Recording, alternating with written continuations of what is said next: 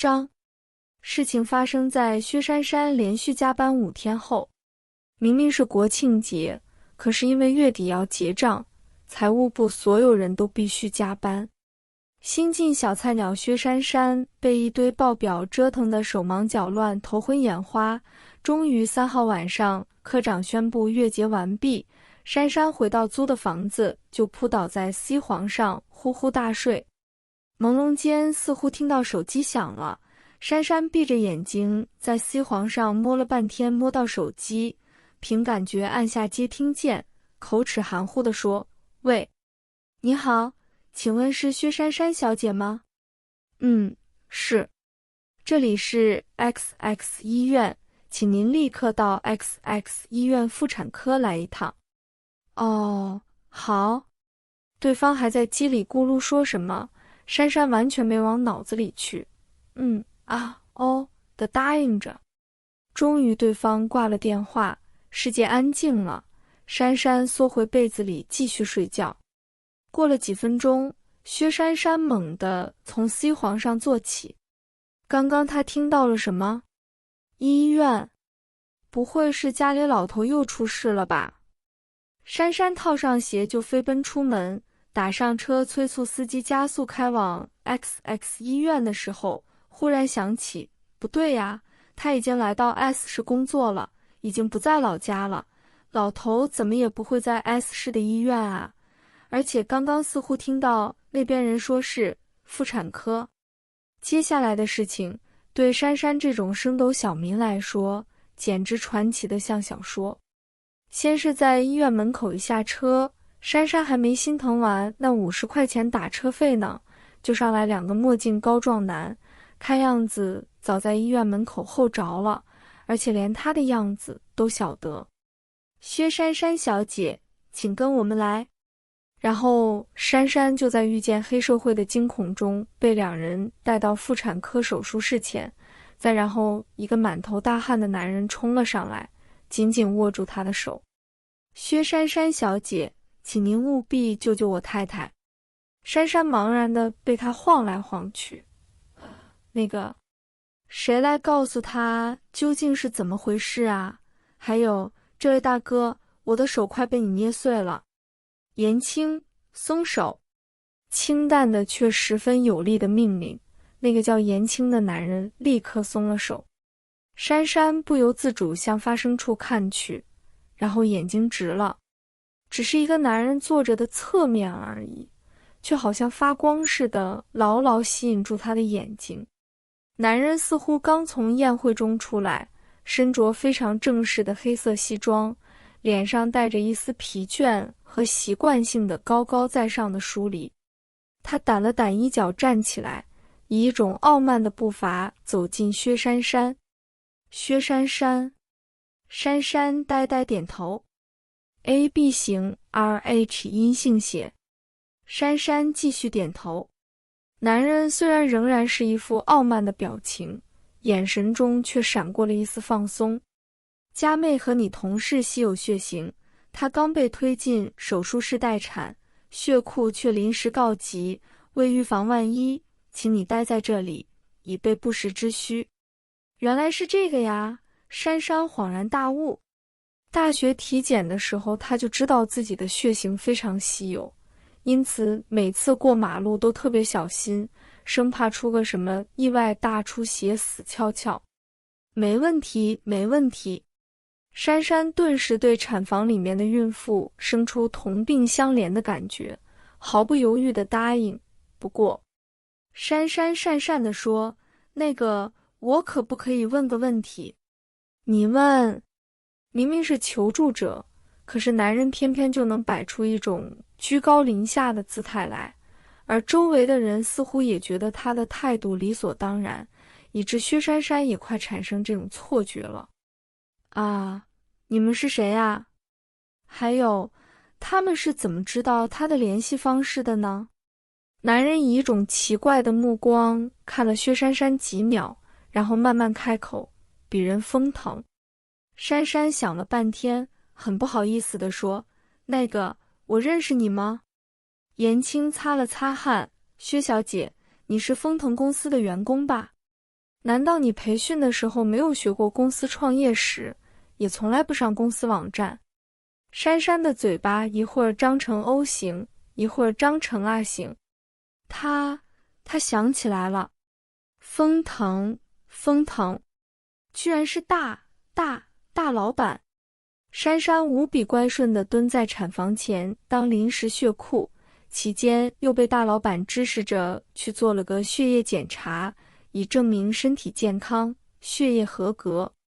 生产中产妇果然一度危急，珊珊乖乖地被抽了300cc 血。产妇转危为安，珊珊在颜青的千恩万谢下走出了医院，走了一会儿，停下，看着月亮仰天长叹。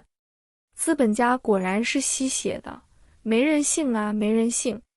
游自摇头晃脑的珊珊没注意到，一辆黑色加长轿车在他身后停了一下，听到他的感叹后，后座的男子嘴角动了一下，然后关上了刚打开的车窗。开车。老板，你刚刚不是说要送薛小姐回去的吗？不用了。男人不带表情地说，资本家都是没人性的。第2章，珊珊从小身体健康，被抽了300cc 血一点事都没有，活蹦乱跳了几天，假期过了，又要去上班了。8号早上一去，珊珊就被暴躁的科长叫进办公室一顿痛骂，因为他签名的报表数据出了错。丰腾是大型集团公司，旗下有好几家产业不同的子公司，每个公司是大小不同，配备会计数名。珊珊心人一枚，其实压根做不了什么，只是看着带她的同事做表，她在一旁学习，然后在同事做好的报表上签个名而已。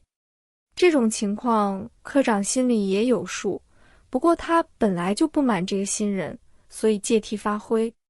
说起来，珊珊也没做什么错事，唯一的错误就是她明明不够格，却进了这家以用人严苛、非名牌大学毕业生不要而闻名的著名大公司，还把科长选好的一个条件很好的新人刷下去了。财务科长是个耿直过头的老头，疑心珊珊走了后门，自然对珊珊处处不满意。能进丰腾，珊珊有时候自己也觉得心虚。虽然她也是211工程的大学毕业生，英语6级、计算机2级也都过了，可是比起其他同事出色的履历来，还是差了一大截。当初只是完全不抱希望的跟着同学在网上填了一份资料而已，谁知道就会被录用了呢？老头以3流大学3流水平，不知道人事处为什么要录用你，你最好想想怎么过试用期一句结束。珊珊郁闷地走出他的办公室。试用期啊，试用期，不知道大老板能不能看在那天免费献血且态度积极的份上，让他过了试用期，这样起码以后还能当临时血库用啊。一份薪水2个用处，那是多么的划算。咦，珊珊忽然冒出一个念头，不会就是因为血型稀少他才被录用的吧？记得当初应聘表上注明血型 B 填，他还奇怪了很久呢。珊珊被老头大骂的事情并没有引来同事们的关注，他们大都在忙自己的事情，这让珊珊在郁闷之上又加了一层郁闷。和珊珊同期的2个新人很快在办公室内找到了自己学校的师兄或师姐，顺利地融入了大环境，珊珊却总有不得其门而入的感觉。这让从小到大人缘无敌好的珊珊有些沮丧，不免开始怀疑起自己是不是真的太差劲了。其实这倒不是她的问题，一则是丰腾的企业文化强调冷静高效，反感办公室内多余的交流；二则是同事们都觉得以薛珊珊的资历能进来肯定别有背景，在她的靠山是谁没有弄明白前，大家都在距离外观望，既不过分冷落她，也不过分亲近她，这是人际关系复杂的大公司内的生存法则之一。不过这个新人平时一副老实相，这件事上倒口风很紧，办公室有人旁敲侧击了好几回，都没问出蛛丝马迹。然而今天中午，猜测已久的薛珊珊的靠山终于水落石出。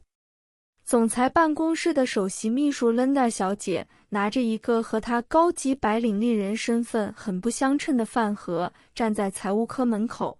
请问哪位是薛珊珊小姐？珊珊疑惑地看了看同事，然后站起来。我是。从同事们的窃窃私语和异样的表情中，薛珊珊推测这位小姐绝对不简单，心里不由哀嚎。不会吧，就错了个数据，居然连高层都惊动了。人家居然连饭都不吃，端着饭盒就来抓人，难道他今天就要卷铺盖走路？薛珊珊很僵硬地站着，看着 Linda 朝她走过来，停在她面前。然后 Linda 微笑着开口：薛小姐你好，我是 Linda， 这是封总让我送来的午餐。封总，午餐，同事们的嘴巴不由自主地张大了。不是吧，薛珊珊的靠山居然是总裁。当然，如果他们朝薛珊珊看下的话，会发现她的嘴张得比他们还大。Linda 挥挥衣袖，留下个饭盒走了。同事们也带着若有所思的神情去用餐。办公室里只剩下薛珊珊，在资本家给予的温情中，感激涕零地打开了饭盒。虽然没有珊珊 YY 中的鱼翅海参，不过午餐还是非常丰盛的。小米饭、炒猪肝、炒牛肉、清煮菠菜、凉拌海带、木耳炒蛋，外加生胡萝卜薯片、赤豆红枣甜汤一碗。2荤3素，香味扑鼻，可是这些都是补血的吧？刚刚还沉浸在资本家温情一面中的珊珊，忽然有种不祥的预感，不会是大老板家妹妹又出了什么问题？大老板想把她养肥了，继续抽血吧？第3章，第二天依旧准时送到的养血套餐，更加肯定了珊珊的想法。不过这次不再是 Linda 小姐送来，是总裁办公室的另一个漂亮 MM， 自称是 Linda 小姐的助理阿妹。第3天送餐的 MM 叫阿六。每天送餐的漂亮 MM 都不同，唯一相同的是饭盒里的猪肝。珊珊真想大吼一声，俺可以随时奉献俺养了20多年的鲜血，拜托别让俺再吃猪肝了呀，让俺点菜吧。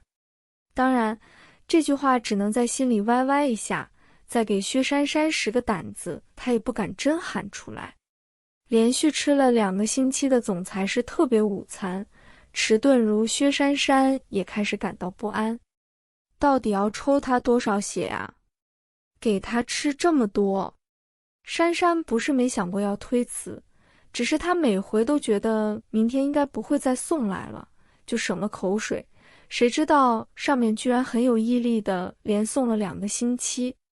第3周的星期一，珊珊拉着秘书小姐，言辞恳切地感谢公司，感谢总裁，感谢送餐的秘书小姐，表示自己就算不吃饭，也愿意为公司赴汤蹈火，撒至少400cc 的热血，所以明天千万不用送餐给她了。这几句话，珊珊打了2天副稿，整个周末都耗上面了，自认为简约而有重点。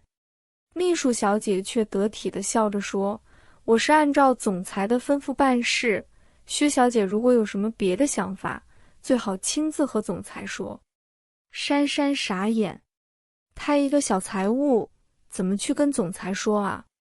而且风腾这么大，她压根连大老板的办公室在哪里都不知道，好不好？好吧，就算可以跟着秘书小姐上去找到他，可是她实在没勇气呀。于是薛珊珊只好继续厚着脸皮，在办公室众人艳羡加揣测的目光中每天吃猪肝，然后很悲惨的上火了，从来不冒痘痘的脸上也光荣地冒出了一颗痘痘，盘踞在她额头上耀武扬威。当然也有好事，这段时间，珊珊在办公室感受到了春天般的温暖。同事们不愧是精英，要对一个人好起来，可谓丝毫不露形迹，绝对的润物细无声。珊珊以前工作上遇见困难，捧着资料四处询问，也不见得能得到完整的解答，大家都忙嘛，谁有空带新人？现在却不同了，同事会主动的问一下工作上有没有什么问题啊之类的，有时候还顺手帮珊珊带杯热茶，偶尔聊天的时候也一定记得要把珊珊拉进话题中。珊珊还没笨到不知道同事们态度为什么改变，她老是孩子一个，生怕被误认为皇亲国戚，急忙解释之所以总裁送她午餐，是因为他曾经帮过她一个小忙。具体什么忙他没说，因为觉得涉及人家的隐私。同事们脸上恍然大悟，心里半分不信，你一个小职员能帮到大老板什么忙？就算真帮到，也不用天天送饭这么谢吧，分明别有猫腻。珊珊见大家一脸信服，以为误会消除，浑不知已经越描越黑。挑剔的科长老头也变得很客气，倒不是科长趋炎附势，这老头是觉得这姑娘靠山如此强硬，人还这么谦虚好学，兢兢业业，任劳任怨，实在难得，所以也越瞧越满意了。猪肝饭吃到第4周，这天秘书小姐除了送来午餐，还给了珊珊一张请帖，非常华丽的请帖。珊珊一边感慨着有钱人果然不一样，一边打开上书：仅定于 XX 年11月2日周五晚8时为小儿满月酒宴，恭候薛珊珊小姐光临。延青风月静约，地址 XX 会馆。下面还有用黑色钢笔补充的一行 XX 会馆的地址。薛珊珊3个字和那行地址都是用笔写上去的，字迹却截然不同。薛珊珊3个字写得很清秀，珊珊猜测是那位和自己同血型的封小姐写的。下面那行地址却写得力透纸背，铁画银钩，给人一种强硬又盛气凌人的感觉，让珊珊第一眼就联想到在医院看到的那个傲慢的大老板。不过他应该不会这么闲写这个吧？再说地址嘛，网上搜索一下不就有了，干嘛多此一举？路过的同事阿佳看了一眼，暗暗吃惊，薛珊珊竟有资格参加总裁家宴，然后顺口说 XX 会馆，听说是会员制的，很神秘哦。珊珊正在庆幸不是什么5星级大酒店，不用穿太正式呢，闻言两眼一黑，仿佛看见自己口袋里的人民币长着翅膀飞走了。珊珊在街上逛了整整1个晚上，买了一件平时穿着也不会夸张的小礼服，一双从没挑战过的高跟鞋，都是永远不会错的黑色，还买了一套8只小鸭子当礼物，能浮在水上借助水力游泳，还会唱歌的那种小鸭子，选了个名牌，也要好几百块。珊珊记得自己小时候蛮喜欢那种一捏就会叫的鸭子的，小孩子应该也会喜欢吧。本来珊珊想买套宝宝银饰的，后来一想大老板家什么没有啊，还是买玩具比较实用。然后珊珊就发现自己总资产已经是-1了，欠了银行1块钱。星期5下班，珊珊就没回去，在办公室蹲到7点，然后去洗手间换了小礼服高跟鞋，走出丰腾大厦。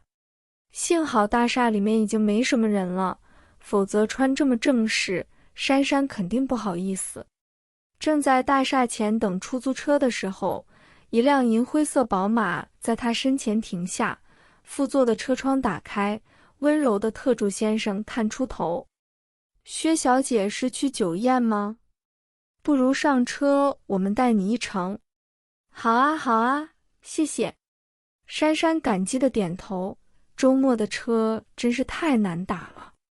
然后珊珊就打开后座的门，然后珊珊后悔了，谁来告诉她为什么大老板坐在后面啊？特助先生，我没得罪你吧？第4章，总裁。珊珊连忙问好。总裁先生正靠在豪华后座上闭目养神，闻言淡淡应了一声，连眼睛都没睁开。方特助回头笑：“薛小姐，快坐进来吧。”哦，好。珊珊小心翼翼地踏进车内，还铺毛茸茸的白色地毯，下雨怎么办啊？不是一踩就脏了吗？幸好她今天换的是新鞋，要是经常穿的那双球鞋，一踩2个大黑脚印。胡思乱想中，车子缓缓开动，双手放膝盖，背脊挺直，双目直视前方。珊珊以小学生标准坐姿，紧紧地贴着窗户坐好。方特助忍俊不禁，怕他不自在，于是看着他手中的礼品和找话题说：“这是薛小姐准备的礼物吗？”“是啊。”“很有趣。”“是吗？”珊珊受宠若惊，顿时和方特助产生了知己感，身体不自觉地往前倾。我也觉得这些鸭子很可爱，而且还会唱歌，每个鸭子唱的歌都不一样哦。珊珊开始献宝，方特助也配合地赞叹着。珊珊正和方特助相谈甚欢，忽然旁边一直没开口的封总裁冷冷插了一句进来：“封腾给你的薪水很低吗？”珊珊回头，被冷落的封大 boss 正睥睨地看着他。“不低呀，很高。”珊珊后知后觉地发现封 boss 的眼神落在了礼盒上，难道他嫌他的礼物太廉价？拿着礼盒的手不由往后面缩了缩。珊珊鼓起勇气争辩：“总裁，这些虽然看起来只是普通鸭子，实际上这些鸭子会唱歌会游泳，关键这些鸭子是名牌啊，名牌。名牌懂吗？很贵的，比能吃的肉鸭还贵。”“实际上什么？”封大 boss 眼眸微眯，口气不善，脸上明明白白写着敢驳我折死。于是珊珊吞了吞口水，实际上就是普通鸭子等于。车子在珊珊的自我唾弃中快速前行，快到目的地的时候，封腾接了一个电话，挂了电话后吩咐方特助：“一会儿你带他去楼上，风月要见他。”“风月？”薛珊珊想起来，那不就是总裁妹妹吗？难道是封大小姐要见她？那太好了。珊珊长这么大还是第一次单独参加酒宴，正愁不知道礼该什么时候送出去呢。而且被封腾鄙视后，珊珊对自己的礼物也失去了信心，想着正好趁上去看人家的时候悄悄塞出去，省得大庭广众之下丢脸等于。停了车，封腾和充当司机的高大保镖先走，方特助带着薛珊珊从另一个方向坐电梯上了楼上的套间。风月是个很娇小的美人，正在套房会客室中和几个女人坐着聊天，看见薛珊珊很热情地迎上来，握着珊珊的手：“你就是薛小姐吧？多亏你相救，不然我和宝宝就危险了。”珊珊很不好意思，立刻脸红了，摇头说：“哪里，我也没做什么。”风月笑笑，拉她坐下，亲切地聊了几句，忽然想起什么，问：“薛小姐，饭菜还合口味吧？”珊珊一愣。风月说：“我吩咐厨房做了餐点和大哥的午餐一起送去，难道你没吃到吗？”“吃到了。”珊珊点头，恍然，原来竟然是封大小姐吩咐的呀。就说嘛，总裁大人那副傲慢的样子，怎么可能想到给一个小职员送午餐？哪天要写了，直接一个电话照过去才像他做的事吗？饭菜还合口味吗？风月又问了一遍。和。珊珊连忙点头，除了猪肝，其他的还真蛮好吃的，真是太麻烦你了。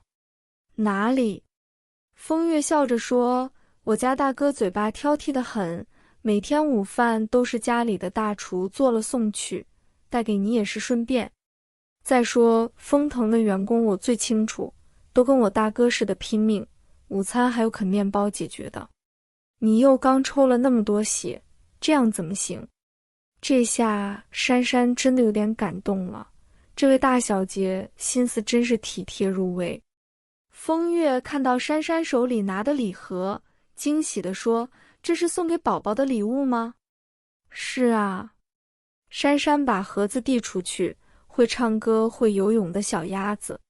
风月看上去是真的喜欢。我真怕大家都送钱，那样最没意思，一点心思都不肯花。你不知道，开始我问大哥怎么谢你，他居然说写张支票，这不是侮辱人吗？啊！珊珊呆住，心里顿时只有一个想法，大小姐，你为什么不让总裁侮辱我？我宁愿被侮辱啊。第5章，支票和猪肝，多么强烈的对比，多么容易的选择。珊珊狠狠地伤感了一会儿。对了，猪肝，她再也不要吃猪肝了，再吃下去她都能写篇叫《猪肝18吃》的论文了。珊珊说，那个每天送饭真是太麻烦你们了，以后就不用了吧。风月了然地点头，也好，毕竟你在办公室做事，不好太特殊。这个珊珊倒没想到，不过见他答应，心里大大松了一口气。又聊了几句，卧室里小孩哭起来，酒宴也快开始了，珊珊就趁机告辞出来，被侍者领着去宴会厅。珊珊本来以为会是电视里那种大家拿着酒杯走来走去的酒宴，不过这个看样子还是中式的。来之前，珊珊就想过，鉴于自己已经是负资产了，所以这次酒宴一定要吃够本，储存够以后 N 天的能量。根据这一目标，珊珊制定了2个计划。计划甲，如果酒宴是西式的，那就端着盘子流窜在各个角落。计划乙，如果酒宴是中式的，那一定要选最角落的位置。珊珊游目四顾，选了一个绝对很角落的好位置坐下来，边祈祷这桌最好坐不满，边喜滋滋地等着开席。果然，这桌实在太偏僻了，好多人走过都没在这桌坐下。珊珊那个乐呀，人少才吃得多嘛。可是很快他就乐极生悲了，因为都快开席了，其他桌都坐满了，他这桌还是只有他一个人，等于。珊珊窘掉了。珊珊脸皮再厚，也没厚到一个人坐一桌的地步，站起来打算换个位置，可是一时间哪里找得到空位，而且他一个人都不认识，贸贸然插进去也很奇怪。这时众人都坐下了，珊珊一世而独立，尴尬的想钻地洞，忽然感觉到一股强烈的视线朝他看来，顺着视线看回去，只见大老板正蹙着俊挺的眉毛瞪着他。完蛋了，惨了，大老板肯定觉得他给公司丢脸了。珊珊惨兮兮地看回去，老板，我不是故意的，你一定要明察呀。互相瞪视了一会儿，风腾撇开视线，招来侍者，低声耳语了几句。珊珊看着那个侍者看了他一眼，心知肯定和他有关，小心脏开始砰砰乱跳了，不会要请他出去吧？不过那也不错，正好出去吃牛肉面。饿死了快！侍者果然面带微笑朝他走来，站在他面前做了个请的姿势。薛小姐，风先生请您去他那席入座。不是请他出去，而是叫他去他那里坐。可是他那席正中间最前面是传说中的主席吧？珊珊再一次囧了。当然，珊珊是没胆子在这么多人面前拒绝封大老板的邀请或者说命令的，视死如归地跟着侍者走到封腾那，在封腾旁边加了个座位坐下。封腾正和一个气质儒雅的老头讲话，什么地皮之类的话题，压根没搭理他。珊珊老老实实的等他和老头讲完，才小心翼翼地开口：“总裁，我坐这里不太好吧？”封总裁口气懒懒的：“有什么不好？这边都是大人物吧？我，暂时还不是大人物来着，等于。”封腾轻轻一审，眼睛盯着他，不想坐过来。刚刚为什么用那种眼神看着我？什么眼神？珊珊愕然。你的眼神跟我说，封腾慢条斯理，我被抛弃了，快来救救我。老板，你看错了吧？我那明明是哀求你别扣工资的眼神啊。可是看封腾一脸肯定，珊珊也开始怀疑自己刚刚是不是发错信号了。虽然她心里确实没这么想，可是也许眼睛就那么说了。不是有句歌词叫俺的眼睛背叛了俺的心吗？等于。不过话说回来，老板，你的眼神破解能力真是太强大了。坐在封腾旁边，当然别指望吃太多东西了，筷子不发抖就不错了。本来珊珊今天打算来个斯文而凶猛的吃相的，不过现在凶猛只能收进包包里带回家了。珊珊努力回忆自己庄淑女时代才有的优雅吃相，可是经过大学4年同学们聚餐抢食的训练，优雅真的是上辈子的事情了。好吧，加一筷子菜，微笑。和人视线相对，微笑。侍者端上猪蹄，好吧，对着猪蹄微笑。咦，原来不是猪蹄，不管了，对着某种动物爪子微笑。脸僵掉了。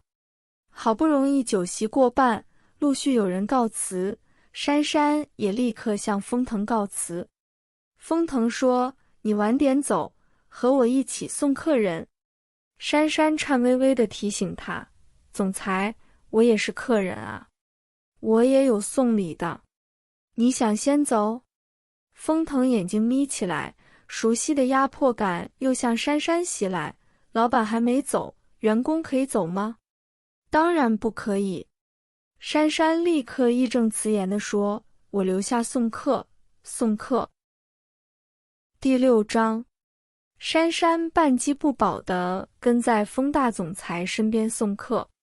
封腾世家出身，从小应付惯这种场面，自然随意优雅挥洒自如，加上他外表又潇洒俊雅，看他一举一动简直可以当艺术欣赏。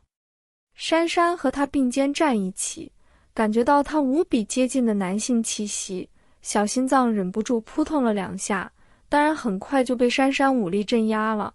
总裁大人这么恐怖，你居然还敢乱扑腾，不要命了。珊珊第一次遇见这种大场面，除了几句翻来覆去的客套话，完全不知道该说什么，大部分时间站在封腾身边僵笑，一边心里在喊：哇，这个就是市长啊，果然官商勾结啊，这个老头家就是卖成的呀，东西贼贵，奸商。珊珊就不明白了，总裁到底叫他站在这里干啥？他一个人完全能搞定的呀。趁封腾和一个贵妇模样的人说话，珊珊趁机偷看手机。已经10点多了呀，珊珊小小的郁闷了一下，听到身后有人问：“你在做什么？”“看时间啊，12点后打车比较贵。”珊珊想也不想地回答，说完才想起这个声音是谁，僵硬地回头：“总裁。”珊珊好想拿块布把自己的脸遮住，怎么说出来了呢？总裁先生真是太奸诈了，居然攻其不备。封腾蹙眉看了他2秒，结束后我让人送你。咦，珊珊惊喜，连忙点头，谢谢总裁。真是因祸得福啊，起码能省打车费50块。珊珊分外卖力地送客印，等客人差不多全散了，封腾也跟风月夫妇告别，对珊珊说：“走吧。”曲步向外面走去。珊珊快步跟上封腾，心想着可能司机在外面等他，不料到了外面，门口却只停着一辆车。侍者看见封腾，立刻恭敬地打开车门：“封先生。”然后珊珊就看见封腾走到对面，坐进了驾驶室。然后珊珊呆站在车前，他的司机呢？难道总裁大人说的让人送，居然是他自己送？珊珊站在车门口，挣扎地问：“总裁，你说让人送我，司机人呢？”封腾有些不耐：“我不是人吗？”珊珊真想点头啊。大 boss， 你怎么会是人？就算你是人，也是食人族的人。看他站着不动，封腾愈加不耐地说：“上车。”珊珊不敢再挣扎，乖乖上车。这车并不是之前开来的那辆宝马，是另一辆白色的跑车，牌子珊珊不认识。有钱人就是车多呀，珊珊忍不住感慨。连声感谢并报上自己的住址后，珊珊轻轻靠在椅背上休息。也许宴席上喝了点酒，珊珊精神上有些放松，然后打了个哈欠，然后珊珊就睡着了。睡着就算了，糟糕的是她并没有完全睡熟，在跑车行驶过程中居然睁了下眼睛，恰好看到一个熟悉的招牌一晃而过，然后睡意朦胧，脑袋朦胧，完全忘记谁在旁边的珊珊喊：“在这里停车，我要去吃牛肉面。”等珊珊想起自己坐的不是出租车，旁边的司机是封总裁的时候，车内只剩下余音袅袅了。居然在宴席的主人面前说自己没吃饱，这个主人还是自家大老板。珊珊欲哭无泪：“总裁，我是大卫，我每天都要吃夜宵的，我刚刚宴席上真的吃得很饱，真的就是消化掉了。”封腾看着他无语了数秒，然后倒车开回去，在一家黄色招牌的小店门口停下。“这家？”“是的，是的。”珊珊连连点头，只想快点离总裁大人远远的。“总裁，那我下去了。”“再见，谢谢你送我回来，待会我吃完就自己打车回去好了。总裁您不用送我了。”停顿都没有的一口气说完，下车关车门，流畅的完成，然后一抬头，封 boss 站对面。珊珊囧了：“总裁，他下车干什么？牛肉面是吗？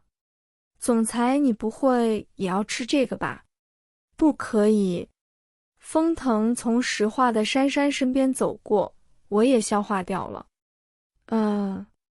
难道我消化能力还不如你？”看到大 boss 的眼神又杀过来，珊珊立刻说：“没有没有，总裁您的消化能力世界第一。”封腾呛了一下。进了店，封腾要坐下，珊珊连忙拦住他：“等等等等，我擦擦椅子。”拿出纸巾把凳子上的油腻擦掉。总裁身上的可是高级定制啊。封腾坐下，刚刚抬起手，珊珊又喊：“等等等等，我擦擦桌子。”再拿张纸巾擦擦。封腾：“好了，总裁您坐吧。”珊珊擦汗，自己这边随便擦擦就坐下了。面店老板娘上来招呼他们，珊珊点了个小碗拉面。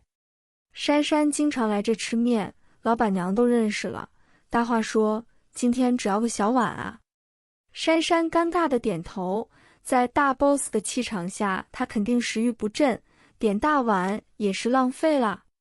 面条做起来简单，2碗牛肉面很快就一起送上来。珊珊拆开筷子就要下筷，却见封腾皱眉看着面碗：“看吧看吧，吃不下了吧？叫你别进来吃。”珊珊一边腹诽一边佯装关切地问：“总裁怎么了？”风腾抬头淡淡地说：“换一碗吧，我不吃香菜。”“那你刚刚干嘛不跟老板说？”珊珊条件反射地阻止他：“那这碗就不要了，多浪费呀，挑出来就好了呀。”风腾扬眉：“你挑。”珊珊无言半晌，下定决心似的点头：“我挑。”他挑就他挑，天大地大，老板最大，他都流血牺牲过了，挑个小小的香菜算什么？拆了一双新筷子，珊珊低头小心仔细地把所有香菜一根不剩地挑出来，然后把面碗推回风腾面前。“总裁，可以了。”珊珊一抬头，正好对上大 boss 锐利的眼神，珊珊的小心肝猛地颤抖了一下。这是什么眼神啊？为啥他觉得好恐怖？风大 boss 瞄了一眼面碗，点头说：“不错。”珊珊又颤了一下，明明是表扬来着，为什么他觉得更恐怖了？有一种要倒霉的直觉呀。珊珊战战兢兢地吃完面，吃完也不敢跟风腾抢付账，看着大 boss 付钱，然后大 boss 把他送到他家楼下。咦，什么恐怖的事情都没发生嘛？看来刚刚只是错觉。跟大老板挥手告别，珊珊跑上楼，从2楼楼梯口的窗户向外望，风腾的白色跑车在黑夜中分外显眼，很快车拐了个弯，就再也看不到了。珊珊忽然有些沮丧和失落。今天还有之前的1个月，对她这种小职员来说真的很像一个传奇啊，以后应该再也不会和大 boss 有任何交集了吧。不过，珊珊握拳，很快又振奋起来。加油吧，薛珊珊！明天就是没有猪肝饭的新的一天了。第7章，星期一，薛珊珊朝气蓬勃地来到丰腾，一上午面带笑容，心情无比 happy。同事打趣说：“珊珊气色不错嘛，是不是有什么好事要发生呀？”如果说为了不用吃猪肝才这么高兴，会不会太没内涵了？珊珊托下巴沉思了一会儿，说了一句很有内涵的话：“是，好事总是要发生的，是猪肝总是会吃完的。” Happy 到中午，珊珊收拾桌子，打算跟同事们去员工餐厅用餐。啊，排骨套餐，我是多么想念你！收拾好，刚刚从座位上站起来，手边的电话响了。珊珊顺手一接，居然是22楼的阿妹。珊珊很紧张地问：“阿妹，你不会又要送午餐下来吧？”阿妹说：“今天不送了。”珊珊放下心，乐滋滋地说：“那就好，阿妹，我去吃饭了。你什么时候有空，我请你吃饭。”阿妹下来送饭的次数最多，珊珊也和她混熟了。好啊，这个星期天我们去逛街吧，我正好要买衣服。说到吃饭逛街，阿妹兴致勃勃，然后很顺便地说了一句：“珊珊，总裁是没叫我送饭下去，不过他叫你上来拿。”晴天霹雳，珊珊仿佛被雷劈中，焦化状态中，半晌，珊珊犹抱侥幸地问：“拿什么？”“午饭啊。”“阿妹，你没听错吧？”“没有。”阿妹很肯定地回答。珊珊深呼吸一口，不行，勇气不够，再深呼吸一口。珊珊英勇地说：“阿妹，能不能麻烦你把电话转给总裁？”“好，你等一等，我问问。”一会儿，阿妹说：“我转过去了。”电话切换成了全公司统一的待接听音乐，珊珊握紧话筒。虽然说已经和大老板有过2次接触，可是在公司还是第一次啊，还是蛮紧张的。过了1分多钟，电话那边才接起，风腾低沉的声音：“喂，总裁，我是薛珊珊。”什么事？珊珊听到那边依稀有纸张翻动的声音，猜想他正在办公，连忙长话短说：总裁，是关于午餐的事情。那天风小姐说。关于午餐的事情。风腾打断他：薛小姐，我想我请秘书并不是为你送饭的。太对了，太对了。珊珊激动：总裁您终于想到这点了呀，所以以后再也不要给我送了呀。所以从今天开始，你自己上来拿。不待他回答，总裁大人就很有魄力地将电话挂断了。电话这头，楼下财务部，薛珊珊拿着话筒 cos 雕像。同事催促他：薛珊珊，你不是说跟我们一起去吃饭，还走不走？你们先去吧。珊珊放下电话，回头对同事们飘忽地笑笑：你不去了？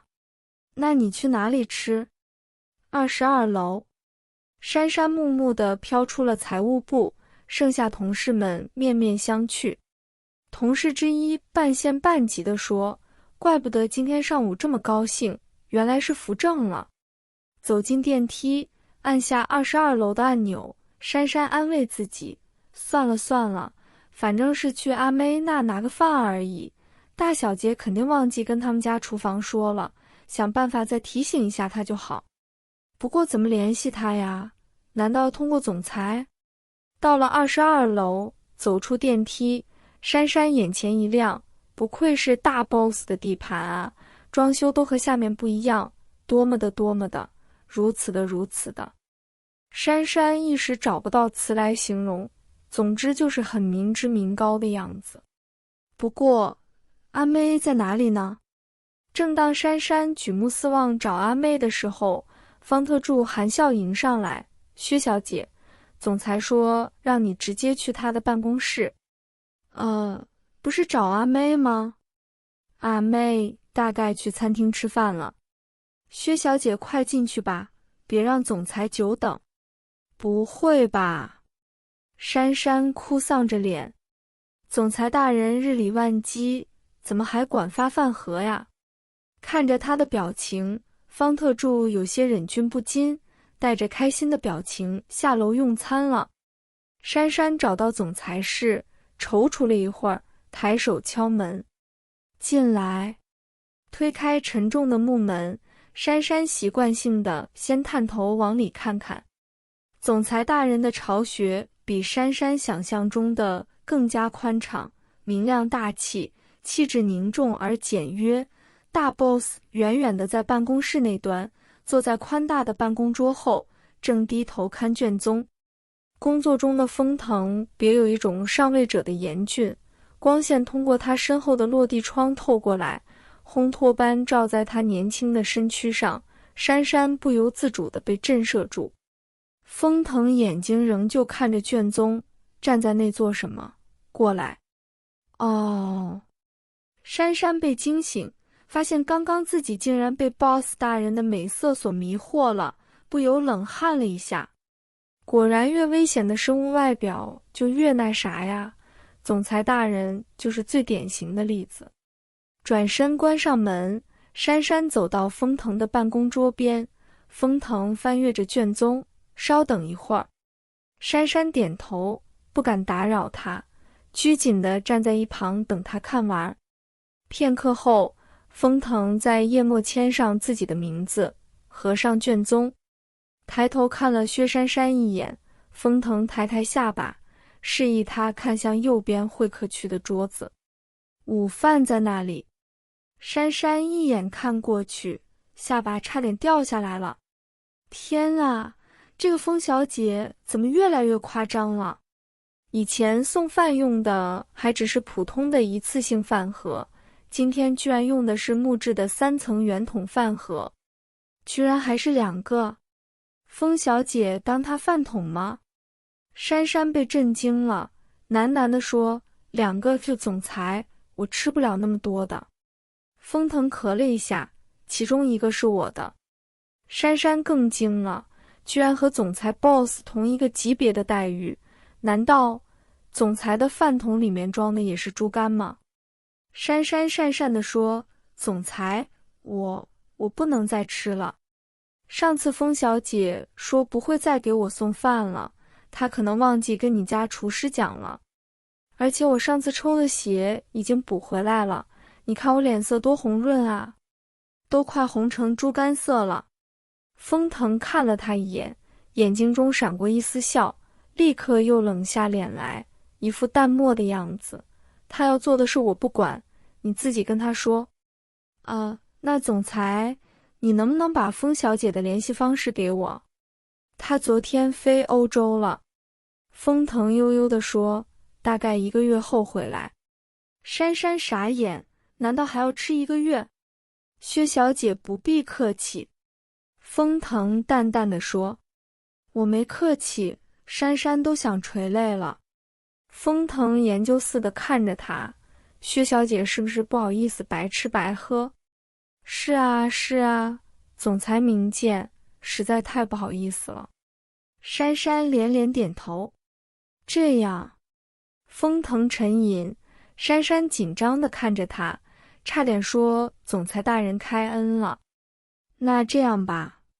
风腾沉吟片刻，有了决定，俊眉舒展，你就做点事抵餐费吧。做什么？把饭盒拿过来。风腾命令。珊珊把2个饭盒都拎过来。这个打开。珊珊把其中一个打开。风腾扫了一眼菜色说，你把这个菜里面的胡萝卜丝挑出来，还有这个菜的青椒也挑出来。看着薛珊珊傻不愣登的表情，风腾心情很愉快地补充，仔细一点，就像那天挑香菜一样。第8章，薛珊珊成了一名光荣的挑菜工。虽然说富贵不能淫，贫贱不能移，威武不能屈，但是他还没有过试用期。不过珊珊决定了，等试用期一过，成为正式员工，他一定要好好表现一下他的气节。至于现在嘛，还是先把豆子挑出来吧。依旧是22楼的总裁办公室，薛珊珊坐在会客区的沙发上，专心地挑黄豆。风腾和几位高级主管在总裁室附带的小会议室开会还没出来。距离第一次出现在这里已经过了快1个月了。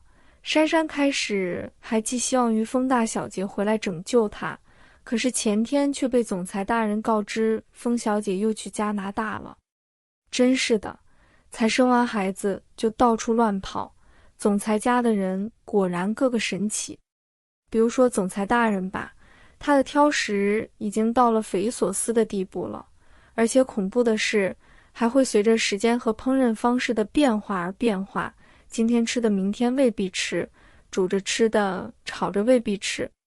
正当珊珊暗自嘀咕的时候，会议室的门开了，风腾在一群主管的簇拥下走出来。珊珊虽然不认识这群人，但是知道这些肯定是公司的大头目，自己坐着总是不礼貌的，于是放下手里的勺子，站起来礼貌地朝他们微笑了一下。那群主管立刻说，薛小姐请坐请坐，不敢不敢。囧，他们怎么知道他姓薛？完蛋了，肯定他没骨气做总裁挑菜工的事情被全公司的人都知道了。珊珊想到这里，心里那个凉啊，以后他在风腾怎么混啊？风腾本来正侧身和别人说话，听到这边的动静，转身说，弄好了。没有。珊珊赶紧坐下来捡黄豆。以后的事情以后再想吧，现在先伺候好总裁大人才是真的。挑菜工就挑菜工，好歹是御用的。珊珊用小勺子把黄豆挖出来放自己饭盒里。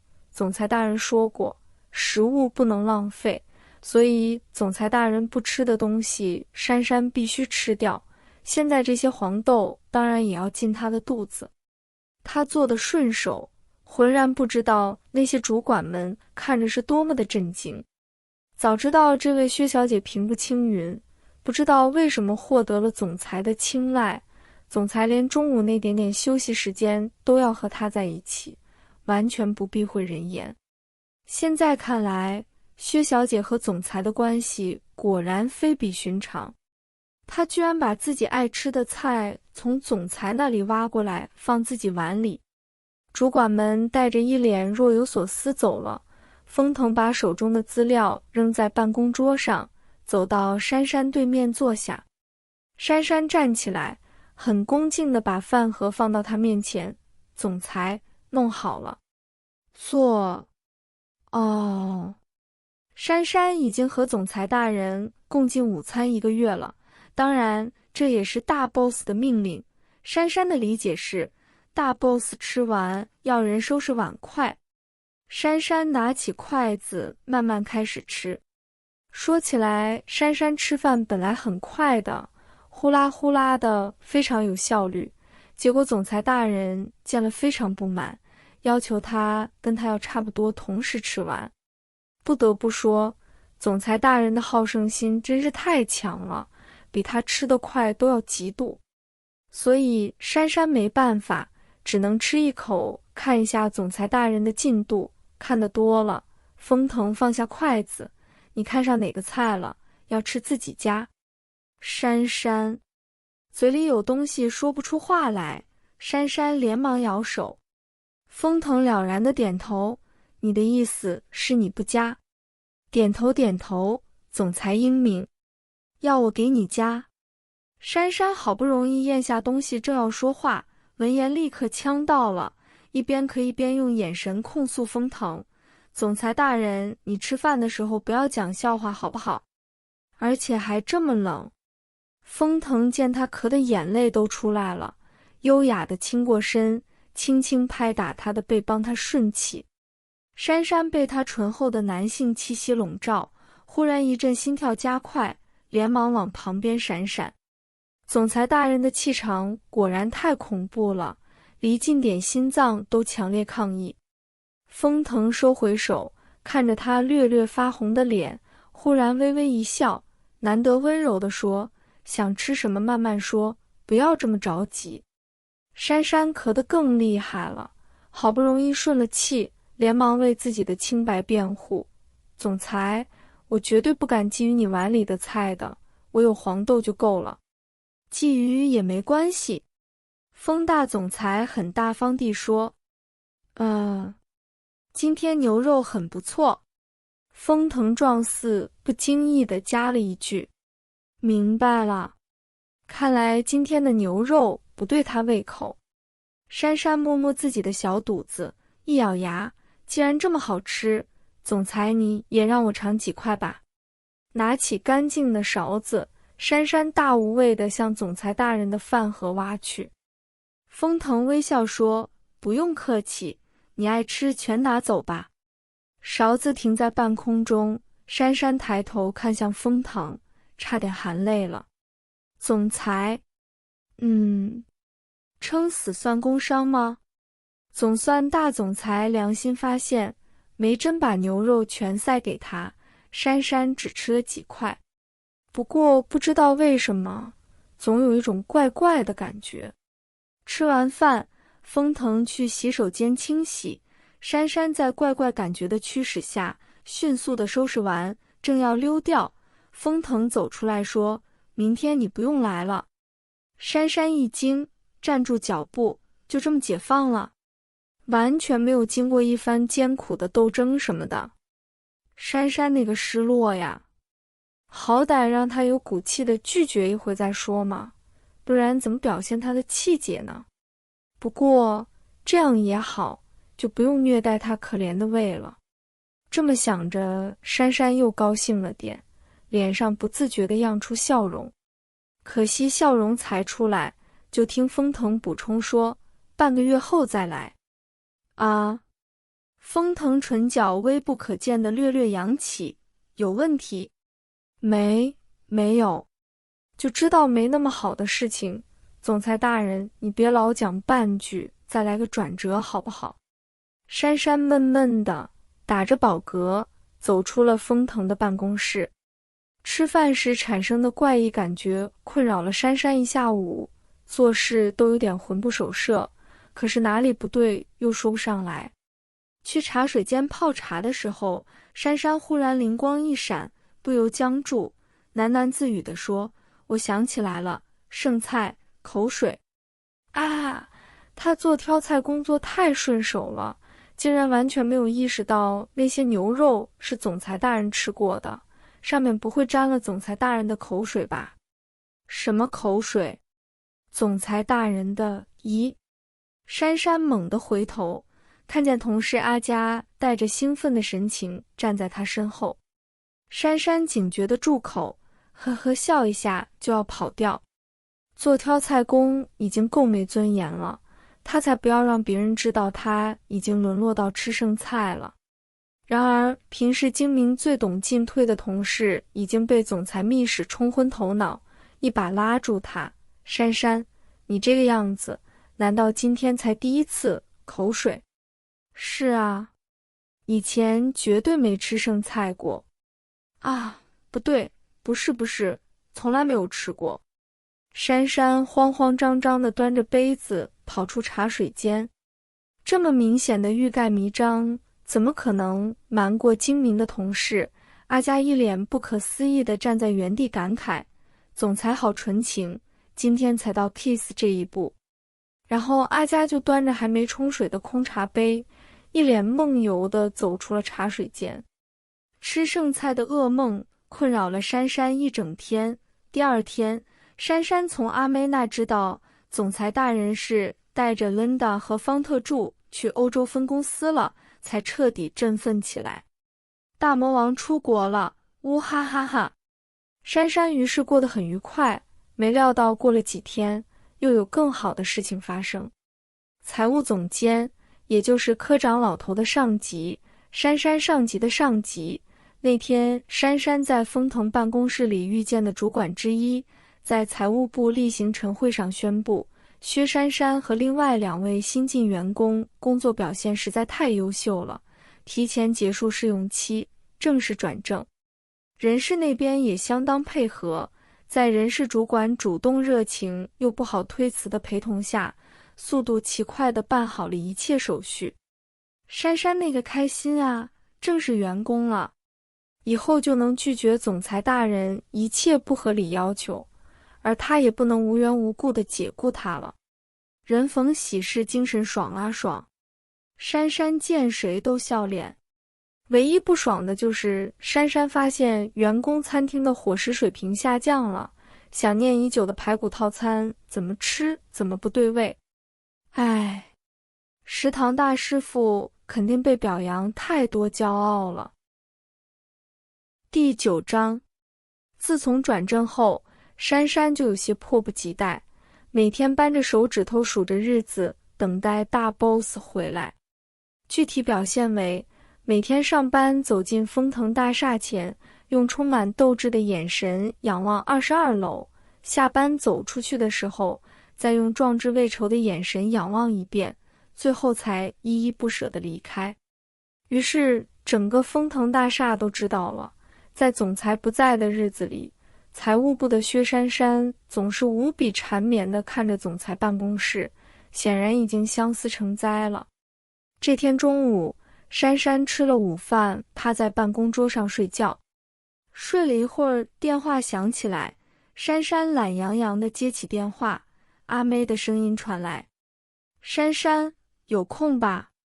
上来一趟吧。”“上去。”珊珊坐直了，难道大 boss 回来了？神情肃穆地说了一声好，挂了电话。珊珊深深呼吸，镇定镇定。薛珊珊，你一定会胜利的，因为胜利女神永远都会站在正义的一方，绝对不会因为大 boss 比较帅、比较有钱就倒戈。珊珊瞬间从睡眠状态进入了战斗状态，燃烧着最旺盛的斗志，烧到22楼。阿妹看到她来了，挥手叫她：“珊珊过来。”珊珊朝她摆了摆手，表示一会儿再说，踏着坚定的脚步走到总裁大人门前，严肃地敲门，一边敲一边默念台词。这个时候绝对不能和阿妹聊天，一聊就斗志涣散了，这是无数武侠小说阐述的真理。敲啊敲，敲啊敲，敲敲敲，换个频率继续敲。没人答应他。珊珊傻了，回头，阿妹和另外几个秘书早就捂着嘴笑得不行了。阿妹一边笑一边喘气说：“珊珊，总裁还没回来呢。”那叫我上来。不是总裁就不能叫你吗？我上个星期回家了一趟，给你带了些家乡特产啦。阿妹憋着笑拿个袋子给他。啊，谢谢谢谢。在众人饱含笑意的眼神中，珊珊流着汗，带着特产灰溜溜地下楼了。第一回合，薛珊珊完败，连大 boss 的衣角都没摸着。阿妹下午心情都很好，恰好有公事打电话请示封腾。说完公事，阿妹不经思考地说：“总裁，薛小姐很想你呢。”说完心里就咯噔了一下，觉得自己莽撞了。封腾不是那种平易近人型的上司，并不好接近，属下对他向来是恭恭敬敬，不敢轻言工作以外的事情。可是今天被珊珊闹了一下，阿妹心态特别放松，不知怎么就出了口。封腾显然没料到他会说这个，片刻才很随意地回：“哦。”阿妹心下揣摩大老板这个“哦”字，觉得应该是很有兴趣，让他继续说下去的意思，暗暗松了口气，连忙把今天薛珊珊做的事情原原本本全说了。于是晚上薛珊珊蹲在电脑前玩游戏的时候，接到了一个奇怪的电话：“我2个小时后的飞机，明天中午到。”然后不等薛珊珊回话，对方就冷静地把电话挂了。握着手机过了好久，珊珊才意识到刚刚居然是 boss 大人的声音。太嚣张了，太嚣张了！珊珊愤愤地把手机扔 C 皇上，总裁大人居然还没回来就单方面宣战，而且打国际长途。钱啊钱！珊珊伤感了一下手机费，回头看电脑，差点吐血。刚刚明明已经把 boss 打得只剩一层血皮了呀，现在倒在血泊中的居然是他。怪物 boss 耀武扬威的在他的尸体旁走来走去。果然 boss 都是一家的，居然声东击西，调虎离山。旧恨又添新仇。明天回来是吧？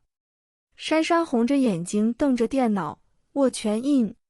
第二天，珊珊一上班就接到阿妹的密报，总裁大人的飞机12点到 S 市，大约1点回到公司。于是珊珊不等封腾召唤，吃完饭就斗志昂扬地奔上22楼，在22楼守株待 boss。等啊等啊，珊珊在阿妹的位置上睡着了。12点3刻，封腾带着 Linda 和方特助出现在22楼，秘书们都站起来欢迎。阿妹推了一下珊珊，没反应，再用力推一下，珊珊半睡半醒地抬起头。半睡半醒间，眼前的所有都是模糊的，只有几个隐隐绰绰的人影。过了一会儿，逐渐清晰，清晰。珊珊望进了一双眼睛，以薛珊珊的功力还看不透这双眼睛后面的思绪。眼睛的主人看到她，诧异的扬眉，眼中稍稍添了丝笑意，意料外又意料中的神情。阿妹说：“总裁，薛小姐吃完饭就来了呢。”封腾嗯了一声，举步向总裁室走去：“进来吧。”珊珊还傻傻坐在阿妹位置上。Linda 说：“薛小姐，总裁叫你进去呢。”啊，总裁 ，boss 大人。珊珊全醒了。珊珊连忙从阿妹的位置上起来，快步跟上封腾，走进总裁室。封腾把手中的公文包什么的都扔沙发上，吩咐说：“把门关上。”哦。珊珊关上门。对大 boss 的命令，珊珊有时候已经行动快于思维了。关上门转回身，珊珊愣住。总裁大人居然在脱衣服。好吧，虽然只是脱个西装，里面的衬衫还是穿得好好的，可是这个脱衣服的动作怎么这么好看呢？怪不得有人买票看脱衣舞，而且大 boss 身材真不错。珊珊看得目不转睛。风腾脱下西装，看他傻站在那，随手就把西装扔给他，帮我挂起来。然后他就走进洗手间清洗，留下珊珊在原地捧着衣服实话。大 boss 就是大 boss， 使唤人的事情做起来永远这么自然，再这么下去，他绝对会变成总裁大人的全能丫鬟。珊珊握拳，决定了，反抗，从不挂西装做起。风腾擦了擦脸出来，就见薛珊珊仍然捧着西装站在原地。风腾皱眉，找不到挂衣服的地方。不是。珊珊鼓起勇气说，总裁，我不会帮你挂的。为什么？风腾表情一沉，慢步走向他。珊珊只觉得周身都被高压笼罩，压力越来越强。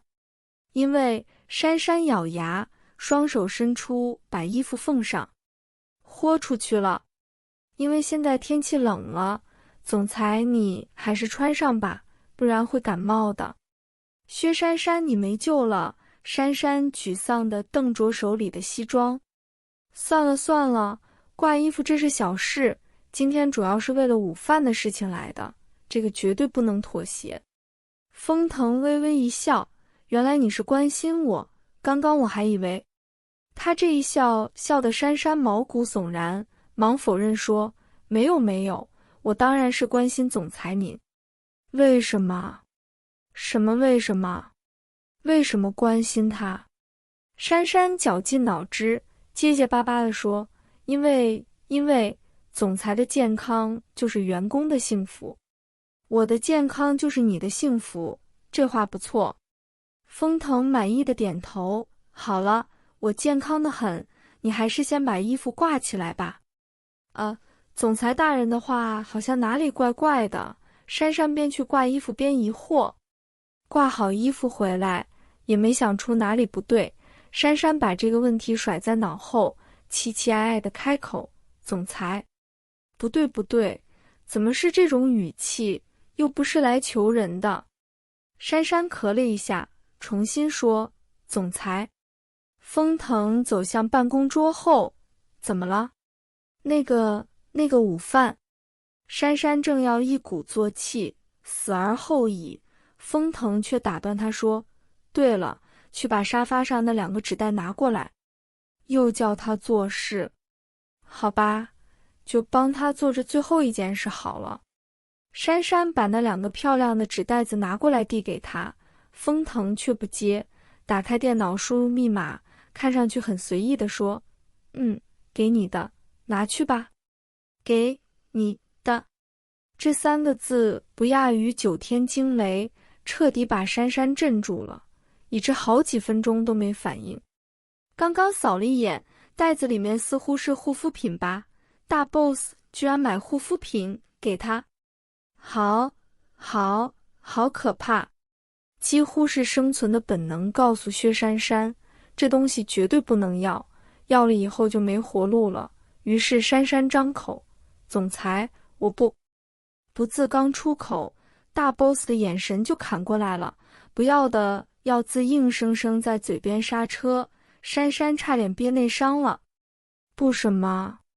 又威胁他。老师这招也不怕没创意。珊珊十分鄙视总裁大人，不能不要。偏偏每次都被同一招威胁了，珊珊更鄙视自己。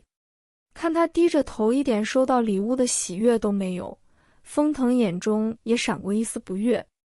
好了，你出去吧。风腾表情冷下来，挥手叫他出去。珊珊走到门口，风腾又说，明天中午记得上来。珊珊这才想起午饭的事情还没解决呢，步骤全被大 boss 的礼物打乱了。走出总裁办公室，珊珊决定了，这钱一定要还大 boss， 但是大 boss 肯定是不会收的，所以珊珊十分智慧地想了个好主意，以后加班不打加班卡，不拿加班费，这总可以了吧。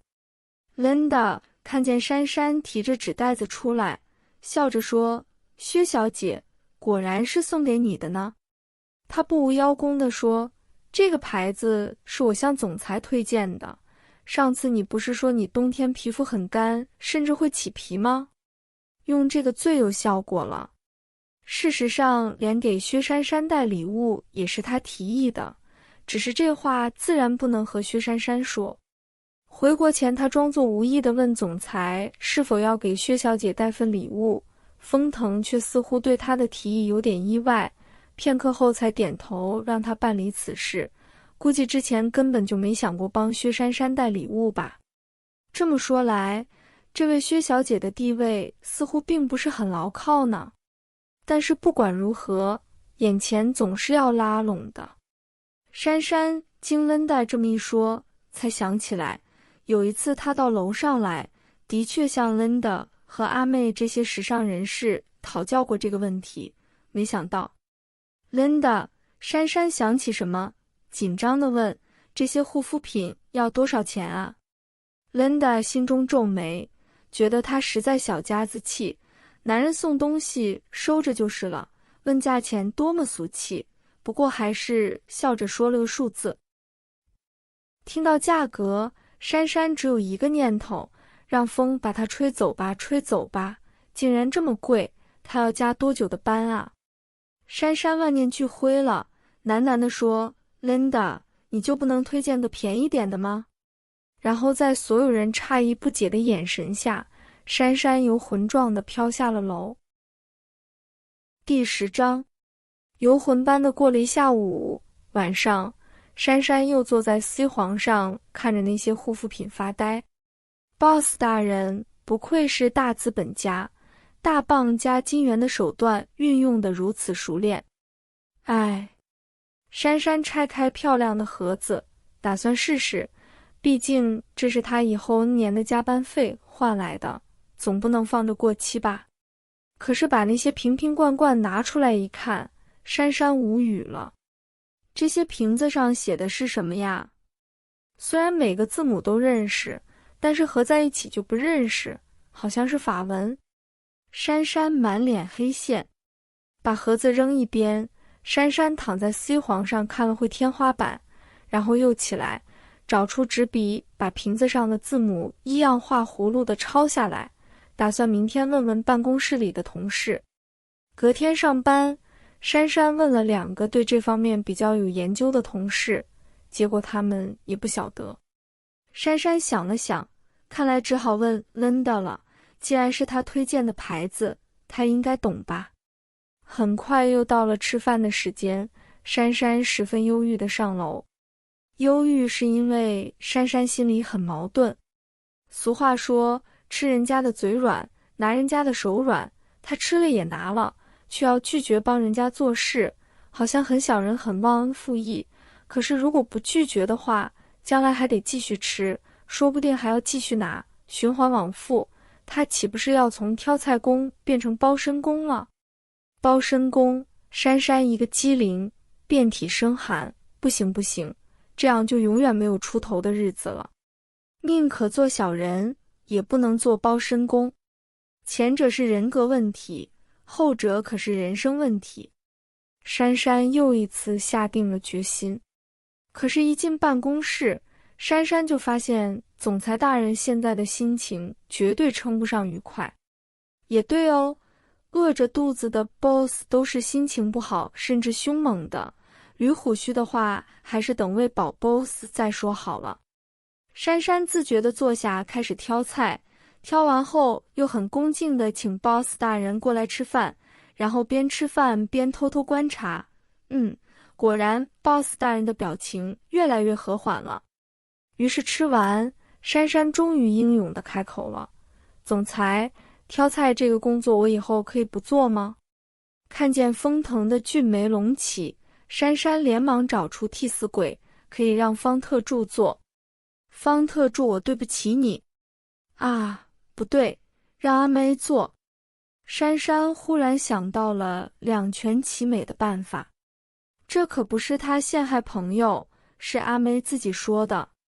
上次逛街，阿妹说这种事情她求都求不来，还说她要不想做就让给她。阿妹学历高，能力强，又细心又温柔，而且近水楼台随叫随到。珊珊卖菜似的细数阿妹的优点。封腾眯起眼，帮我挑菜，你当成工作？不然当成什么？珊珊很想这样反问，可惜她的勇气已经用尽了，没胆开口。总裁大人现在的表情居然比刚刚饿着肚子的时候还可怕。既然不想做这个工作，那就别当成工作做。啊，那到底是做还是不做？总裁大人的话怎么这么深奥，就不能给个爽快点的答案吗？珊珊快被他绕晕了。你说阿妹学历高，能力强。咦，有转机。珊珊欣喜的大力推荐，阿妹是硕士，所以让她做这个太浪费人才。封腾冷哼说，你做正好。不答应就不答应，总裁大人，你干嘛人身攻击？珊珊郁闷，看他一副敢怒不敢言的样子，封腾心情恢复了些，换了个话题说，昨天给你的东西能用吗？我还没用。封腾脸上又晴转多云。珊珊赶紧解释说，不是不用，是上面的标签我看不懂，不过我已经抄下来了，等会问下 Linda 好了。封腾训斥说，这种事情也去问别人，你不觉得丢人？我都觉得丢人。看不懂法文很丢人吗？珊珊觉得自己简直太无辜了。她只是个小财务，拜托总裁大人别以超人的标准来要求她好不好？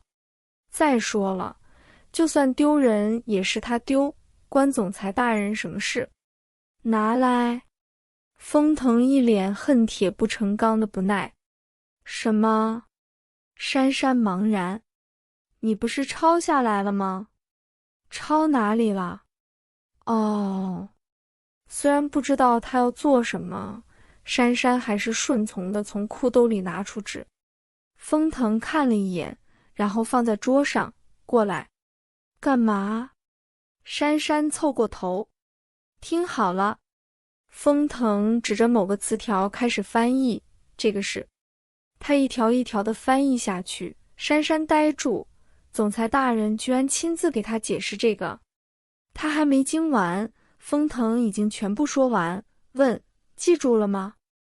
珊珊刚刚光顾着惊讶了，根本没仔细听。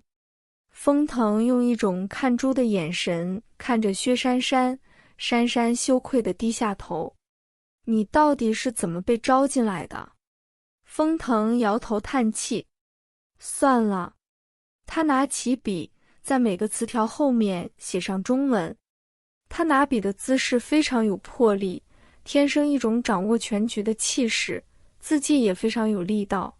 珊珊的视线不知不觉地从纸上转移到封腾身上，渐渐地望着他，有点出神。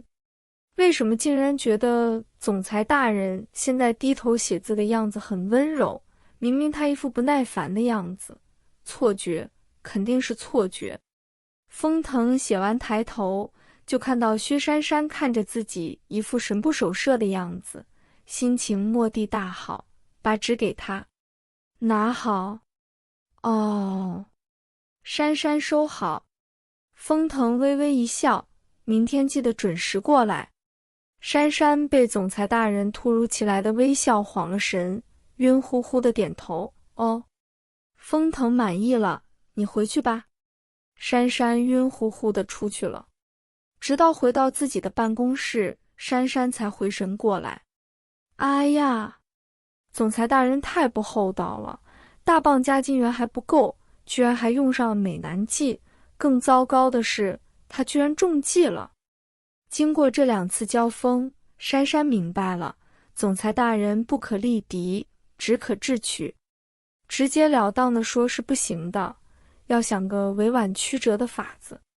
又过了几天，恰逢 CPA 成绩出来，办公室里有人参加了考试，天天说这个，珊珊灵光一闪，有了主意。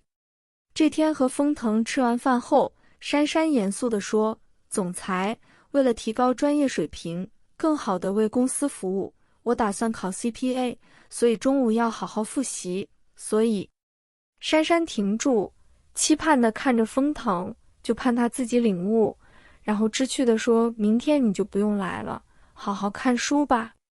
总裁大人肯定不知道 CPA 明年9月才考试吧？风腾果然一脸领悟，会意地说，你的办公室太吵。你中午可以在这里看书。珊珊蔫了，虽然这次又失败了，但是珊珊是个坚强的孩子，已经从战斗中找到了乐趣，做好了持久战的心理准备，所以也没受多大打击。至于风腾说的什么在他那里看书，珊珊压根没放心上。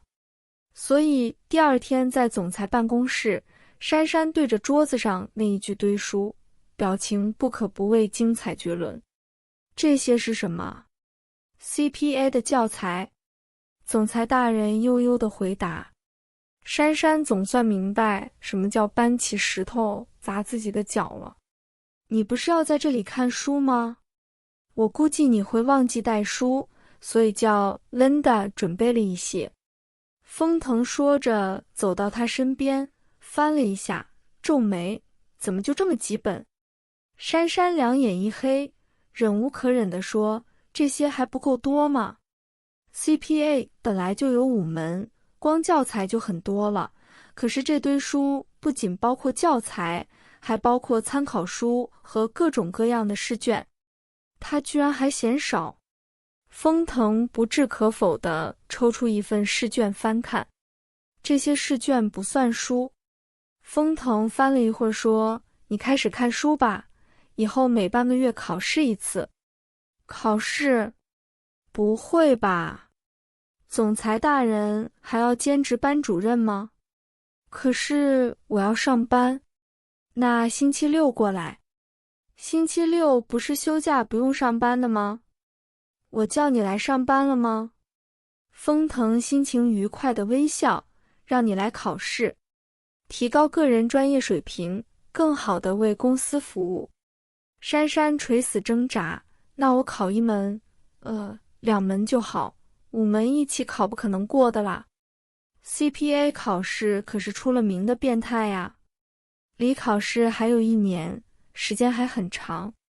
原来他居然知道什么时候考，太奸诈了。而且风腾笃定地说，我有办法让你过。咦，难道总裁大人有什么门路？珊珊两眼放光，虽然他不会真去作弊，但是心里歪歪一下也爽啊。只要一句话。果然，总裁大人的样子十分有把握哦。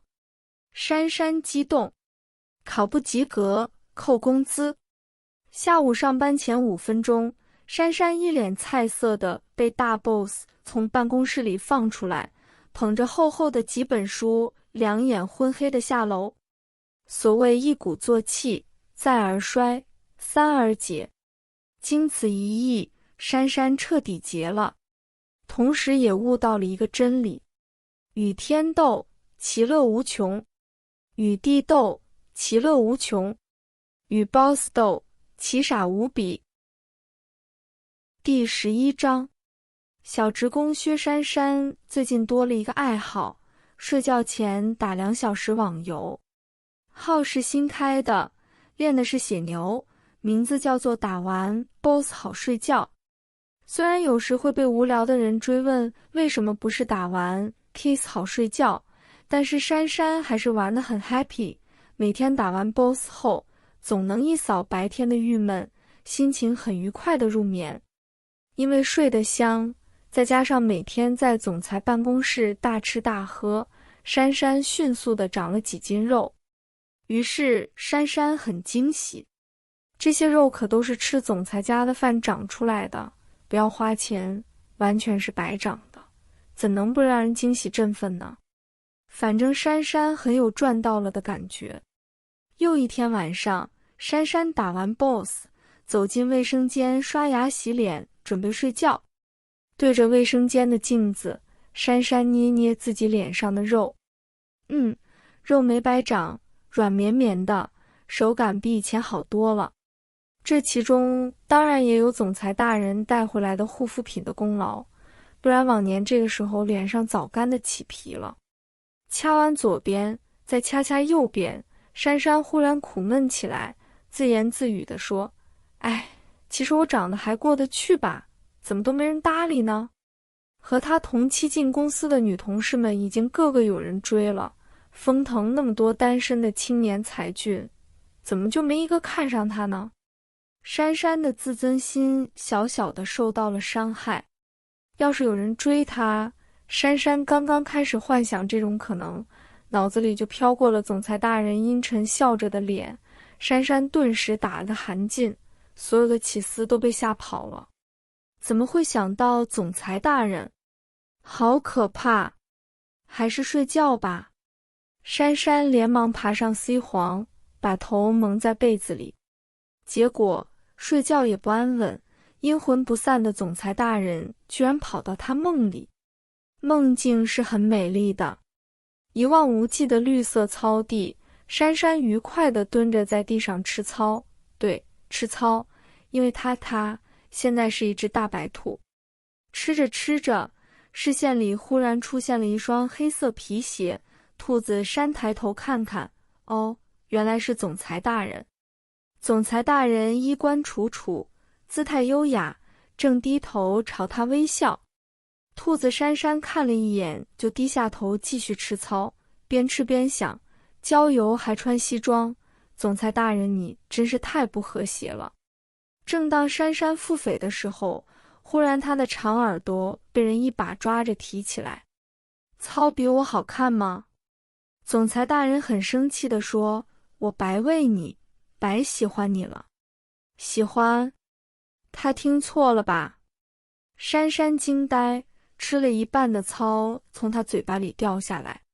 总裁大人好像知道他心里想什么，咳了一声，表情很傲慢地说，你没听错，我是那个你不用太激动了。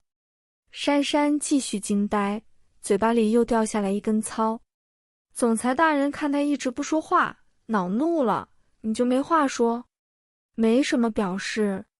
珊珊摇摇头，想说我是兔子啊，怎么会说话？谁知总裁大人见他摇头，忽然怒吼一声，眨眼变成了一只大老虎，一口把兔子珊珊给吞了。啊的一声，珊珊半夜惊醒了，抱着被子冷汗涔涔。好可怕，诡异又奇幻的梦啊！看来以后再也不能打网游了。那片操得太熟悉了，就是网游里他经常打怪的地方嘛。那只大老虎更熟悉，就是今天被他打死的怪物 BOSS 嘛。他居然和总裁大人一起来复仇了。好吧，这些都不是关键，关键是梦里总裁大人说喜欢他的时候，他居然面红耳赤加心跳如雷。要不是 BOSS 大人耐心不足，变成老虎一口把他给吃了，他多半就半推半就地答应了。珊珊抱着被子抖啊抖，难道自己竟然对 BOSS 大人有那个意思？不然害羞又心跳个头啊？不会吧？难道嫌死的不够快吗？如果总裁大人知道他居然敢做这种梦，肯定会把他从22楼的窗户里扔出去。不是，肯定不是这样的。听到告白心跳加快是正常的，不快那是死人。珊珊努力说服自己，对，就是这样，就算是头猪向我告白我也会害羞的，何况总裁大人是个人。对，没错，就是这样。再三确定自己对总裁大人忠心耿耿，绝无二心后，珊珊终于镇定了下来。不过由于受惊过度，后半夜一点都没睡好，第二天神经衰弱地去上班了。不料中午在总裁办公室又发生了让珊珊更加神经衰弱的事情。为什么我要跟你们去旅游？珊珊好想抓住 boss 大人的肩膀猛烈地摇晃。他们总裁办跟人事部出去旅游关他什么事啊？为什么他也要去？丰腾的员工每年都有一次公费旅游的机会，公司会提供远近不同的数条路线让员工选择。不知何时又形成了2个部门合办的传统，于是约定俗成一直延续至今。今年财务部是和营销一部一起，在珊珊来公司前就已经旅游过了，而总裁办早在去年就定下和人事部一起。丰腾先生一般是很不耐烦参加这种旅游的，往年都不见踪迹，今年却不知怎么心血来潮打算参加。消息传出去，人事部的员工们都振奋不已。而在刚刚，总裁大人就用十分平常的口气通知薛珊珊后天早上7点准时在丰腾楼下集合，和他们一起去太湖旅游。总裁，我不想去。珊珊心里那个悲愤啊！用脚趾想也知道总裁大人拉她去干什么，肯定是怕外面的东西有她不爱吃的，于是带上她这个免费长工，随时随地帮她挑菜。听到拒绝，丰腾的脸色沉了下来。或者你想留下来考试？考试？对哦，后天是星期六，又到了他考 CPA 的日子，等于。本来以为总裁大人只是说说而已，谁知道上次真的被他叫来考试了。不过上次是他自己有公事，见不得别人清闲，这次他不是要出去旅游吗？哪有功夫看着他？珊珊正要这么反驳，一想不对，按总裁大人的性格，直接拒绝的话，他肯定会想出别的法子折腾他。不如……珊珊脑中冒出个主意，越想越妙，脸上不由露出笑容，十分诚恳地对丰腾说：“总裁，能和你一起旅游真是太好了，我后天一定会准时到的。”呵呵呵。珊珊笑得很开心，丰腾看了他一会儿，也微微笑起来。珊珊的主意是这样的：7点集合，对吧？那他就7点半甚至8点出现。集体旅游肯定不会等他一个人啦，到时候他们走了，可不能怪他。当然不出现也是不行的，那样总裁大人就会知道他是故意的了。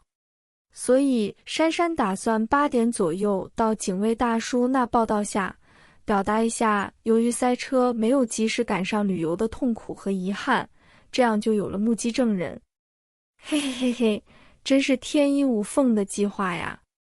他真是越来越有心计这个东西了。于是周六早上8点，珊珊咬着包子，十分悠闲地出现在丰腾大厦前。然后他就看到了一辆很明显的旅游大巴车。啾！珊珊不敢相信地拿出手机来，已经快8点了呀，怎么他们还没走？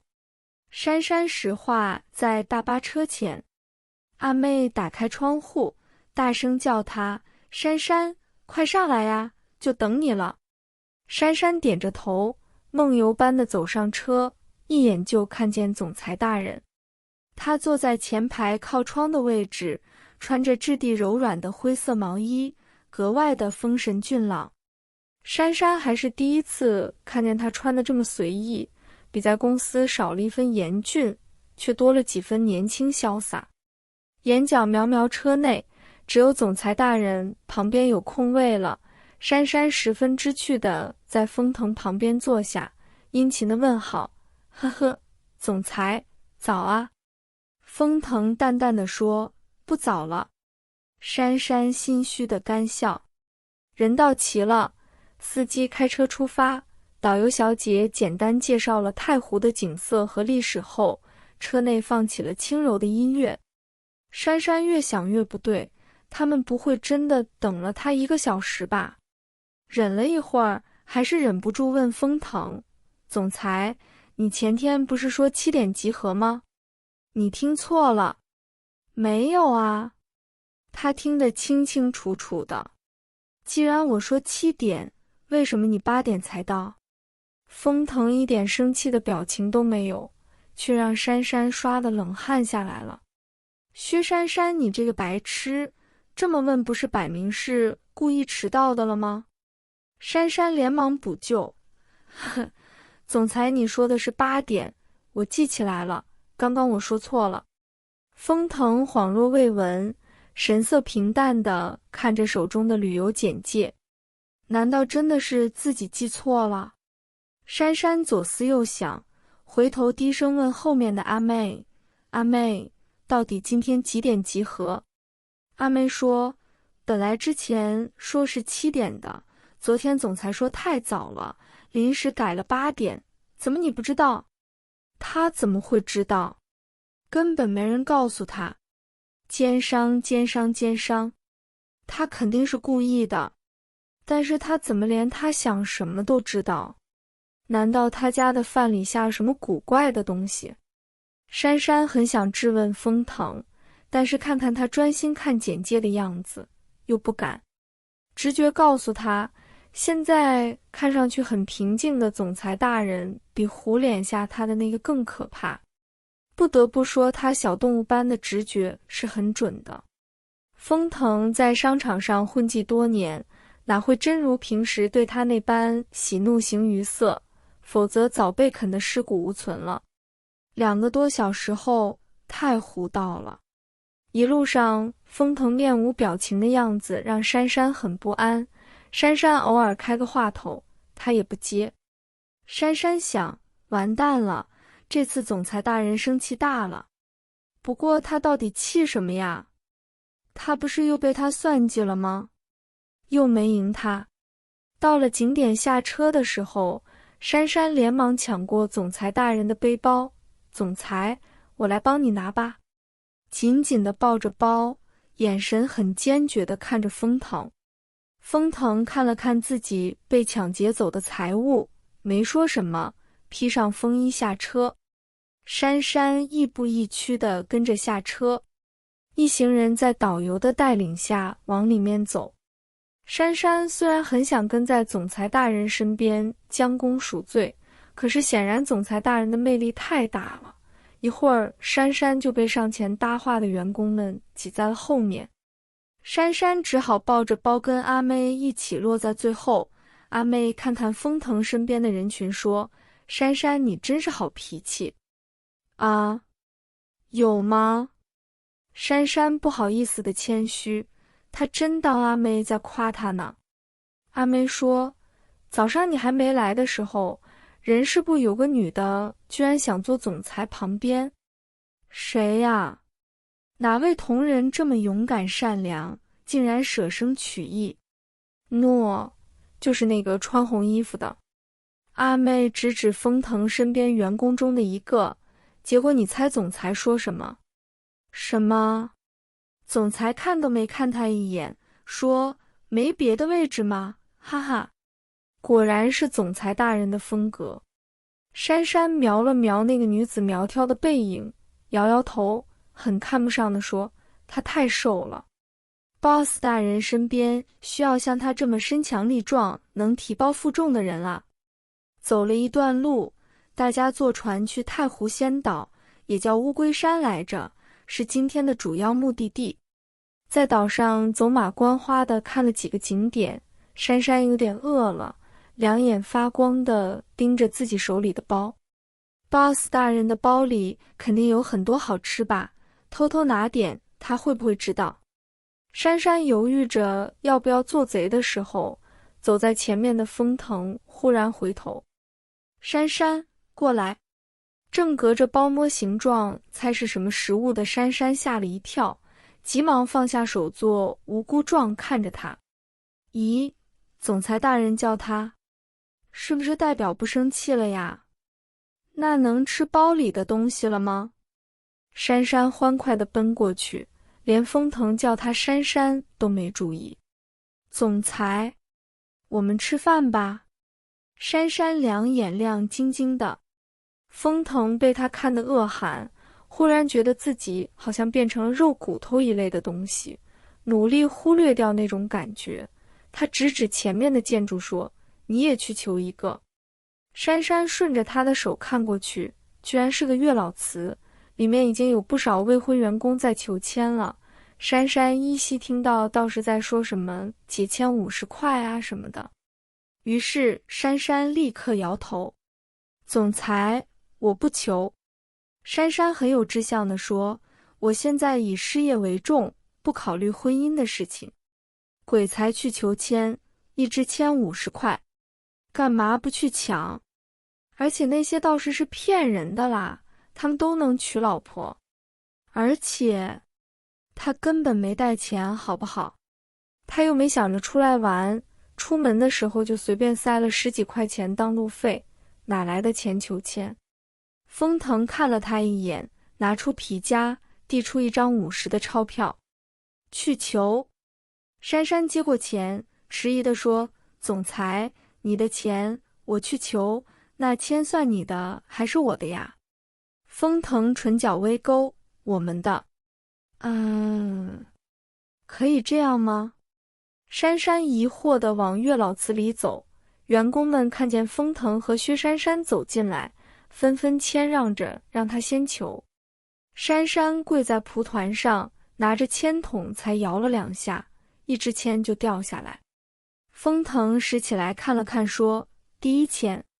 拿到解签的道士那，道士对着书摇头晃脑地说，好签，第一签是上吉签，签文曰，关关雎鸠，在河之洲。窈窕淑女，君子好逑。小姐，你的姻缘到了。周围的员工们纷纷恭喜薛珊珊。风腾听到签文，有些意外的一抬眉，而后又若有所思的淡淡一笑。周围的同事们都是大公司里混的人精，早就暗中关注着他了，于是一边思索着总裁这神情是什么意思，一边试探地恭喜着。很快他们就得到结论，不管总裁对薛珊珊是什么心思，他现在对这样的马屁不讨厌是绝对的，拍了总没错。就在这一片恭维声中，只听薛珊珊喜滋滋地说，这签是不错哎，还是第一次有人夸我是淑女。月老祠里顿时寂静了，风腾看了一眼薛珊珊，然后头也不回地走了出去。第12章，从月老祠里出来后，珊珊明显地感觉到同事们看她的表情有点怪怪的。不用这样吧，他不就开个玩笑吗？虽然冷了一点等于，再说他也不是故意的，只是心头一慌就脱口而出了。当时的气氛那么怪异，大家居然把总裁大人和他放在一起恭喜，他能不慌吗？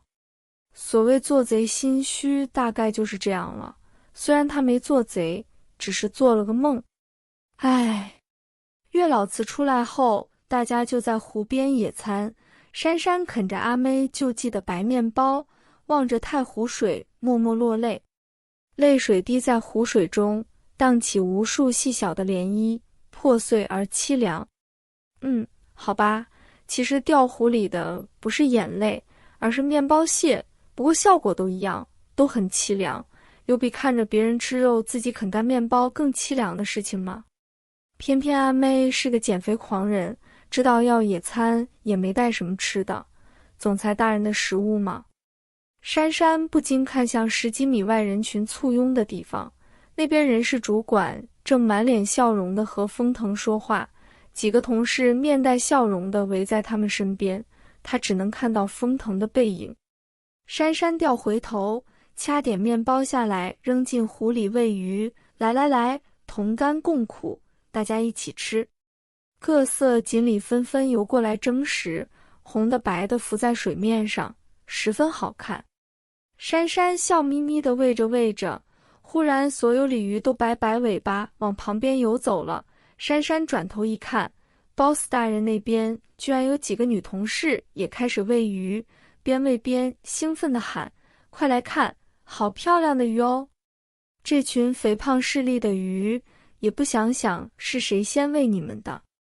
珊珊收回手，看着浩渺的湖水，莫名的心情低落了起来。明明是很美好的周末呀，为什么她要在这里啃干巴巴的面包当看人脸色的跟班呢？明明家里有软软的大 C 黄，香喷喷的小米粥等着她，还有一堆好几天没洗的衣服。珊珊食不知味地啃完面包，对着湖水默念100遍啊100遍，这日子没法过了，老天你爽快点，给我个了结吧。显然老天是不会搭理他这种小老百姓的。旅游回去，珊珊继续过着水深火热的日子。回来后就临近年底了，财务部有一大堆事情要做，还要应付一波波的会计师，珊珊忙得脚不沾地，连续好几天都加班到10点后。就这样还被事务所的会计师们羡慕，据说他们有时要加班到凌晨3点。钱不好赚啊！在这样忙碌的情况下，每天中午还要去总裁那里受刑，珊珊觉得真是人间惨剧。尤其总裁大人还总是黑着脸，好像他没发他工资一样。于是，在精神和身体的双重折磨下，薛珊珊光荣的感冒了。本来珊珊是不当一回事的，感冒嘛，吃药3天好，不吃药1个星期好，多喝白开水就行。不料这次感冒居然来势汹汹，连万能的白开水治疗法都没用。这天早上一起来，珊珊就觉得一阵一阵的晕，但是请假显然是不可能的，手头工作一大堆呢，只好吃了几片 VC， 撑着去上班。中午又去伺候总裁大爷吃饭，吃完开始看 CPA。珊珊觉得不行了，头太晕了，眼皮不断地往下坠。眼角瞄瞄总裁大人，他正在办公，并没有盯着他。说起来，他最近也超级忙。悄悄闭会眼睛没关系吧？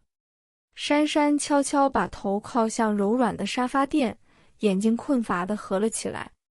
不知过了多久，朦胧中听到有人说话的声音，有点发烧，陌生的声音。要挂水吗？不要挂水。小感冒还要挂水，多搞笑啊！而且挂水要好几百块。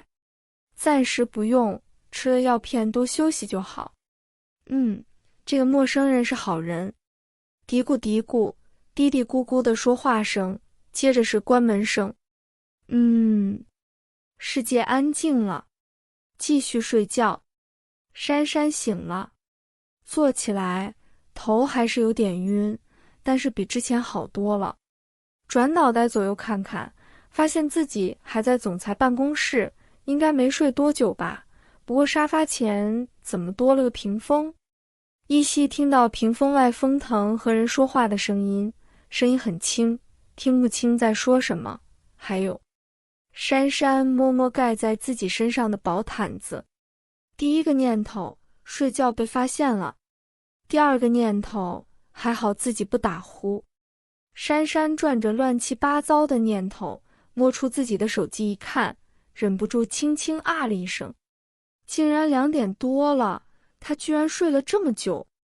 这边的动静显然惊动了外面的人，外面静了一会儿，然后珊珊听到风腾简单交代了几句，那人关门出去了。珊珊看着风腾一脸不悦地走进屏风，很尴尬地抓抓头发。总裁大人又生气了，怎么办？珊珊脑子里使劲回想上次在网上看到的上班族必学100招，比如浏览黄色网站被老板看到了怎么办，上班睡觉被老板发现怎么办，可是一点都想不起来了。果然书到用时方恨少。就在珊珊准备坦白从宽，主动要求扣工资的时候，风腾不悦地开口：你生病怎么不说？咦，居然不是骂他上班睡觉。珊珊把手规规矩矩地放膝盖上，小心地问：总裁，你不生气了？风腾的表情一僵，我什么时候生气了？切，骗鬼！不生气干嘛每天摆出一副你把我惹毛了，快点想想怎么讨好我，不然我就开除你的表情。也许是珊珊脸上的不屑太明显了，风腾有些不自在，转换话题说：下午别去上班了，我跟你们科长打过招呼了。哦，谢谢总裁。珊珊想起毛毯，诚恳地跟他道谢。看来总裁同学虽然大部分时间像冬天般严寒，但偶尔也会有春天般的温暖嘛。道谢完，珊珊正想向他告辞，忽然想到什么，心里一个咯噔，抬头紧张地看着他：总裁，你怎么跟科长说的呀？看着珊珊紧张的样子，风腾的气恼一时都收了起来，换上一副似笑非笑的表情。他也知道要担心自己的名声了。风腾当然不会跟别人说他在他这里睡着了，只说他生病已经回家。不过他有心让他着急，也不答他，倒了杯开水和药片一起递给他，把药吃了。珊珊看他不回答，更着急了。总裁，你没说请假吧？我要调休，请假要扣年终奖的。第13章，看在他是病人的份上，风腾努力克制着把他扔出去的冲动。办公桌上的电话适时地响起来，风腾转身走出去，硬邦邦地说：把药吃了，继续睡觉，不准出声，不然就扣你的年终奖。出声就扣工资，这是总裁大人独创的剥削方式吗？珊珊立刻闭上嘴巴。安静了一会儿，珊珊忽然想起，刚刚自己明明是要走的，怎么又留下来了？不过如果现在出去，给人看到会不会很奇怪啊？珊珊后知后觉地想到这个问题，拖着下巴开始琢磨不被人看见偷偷从总裁办公室溜回家的可能性有多大。得出可能性等于0的结论后，珊珊死心了。为了 boss 大人的名节，他还是等风腾的人都走光了再跑路吧，大 boss 应该不会赶他出去吧。会客区的窗帘不知何时被拉上了，和屏风一起隔出了一个相对封闭的幽暗空间。珊珊站起身，想到总裁大人不准出声的命令，蹑手蹑脚地走过去拉开窗帘。冬天的阳光一下子照了进来，冬日的阳光很微弱，照在身上却给人一种强烈的温暖的感觉，懒洋洋的很舒服。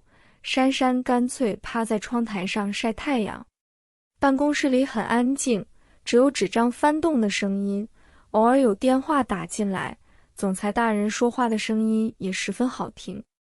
珊珊竟然觉得自己有点享受这种氛围，让她心里暖暖的很平和。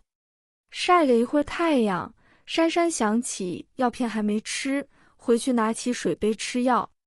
水还是热的，水杯拿在手里温温地热着掌心。珊珊脑海中浮现刚刚风腾微笑着给她倒水的样子，忽然有些怔忡。boss 大人虽然喜怒无常，冷热交加，阴晴不定，奇奇怪怪，有时却还不错的样子。要是哪天 boss 大人忽然叫他再也不要上来了，他会不会反而不习惯呢？这个念头一冒出来，珊珊自己都被吓了一跳，连忙把这个念头赶出脑袋。开玩笑，要真有那么一天，他放鞭炮庆祝还来不及呢。到5点多下班的时候，珊珊更加肯定了这个想法。总裁大人居然问他要药费，还说就随便点给个100吧。100块，有什么感冒药要100块吗？简直是敲诈！原来 boss 大人还兼职做黑社会。因为身上现金不足100，珊珊含冤地写了借条，心痛万分地走出风藤，忍不住101次祈祷老天，让他脱离魔爪的那天快快来临吧。珊珊没想到这次老天这么给面子，她感冒还没全好，脱离魔爪的机会就来了。那是很平常的一天，因为会计师查账的缘故，晚上财务部大部分人都留下来加班。珊珊被一个会计师问得头昏脑胀，好不容易得了个空，端着茶杯就往茶水间跑。还没走进茶水间，珊珊就听到阿佳八卦兮兮的声音。这个同事平时一副精样，很能唬人，只有深入接触后才能发现其媲美狗仔队的八卦本事。喂，你们听说没？今天中午人事部的周小薇上了总裁的车。茶水间还有另外2个忙里偷闲的同事，闻言都怀疑地看着他。阿佳见他们不信，着急了，你们别不信，就在楼下，好多人都看到了。珊珊拿着杯子愣在门口，脸上满不震惊。总裁大人的魔爪居然又伸向别的女员工了，怪不得今天午饭吃到一半，接了个电话就走了，原来是去抓壮丁。周小薇，珊珊在脑子里面搜索，这个名字怎么这么熟悉？哦，想起来了，就是上次去无锡旅游，阿妹说要坐总裁大人旁边的那个。后来阿妹还八卦地打听了名字告诉她，印象中是个很瘦弱的小美人啊，哪有她这么坚韧不拔，忍辱负重，肯定经不起总裁大人的折腾。珊珊脑中不由浮现了一幅画面，柔弱的小美人在总裁大人的威胁下边惊恐地喊着不要不要，边梨花带雨地写借条和卖身契。珊珊顿时义愤填膺，正义的小宇宙熊熊地燃烧起来，虽然心底有些闷闷的说不清楚的感觉，但在大意下这种感觉微不足道。珊珊握拳出言讨伐，总裁太可恶了，怎么可以这样？人家巴不得这样呢。你看今天周小薇中午上了总裁的车，待遇立刻就不一样了。今天人事部都要加班，就她被人事部处长特许回去了。太过分了！珊珊声音颤抖，严重的嫉妒了。放假？居然可以放假？同样是长工，她从来没被放假过。这几天生病还要挑菜。boss 大人也不怕传染啊！珊珊，阿佳惊叫一声，终于听出了声音是谁。只见薛珊珊站在门口，满脸愤怒嫉妒恨。阿佳暗叫糟糕，他不会以为他在搬弄是非吧？万一传到总裁那。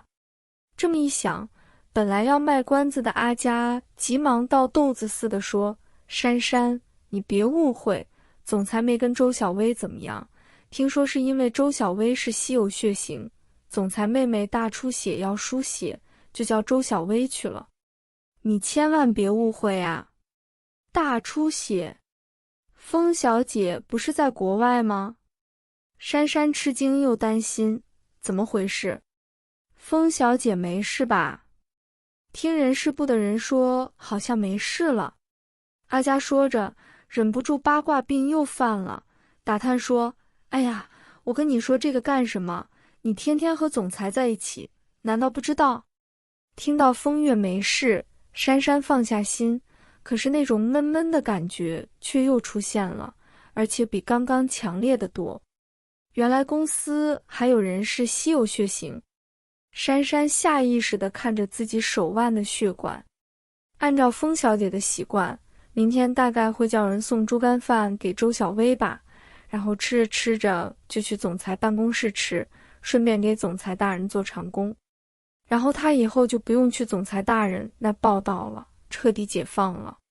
期待已久的事情美梦成真，珊珊高兴了一下，可是也只是高兴了一下而已，迅速的心情就低落了下来。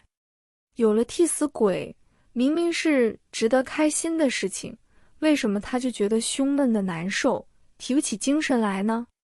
为什么会有一种被弃养了的感觉呢？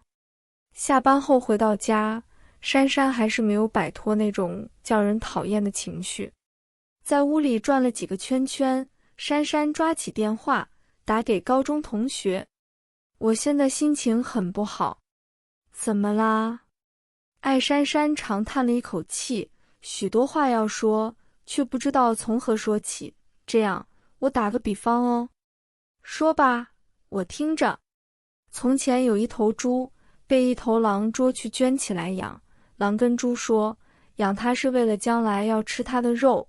猪虽然又不情愿又害怕，可是它打不过狼，只好吃那头狼喂的东西。就这样过了一段时间，猪越来越肥了。这时狼却把它放了，抓了另外一头猪吃。那头猪居然很难受。你说，那头猪该怎么办呢？那就做一头自由奔放的野猪吧。珊珊满脸黑线，你根本没弄清楚重点。不被吃不是很好吗？那头猪为什么难受呢？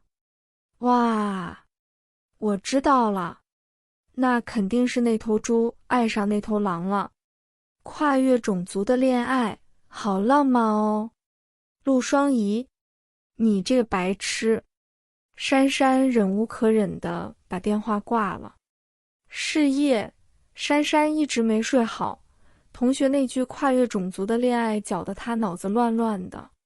第二天，珊珊带着2个大大的黑眼圈，精神萎靡地去上班，引来同事们关切的慰问和阿佳了然同情的目光。中午吃饭的时候，珊珊识趣的没去总裁办公室，趴在自己桌上。今天没他的午饭了，要高兴，要高兴，薛珊珊你终于自由了。又萎靡了一会儿，珊珊终于以小强般的生命力重新振奋了起来。正打算去员工餐厅补充能量，桌子上的电话响起来，珊珊顺手一接，总裁大人十分不悦的声音从话筒里传来：薛珊珊，你居然敢罢工！哼，就知道总裁大人不会放过他这个熟练工。总裁办公室里，珊珊一边挑菜一边习惯性的腹诽着，顺便鄙视一下自己，刚刚居然因为以后不用来这里而烦闷。总裁大人今天似乎心情不大好，吃饭的时候气氛有些沉闷。珊珊吃了几口，忍不住问封腾：总裁，封小姐没事吧？封腾微微诧异，你知道了？心中不由有些不悦。那个员工口风未免太松了，昨天才发生的事情，居然连薛珊珊都知道了。风月初意外导致大出血的事，虽然不是什么不能说的事情，但是封腾非常不喜被底下员工议论。封腾简单的说，他没事。哦，那就好。珊珊安静了一会儿，又讷讷地问：总裁，那你和封小姐打算怎么谢谢周小姐呀？你问这个做什么？封腾目光灼灼。那个，是哦，他问这个干什么？难道说他想知道以后会不会多个饭友？珊珊支支吾吾说不清楚的样子，却意外地取悦了封腾。他没再为难他，直接地说：支票。支票？珊珊反射性地问：那你当初干嘛不送支票给我？封腾蓦地大怒，阴寒地说：薛珊珊，你是白痴吗？你就不会放长线钓大鱼？难道支票会比它值钱？薛珊珊愣愣地看着他，对他的话好像明白又好像不明白，动作极度缓慢地往嘴巴里送菜，完全被镇住了的样子。忽然他的表情变得极度扭曲痛苦。封腾虽然有些恼火，还是问：怎么了？珊珊异常艰难地说：被大鱼的刺卡住了。第14章，被封腾叫上来的公司医生憋着笑帮珊珊取出了鱼刺，然后珊珊就和无辜的医生一起被不爽的总裁大人丢出了办公室。珊珊愁眉苦脸地过了一下午。总裁大人那句放长线钓大鱼时不时在他脑子里冒一下，可是一想到大鱼他就想起被鱼刺卡到的感觉，所以还是不要想了吧。总裁大人这么奇怪的人，说些奇怪的话是很正常的，跟着他的话去想东想西才有毛病。这么一想，珊珊就心安理得地把总裁大人的话格式化了，然后重启一下，又是一个没有烦恼的薛珊珊。其实还是有点怪怪的感觉。今天是周五，快下班的时候，员工难免有些浮躁，科长老头又去别的部门了，阿佳干脆离开座位，站在珊珊旁边闲聊。珊珊，你明天穿什么衣服？珊珊脑子里还堆满数字，一时没反应过来，抬头看着他。明天晚上年会呀，你加班加傻了？珊珊这才想起，明天晚上公司总部要举办新年会了，上个星期就发了通知的。想到年会，珊珊不由精神为之一振，口水为之纵横。听老员工们说，丰腾每年年会都是大手笔，不仅在5星级大酒店举办豪华餐会，餐会上还有巨额抽奖。去年年会的头奖是一辆汽车，最小的奖也是新款数码相机。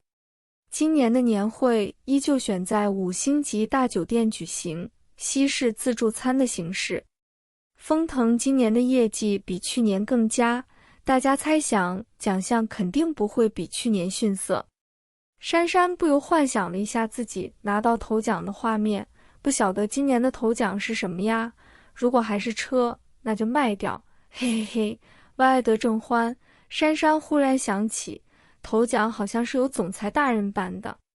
眼前闪过中午总裁大人的黑脸，珊珊忍不住抖了一下。算了，头奖还是让给别人吧，他拿个2等奖就好了。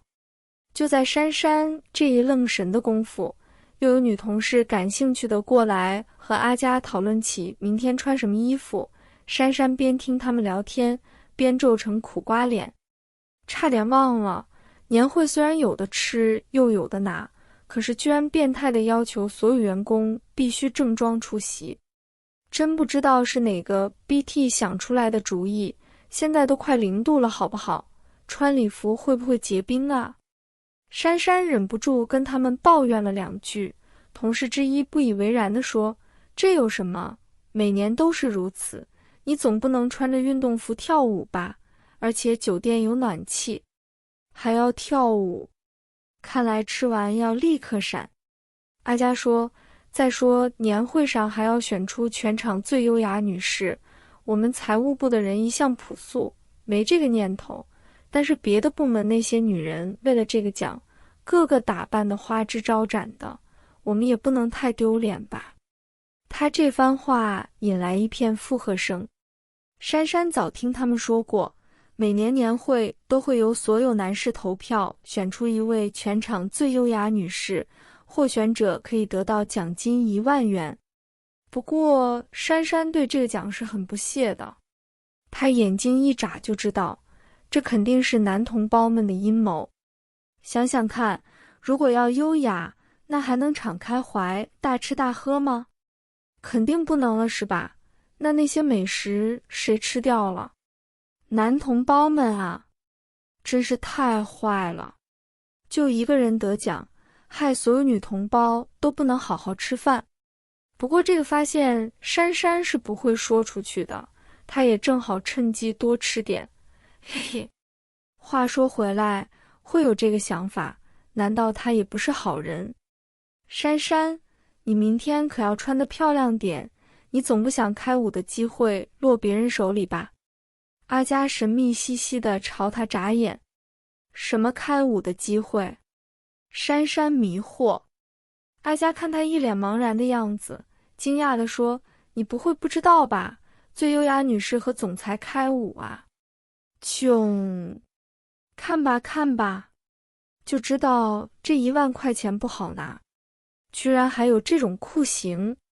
决定了，虽然他平时已经很湮灭在人群中了，但是明天一定更努力地淹没在人群中。于是周六，珊珊毫无心事地睡到中午才起西黄，再东摸一阵西摸一阵，1个下午就过去。快5点的时候，珊珊不慌不忙地从衣柜里拿出衣服换上。昨天就想好穿什么了，就穿上次去丰大小姐那穿的小礼服。虽然薄了点，而且长度只到膝盖，可是省钱第一了。他卡上的薪水可是要拿回家跟老妈炫耀的，绝对不能乱花。珊珊一边牙齿打颤一边穿衣服，然后珊珊傻掉了，居然拉链拉不上了，上次还是正好的啊！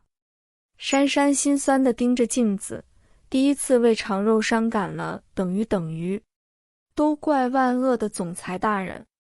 珊珊一边咬牙切齿，一边继续拉，都这个时候了，就算去买也来不及了。努力的吸气 N 次后，终于勉强的拉上了，拉上后倒还好，就是胸部那里紧了一点。啊，那里紧，应该不会影响到吃饭吧？照照镜子，确定自己的一身打扮中规中矩，不会失礼后，珊珊照了件长羽绒服出发了。珊珊本来想很小强的坐公车去酒店，可是被外面的冷风一吹，还是乖乖打了车。到了酒店，恰好在电梯口遇见阿妹。阿妹上下打量她，满脸惊诧地说：“珊珊，你就这样？你好歹稍微隆重点。”珊珊说：“可以了吧？不就吃个饭吗？他都洗头了，还不隆重吗？”阿妹摇头，硬要拉她去化妆间化妆弄头发。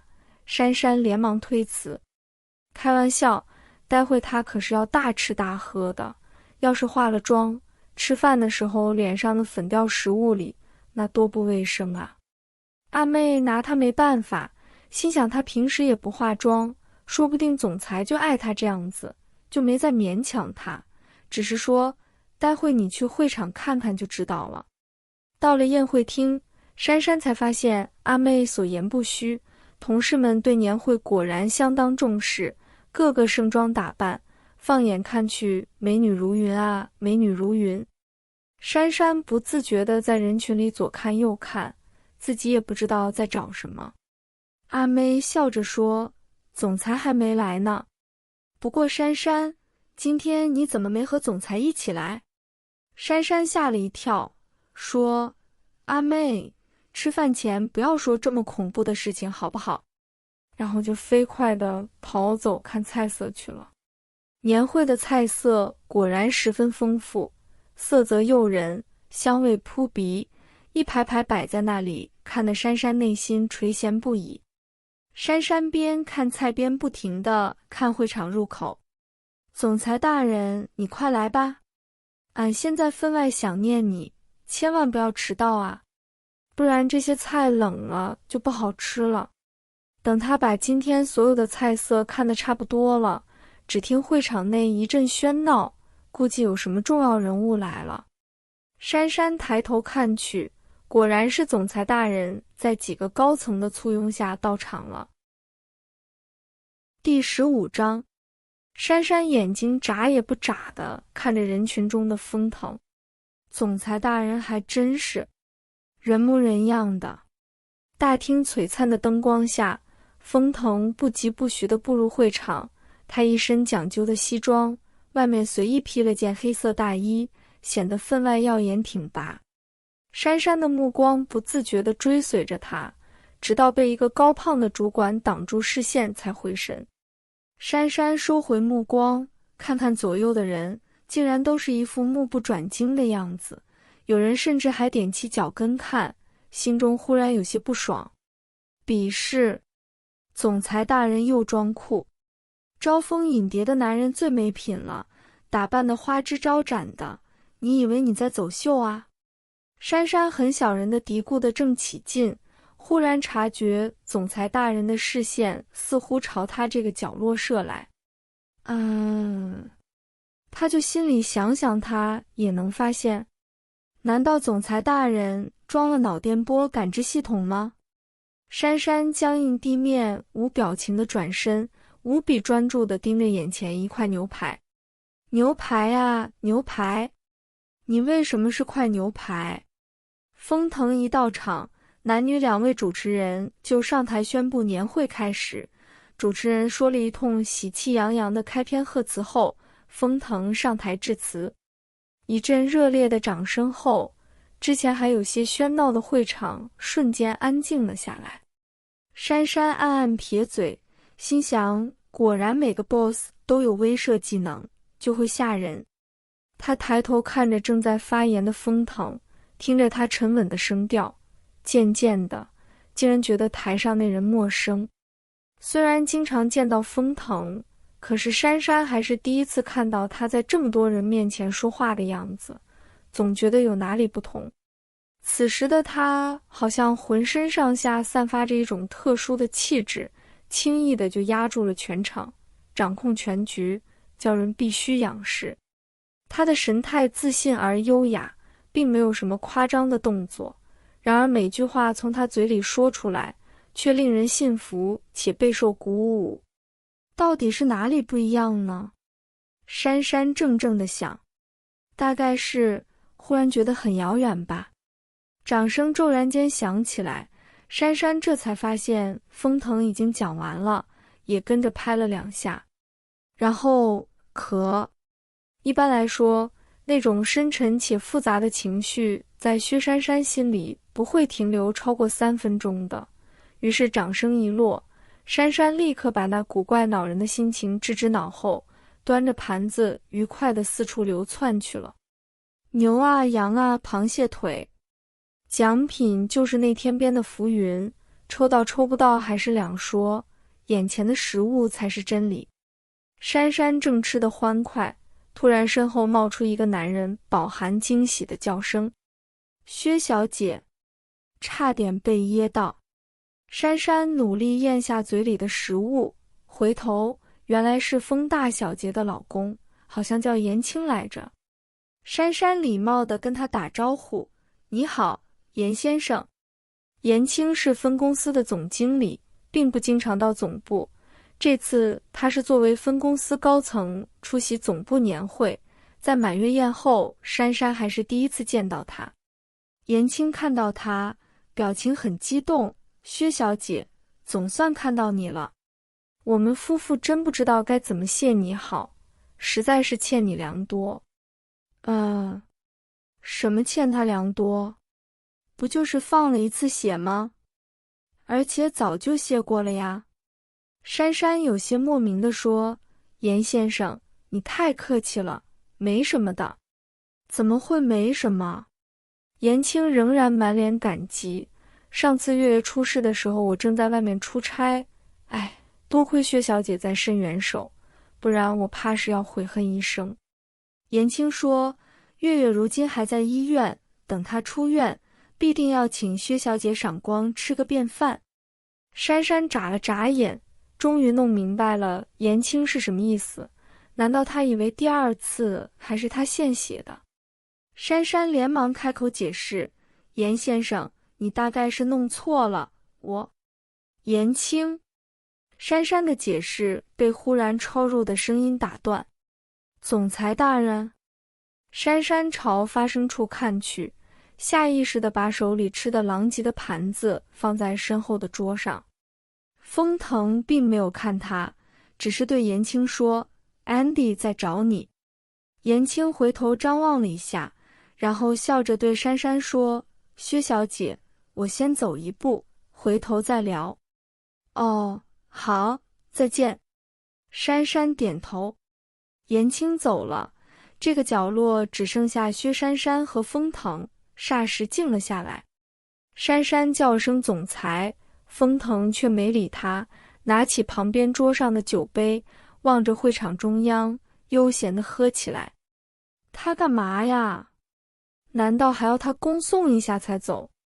沉默的气氛让珊珊有些不安，想起刚刚的事情，珊珊急忙说：“总裁，严先生好像弄错了，他好像以为这次还是我给风小姐书写的。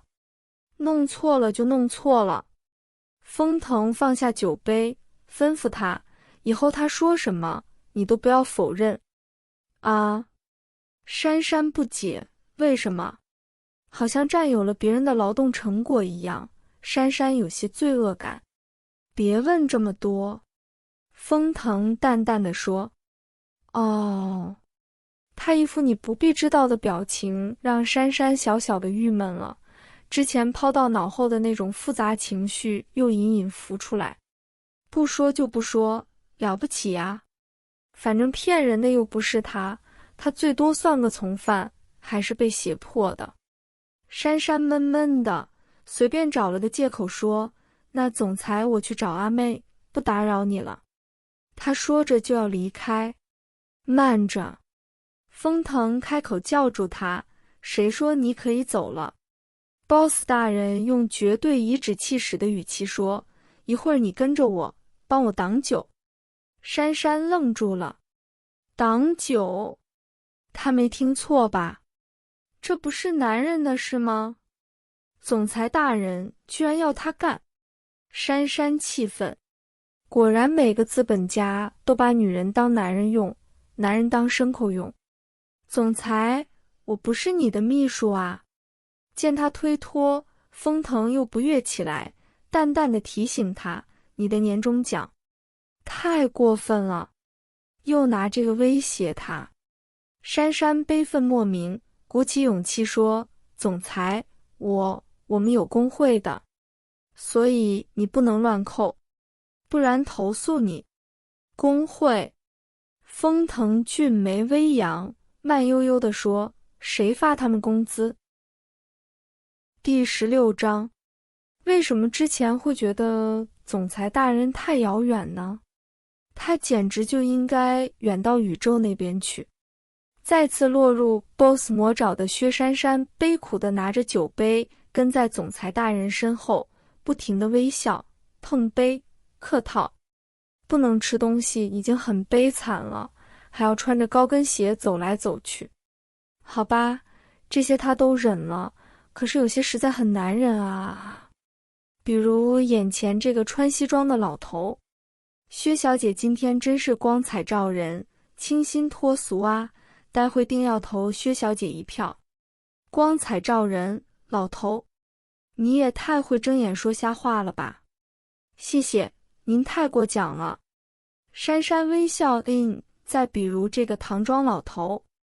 薛小姐天生丽质，青春活泼，同义词省略中啊，仿佛肉麻比喻省略中啊，和总裁无聊排比省略中啊。谢谢。珊珊外表似受宠若惊，内心则无比崇拜好强。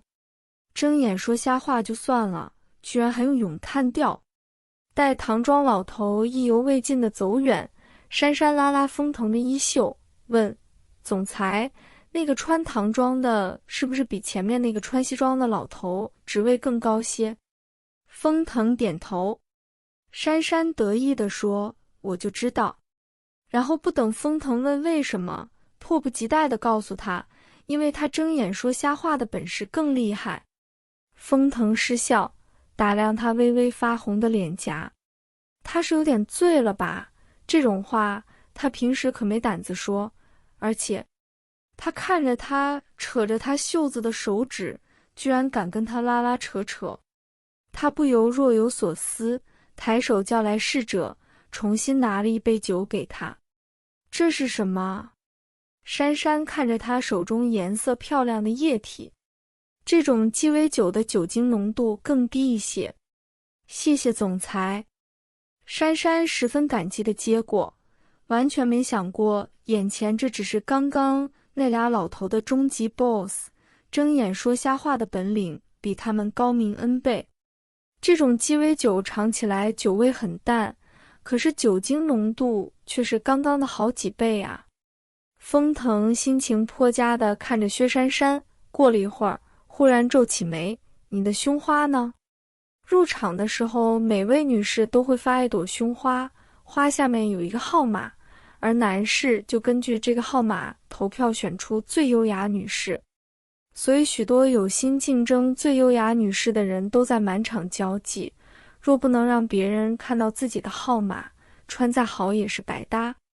珊珊冷汗了下，她能说因为觉得戴胸花很傻，就把那花给扔了吗？绝对不能。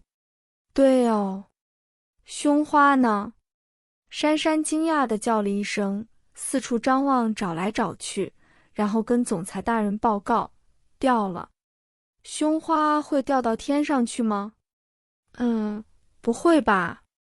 那你刚刚看天花板干什么？珊珊。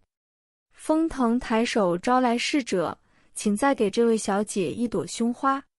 珊珊连忙阻止，总裁，还是不要了。风腾只说了2个字：奖金。奖金？奖金了不起吗？像他这么淡薄的人，对那种害全体女同胞挨饿的不义之财一点兴趣都没，好不好？当然，有兴趣也没可能拿到。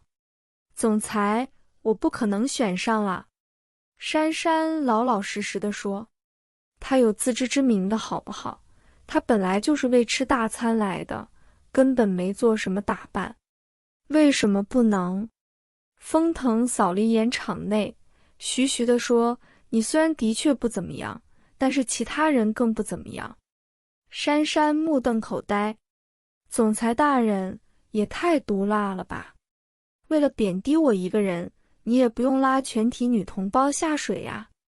这时侍者已经拿来新的胸花，珊珊在 boss 大人胁迫的目光下无奈地别上。珊珊心中忽然闪过一个模糊的念头，之前她窝在角落，自然没人看到她的号码，等于放弃了这场评选。现在总裁大人硬要她带着胸花满场应酬。珊珊脱口而出，总裁，你不会是想帮我作弊吧？风腾诧异地看着他，微微一笑，这么说也可以。然后欣赏着珊珊面无人色的样子，补充了一句：拿到奖金分成，我欺你3。竟然真的有这种念头，还要分成，奸商到这种地步。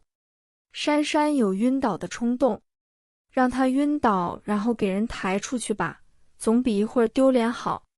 早知道总裁大人对他这么有信心，居然想出这么有想象力的主意，他就算小小的破产一下，也会好好打扮一番过来啊。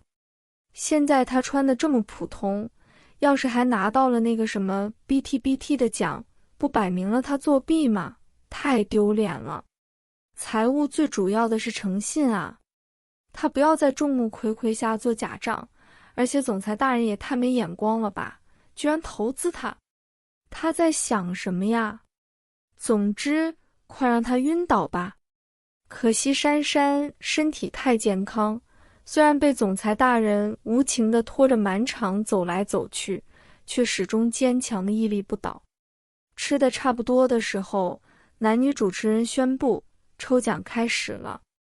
从末等奖开始抽，末奖 N 个，没珊珊的份。倒数第2奖 N 个，还是没。最后的头奖被一个不停傻笑的人从总裁大人手里拿走了。珊珊一点都不遗憾，她现在全部的心思都在最后的最优雅女士评选上，千万不要选她呀！男同胞们，你们不会这么没风骨的屈服在总裁大人的淫威下吧？反正是无记名投票，老板不会扣你们工资的。头奖抽完，男女主持人开始一唱一和，马上要宣布的是今夜最激动人心的奖项。的确，对在场的女士来说，这个奖项恐怕比刚刚的头奖更加令人垂涎。好了好了，不说废话了，大家大概都等急了，还是快宣布谁是今晚最优雅的女士吧。今晚得票最多的女士是珊珊。屏住呼吸，人事部。周小薇。第17章，哈哈哈哈，不是他，不是他。珊珊差点热泪盈眶了，欣慰呀，人间果然还是有正义的。珊珊对这个世界重新充满了信心，跟着大家热烈的鼓掌。掌声中，周小薇满脸通红地站在原地，含羞带怯地望向风腾。风腾则面无表情。珊珊心想 ，boss 大人投资失败，心里肯定不爽，说不定会迁怒他这个合伙人。正想赶紧闪开，风腾横了他一眼，说：“你在这里待着，不要乱跑。”果然被迁怒了，自己去和美女跳舞，却叫他在这里傻站。舞曲的前奏已经响起，满场的人群纷纷向四周散去，空出中间的场地来。会场的灯光应景地暗下来，只有场中央留下一片白光。众目睽睽下，风腾随手把酒杯塞给了薛珊珊，向站在对面的周小薇走去，礼貌地向她做出邀请的姿势。周小薇矜持羞涩地将手放在他手中，两人翩翩起舞。周小薇今天能艳压群芳，打扮自然是费足心思。她穿着一身飘逸的纯白色雪纺纱裙，露出香肩，胸口有一层白色透明的蕾丝，显得纯洁又诱惑。微卷的发间斜插了一个镶满紫色水钻的小皇冠，闪闪亮亮，更加衬得她娇嫩柔美。她仰首看着眼前高大的男子，眼波羞怯纯真。珊珊发呆似的站在场外看着他们跳舞，不知不觉视线渐渐集中到周小薇的腰间 ，boss 大人的那只爪子上。不纯洁，太不纯洁了！跳舞这事到底是哪个色狼发明的？简直是让男男女女们光明正大的偷鸡摸狗嘛！珊珊腹诽着，心中原本很庆幸、很嗨的情绪，却莫名的有些低落下来。舞池中，风腾和周小薇姿态优美地连续转着圈圈，他们不晕，珊珊看着看着倒头晕了。肯定是酒喝多了，还是坐下来休息一下吧。珊珊到餐桌取了些残羹冷炙，坐下开吃。补充能量才是第一要务啊！刚才傻了，居然真听 boss 大人的话，在那傻站。正吃着，耳边又响起声音：“薛小姐，这人害她噎2次了。”珊珊抬头笑着打招呼：“严先生。”严青绅士地说：“不知道有没有这个荣幸，请薛小姐跳支舞。”珊珊尴尬：“那个，我不会跳。”严青体贴地笑笑：“那聊聊天也不错。”他说着，就在珊珊对面坐下。珊珊关心地问：“风小姐好些了吧？”严青听他问起风月，又是一脸感激。他已经没事了，医生说他底子不错，过几天出院回家好好调养一阵就好。多亏了薛小姐。听到他感谢珊珊就心虚，可是总裁大人又不准他否认。珊珊急忙随便地找了个话题说：“听说风小姐前阵子一直在欧洲。”什么时候回国的？欧洲。严青奇怪地说：“我们还是蜜月去过，有2年没去了。你想去旅游？”月月前阵子也有去度假的念头，不如等她身体好了，你们一起去。珊珊怔住了。第一支舞曲渐渐接近尾声，阿妹和 Linda 并未下场跳舞，一起坐在舞池边闲聊。阿妹羡慕那1万块奖金，言语间隐有不甘。Linda 听了笑着说：“你不甘心什么？人家下的本钱是你的10倍。”阿妹惊讶 ：“Linda， 我这身上下可不便宜。” Linda 嗤笑一声，看向舞池，将周小薇从头到脚的牌子一一数来，然后问阿妹：“服了没有？”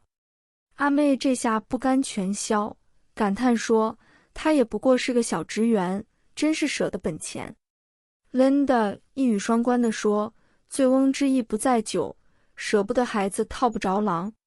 阿妹会意地笑起来，可是我敢打赌，他的本钱就是再加10倍也是白搭。你没看见封总刚刚随手就把酒杯递给珊珊了吗？他怎么比？我看封总下支舞曲肯定邀请珊珊。舞曲终于做完了最后一个音符，封腾松开手，礼貌地微一颔首后就要离开。周小薇有些急切地在他身后轻叫了一声：“封总。”封腾顿住脚步看向他。第二支舞的舞曲响起来，阿妹惊讶地发现总裁并没有像他预料的那样邀请薛珊珊共舞，而是和周小薇跳起了第二支舞。其他人也都有些诧异，纷纷想着，难道今天周小薇真的美貌到令总裁心动了？众人饱含同情的目光一致地看向被冷落在一旁的正牌女友薛珊珊，只见她呆呆地坐着，一副失魂落魄的样子，显然已经被打击得不行了。然而事实上，珊珊却对场内异常的气氛、众人精彩的眼神浑然不觉，她甚至不知道第二支舞曲已经开始了。从颜青走出去接电话开始，他就维持一个姿势坐在那里，完全傻了。总裁大人居然是骗他的，封大小姐根本没有去欧洲。那么后来几个月的午餐是谁送的？难道是总裁大人？可是为什么？是找借口奴役他、剥削他？还是……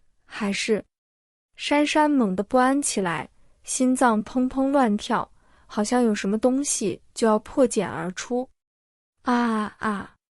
不行！珊珊连忙把那东西塞回去。她肯定是喝多了才会这样胡思乱想。酒真是个坏东西，居然让她产生这么诡异的想法。她不由看向舞池，封腾和周小薇仍然在跳舞。恰好此刻封腾背对着他，周小薇看见他，朝他温婉的一笑。珊珊却完全没有注意到他，她看着封腾挺拔的背影，觉得脑袋越来越重。珊珊想，还是出去清醒一下吧，再待在这里要走火入魔了。于是时刻关注着这边的八卦人士们清楚地看到，周小薇示威的一笑后，薛珊珊嫉妒地盯了舞池中的总裁和周小薇一会儿，然后生气地站了起来，独自一人失魂落魄地走出了会场。第18章，珊珊推开酒店的大门，外面的西北风寒彻入骨，珊珊被风一吹，哆嗦了一下，赶紧退回酒店。好冷，她怎么不知不觉地走到楼下来了？珊珊抱着自己光裸的手臂发抖，不过早点回去也好，时间也不早了。正想着，手袋中的手机响起来，珊珊拿出手机，看到手机上闪烁的号码，怔了一下，明明脑子里想着不要接的，手指却不知怎么的按了接听键。封腾略微不悦的声音传来：“你在哪里？”“楼下大堂。”“不是叫你别乱跑的吗？”封腾愈加不悦，“在那里等着，我马上下去。”“等等。”感觉封腾就要挂电话，珊珊连忙喊住他。反正也跑不掉，不如死得痛快些。珊珊厚颜地说：“总裁，你能不能帮忙把我的羽绒服带下来？”没过多久，珊珊就看见封腾拿着她的羽绒服从电梯中走出来，锐利的眼神一下子就找到他。珊珊赶紧跑上去，一边道谢，一边从他手中抢过自己的衣服。“你跑下来做什么？”“我头晕，想回去了。”珊珊心虚地说。封腾看了看她绯红的双颊，神色和缓了下来。“我送你回去。”然后不容拒绝地向外面走去。珊珊愣了一下才跟上。总裁大人真是太客气了，这样他会乱想的。珊珊还是乱想着上了车。白色跑车平稳地行驶在夜色中，车内的两人一时都没有说话。过了一会儿，珊珊终于忍不住将心中的疑问问出口：总裁，严先生说，风小姐最近几个月并没有去欧洲。风腾淡淡地应了一声，说，然后呢？他居然问他然后。珊珊瞪大眼睛看着他，有人被戳穿了谎言还这么坦然吗？ Boss 大人肯定是千年老妖。那你为什么跟我说他去欧洲了？风腾波澜不惊地说，有吗？当然有。哦。风腾不以为意的样子，口误。珊珊 ，Boss 大人你还能更无耻一点吗？不过，也许真的是口误吧，不然有什么理由让 Boss 大人骗自己呢？难道是为了骗他和他一起吃饭？这不可能吧？而那代表的意义，简直更不可能吧？对方是 Boss 大人啊，感觉就像隔了一个宇宙，一个隔了宇宙的外星人，会喜欢自己吗？珊珊脑内大战着，车里又静了下来。忽的，风腾状似不经意地开口说，跳舞的事你不要误会。周小薇并没有兑现支票，而是在刚才第一支舞曲后请求他再和他跳一支舞。那含羞带怯的表情下藏着什么心思，风腾怎么会看不出来？可是多跳支舞又能改变什么？不过在年会这样的庆祝场合，对曾经输血给风月的员工，他却不好让他太过难堪，无可无不可的和他跳起第二支舞。然后就看见薛珊珊走出去了。经验告诉风腾，薛珊珊跑出去绝对不会是因为某些正常的理由，不过他还是决定解释一下。虽然他的解释实在太含蓄了点，太点到即止了点，珊珊却阴错阳差地感动了。他完全不知道风腾和周小薇跳了第二支舞，以为风腾为第一支舞向他解释呢。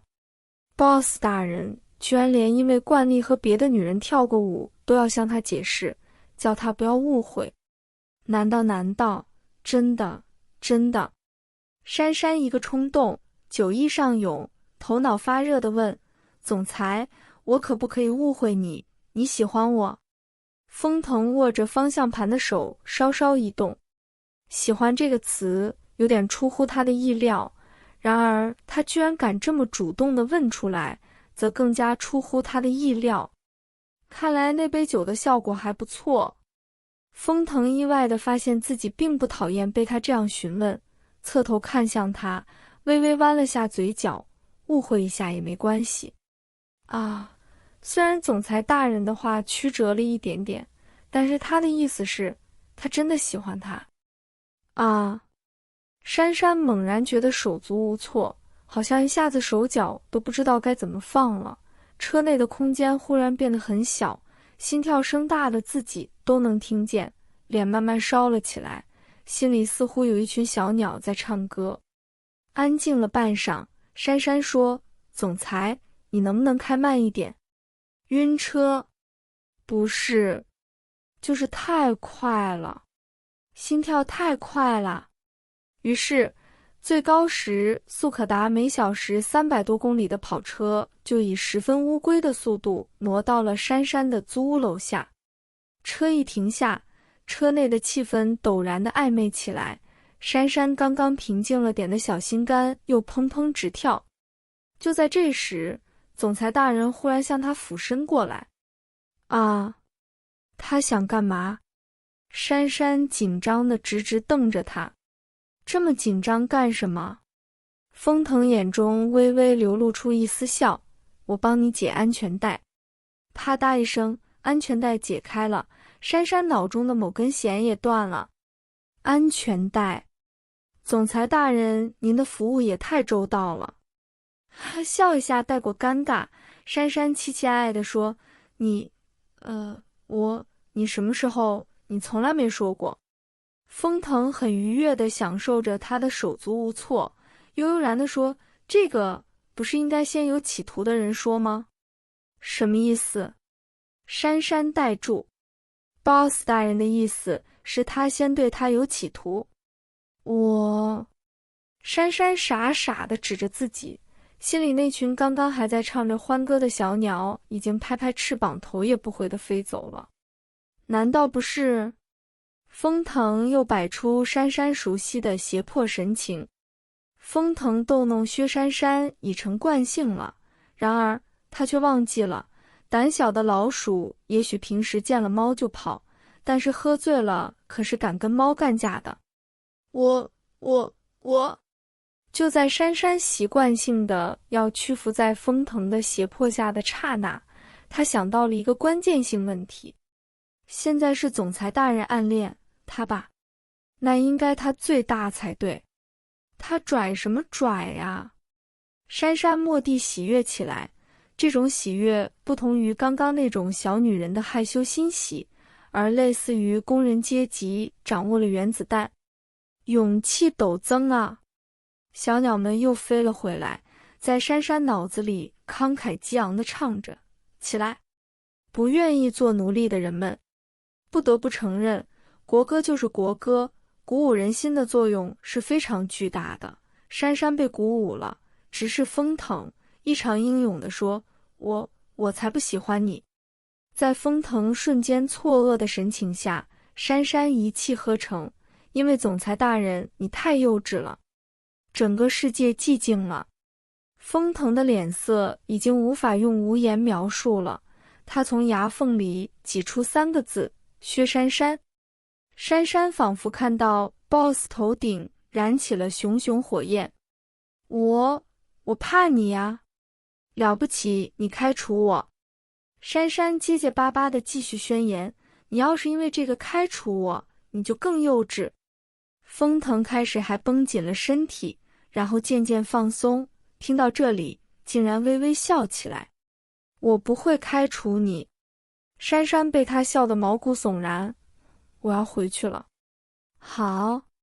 风腾意外好说话地打开了车门锁。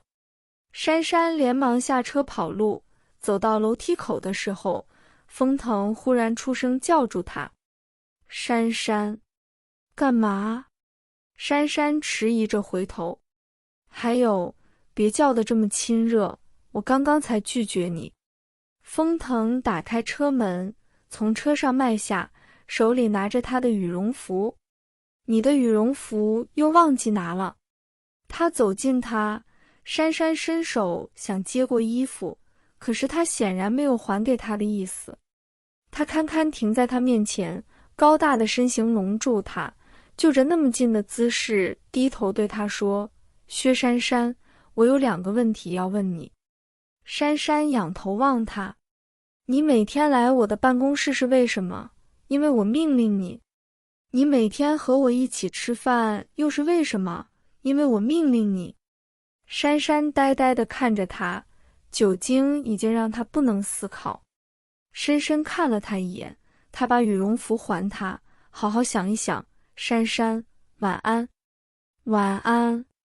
珊珊哆嗦地看着白色跑车消失在夜色中，一方面是冷的，一方面是总裁大人的目光怎么这么可怕呢？不过他现在才不怕他。珊珊又豪气万丈起来：总裁大人，你等着吧，明天就叫你知道什么是小人得志啊！不对，他才不是小人，应该是什么叫农奴翻身。也不对。哎呀，不管了。总之，他的心情无比的灿烂，灿烂的跑上楼，灿烂的开电脑打 boss， 灿烂的睡着了。又到了梦境，还是那片一望无际的绿色草地。老虎把小白兔从嘴巴里吐出来，得意地说：原来你喜欢我。小白兔吃惊地说：你怎么知道？老虎得意地甩甩尾巴：因为我刚刚把你吃到心里去了。这只老虎好没文化哦。小白兔鄙视地看着他。东西吃进去是掉胃里，不是心里啦。不过也不一定，毕竟老虎是老虎，而不是小白兔，说不定老虎比较奇怪呢。那么，刚刚那个砰砰砰叫着小白兔、小白兔的地方是大老虎的心里吗？老虎摇着尾巴，邀请小白兔说：“你要不要跟我去我的花园？我的花园很大很漂亮，很适合小白兔居住哦，还有很多好吃的操。”有很多好吃的操啊！小白兔心动了，但是又迟疑。可是什么？快说！大老虎不耐烦地拍着爪子。可是你不能欺负我。小白兔很勇敢地说：“你要听我的话，不准叫我做这做那，而且你要跟我一起吃操。”吃操？老虎很不情愿的样子。对，吃操，不然哪天他把它吃了怎么办？小白兔说：“不准挑食，不准这种操吃，那种操不吃。”好吧，好吧，都答应你。大老虎挥挥爪子，爽快地答应了。那你可以和我去我的花园了吗？好。小白兔点头，耳朵害羞地垂下来。你骑在我背上，我带你去。那你趴下来，你太高了，我够不着。大老虎温顺地趴在草地上，小白兔跳上去，揪着它背上的毛，威风凛凛地说：“老虎，出发吧，跑快点！”老虎背着小白兔飞快地越过草地，趟过河流，穿过森林。森林过去就是大老虎美丽的花园。老虎想，等到了花园，一定要告诉小白兔。如果一只老虎对小白兔很凶，表示它要一口吃掉它；如果一只老虎对小白兔很温柔，表示它要把它养肥了，慢慢吃掉它。还有啊，一定要慢慢让小白兔喜欢上吃肉。城市的月光斜斜地照进每一个没有拉上窗帘的卧室。珊珊抱着枕头，在温柔的月光下美美地睡着了，嘴角带着甜甜的笑。第19章，珊珊一觉睡到第二天10点多，睁开眼睛，迷迷糊糊地套上衣服，踩着拖鞋，惯性地走进卫生间，迷迷糊糊地挤好牙膏，开始刷牙，刷呀刷，刷呀刷，刷刷刷。猛地，珊珊咬住了牙刷。不会吧！珊珊抬起头，睁大眼睛看向镜子里的自己。她是不是还没睡醒啊？不然就是喝醉了酒产生幻觉。她怎么记得昨晚总裁大人向她表白了呢？而且她还很有骨气地拒绝了。珊珊差点把牙刷给咬断了。匆匆刷好牙，珊珊睡衣都没换，披了件长羽绒服就奔到楼下。其实她也不知道自己跑下来做什么，只是被一股冲动驱使着想看看幻觉中的案发现场。楼下恰好没人，巷子里冷冷清清的，一派冬天萧瑟的景象。珊珊傻乎乎地在昨晚风腾停车的地方站了一会儿，看看地面，然后抬头看看天。虽然每句话都记得很清晰，可是肯定是幻觉了。他怎么可能有那么大胆子反抗总裁大人呢？不，重点是总裁大人怎么可能向他暗示什么呢？珊珊边催眠自己边往楼上走，正巧隔壁的大妈下楼，看到她，大妈笑呵呵地问：“小姑娘，侬去啥地方？”虽说大城市邻里之间冷漠，但是珊珊这种孩子还是比较讨人喜欢的，每次看到都乖乖叫人，路过帮提东西，一来二去也就熟了。呵呵，阿姨出门啊？我随便走走。珊珊意识到自己这副乱糟糟的样子太诡异，打了个哈哈就想混过去，不料大妈挺热情地凑过来。昨天夜里送农回来，是农男朋友罚。啊，昨天夜里，男朋友。珊珊浑身一抖，人长得老高的，长相老好的，有车子，满有钞票额。珊珊的笑容僵住了。啊！珊珊一路内心咆哮着，冲回了自己的房间，直挺挺地向西床上扑倒。居然不是幻觉，完蛋了，完蛋了！他居然拒绝了总裁大人的告白，告白呀！总裁大人，你表白怎么也不提前预约一下呢？他很容易冲动的呀。一时间，珊珊的心里如狂风过境，乱七八糟。可是，扑哧扑哧冒着小水泡从心底浮起来的，却又是无可否认的欢喜。喜不喜欢他？珊珊从来没有想过这个问题，甚至连一丝这方面的念头都没有。可是，如果一丝想法也不曾有，现在心里汹涌澎湃的又是什么东西呢？要命！这是怎么回事啊？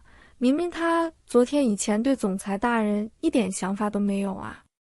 脑海中不由就浮现风腾说的话：“你为什么每天来我的办公室？因为我命令你。你为什么和我一起吃饭？因为我命令你。当然是因为你命令我。”珊珊在心里义正辞严地回答，可又有个声音在微弱的辩解，好像不全是吧？所以，其实她一直是在自欺欺人，掩耳盗铃。珊珊自己都觉得自己太难理解了。可是，不管怎么样 ，boss 大人表白了呀！珊珊伸手捂住了自己的脸，觉得脸颊滚烫。心里那欢快的小歌声好像越唱越响了，于是他再也躺不住了，爬起来飞快地穿好衣服鞋子。他要去人多的地方，去吃饭，去逛街，去超市，哪怕去压马路，随便做点什么都好，不然他就要被这膨胀的情绪爆掉了。他已经装不下了，一定要把心里那满满的不知名的东西散发出来。走在街上的时候，脚步好像都比平常轻快起来，明明还在路上一步步走着，脑子里却觉得自己已经在马路上轻快地飞奔一般。放空脑袋，随着人流出了地铁站，站在了人潮汹涌的中心广场之上。珊珊有些奇怪，自己怎么会不知不觉到了这里？但是这不重要。此时此刻站在这个地方，他只觉得一切都那么奇妙。天空明亮，西北风柔和而温暖，大理石的地面踏上去却有糙地般的柔软，眼睛里看到的每样东西都无比生动鲜明，连路过的大爷都这么可爱。珊珊在商业区走了一圈又一圈，最后无力地坐在路边的长椅上，长吁短叹。薛珊珊啊，薛珊珊，你完蛋了！总裁大人只不过随便告白一下下，你居然对整个世界都花痴了。他就这样坐在寒冬广场的长椅上，竟然丝毫不感觉到冷，脸蛋上甚至漾着热乎乎的红晕。傻坐了半晌，珊珊掏出手机，翻到通讯录，对着风腾2个字低头发呆。神游到不知几重天的时候，手机铃忽然响起，珊珊心里一抖，心跳猛地咚咚作响，抖着大拇指按返回，看清来电显示上是陆双怡3个字时，心跳才慢慢的平稳下来。她接通电话，以一种兼具失落和放松的声音叫道：“喂，双怡。珊珊啊，起西黄了吗？你以为我是你呀？天天睡懒觉的人，别跟上班族谈起 C 黄好吗？伤不起的。嘿嘿，我问你呀，你今年什么时候回家？我小年夜晚上的火车。哦，那我比你早回去。嘿嘿，春运啊，珊珊你保重。双怡的语气很幸灾乐祸，但是珊珊的心思完全不在这上面，也没仔细听她说什么，几乎是不由自主地说。双姨，我有事要问你。什么事？快说，我马上要去更新了。珊珊话到嘴边，却又说不出了，支支吾吾了半天，说：算了吧，你去忙吧，回去再跟你说。现在就跟我说。双姨恶狠狠地说，最讨厌说话说一半了，就跟写到悬念就弃坑一样，可恶。哦。珊珊迟疑了一下，双姨，如果有个很强大很完美的男人向一个很一般的女的表白，那怎么办呢？哦，是小说的话，女主就赶紧接受啊，然后作者就可以完结了，嘿嘿嘿。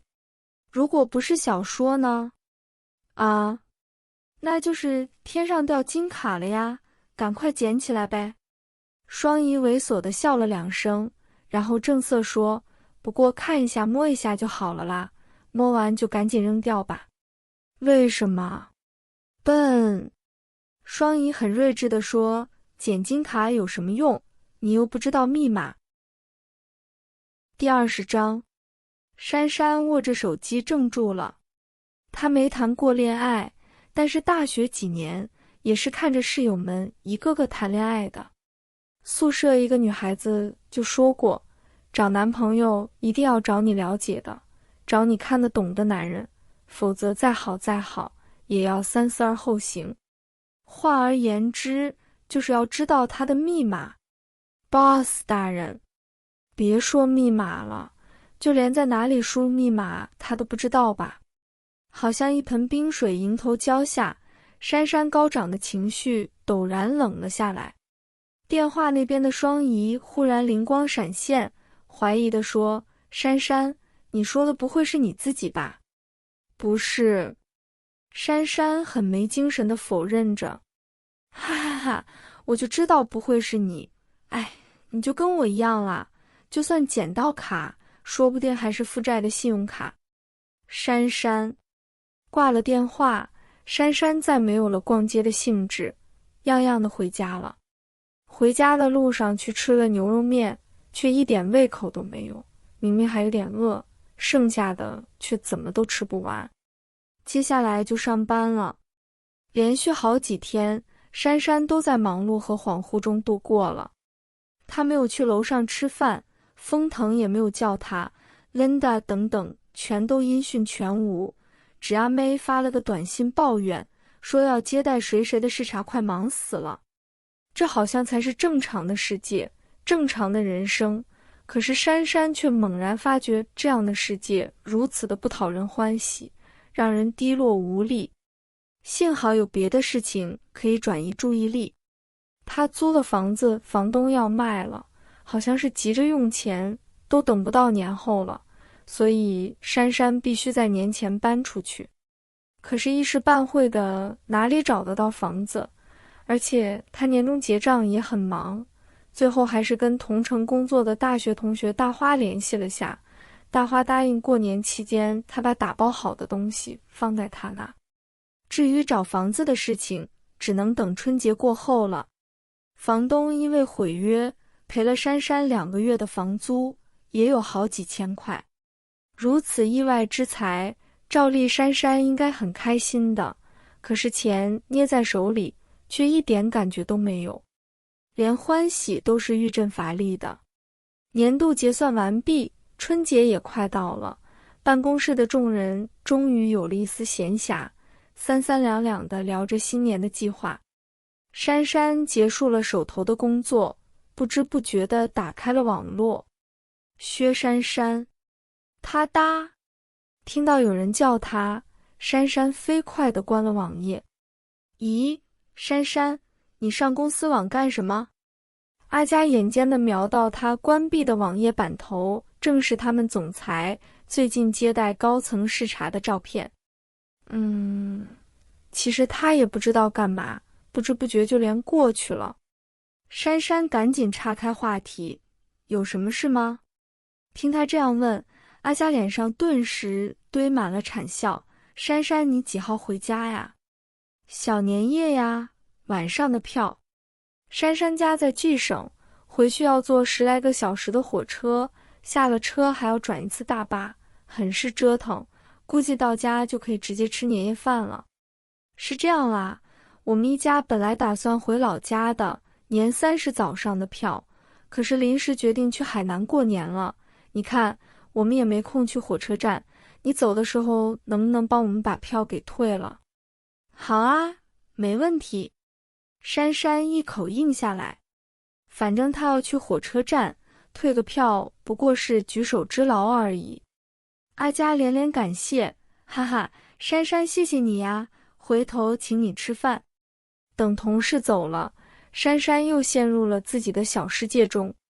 明天就要回家了，总裁大人，你究竟是一时兴起呢，还是一时兴起呢？办公室很热闹，珊珊却觉得自己和这样的热闹中隔了一层透明的结界。她发了一会儿呆，拿出手机，默默地打了4个字：新年快乐，然后设置成大年夜8点钟自动发送，收信人封腾。然后她长长地呼出一口气，她这算不算置之死地而后生？怕什么呢，薛珊珊，大不了总裁大人只是开玩笑而已，但是如果不搞清楚，只怕他这个年都过不好吧。他不知道这算是给自己一个交代，还是给自己一个完结。总之，做了这样的事情，好像浑身都轻松了一点。眨眼就到了假期，小年夜那天，珊珊把整理好的家当送去大花那，然后就拖着行李奔赴火车站。今年是珊珊工作的第1年，也是第一次真正见识到春运。往年虽然也要从学校回家，但毕竟学生放假是比较早的，哪里像这个时候，火车站里面简直连个落脚的地方都没有，气息浑浊的让人难受。珊珊有点后悔，为了省钱没有买飞机票了。挤到退票窗口帮同事退票，退票口居然也排着队，旁边还有不少人拥挤在那儿，不停地问别人有没有到哪里的票，估计是想从退票的人手里买票的。其中有个人一直问有没有 H 市的票，珊珊不由多看了他一眼。那人非常敏感，立刻跑上来问珊珊：小姐，你是不是退去 H 市的票？珊珊点点头。那人很惊喜地问：你有几张？3张。太好了，我正好要3张。那人更加喜悦了，连忙问：你看能不能原价卖给我？我们一家在这里等了大半天了，硬是没票。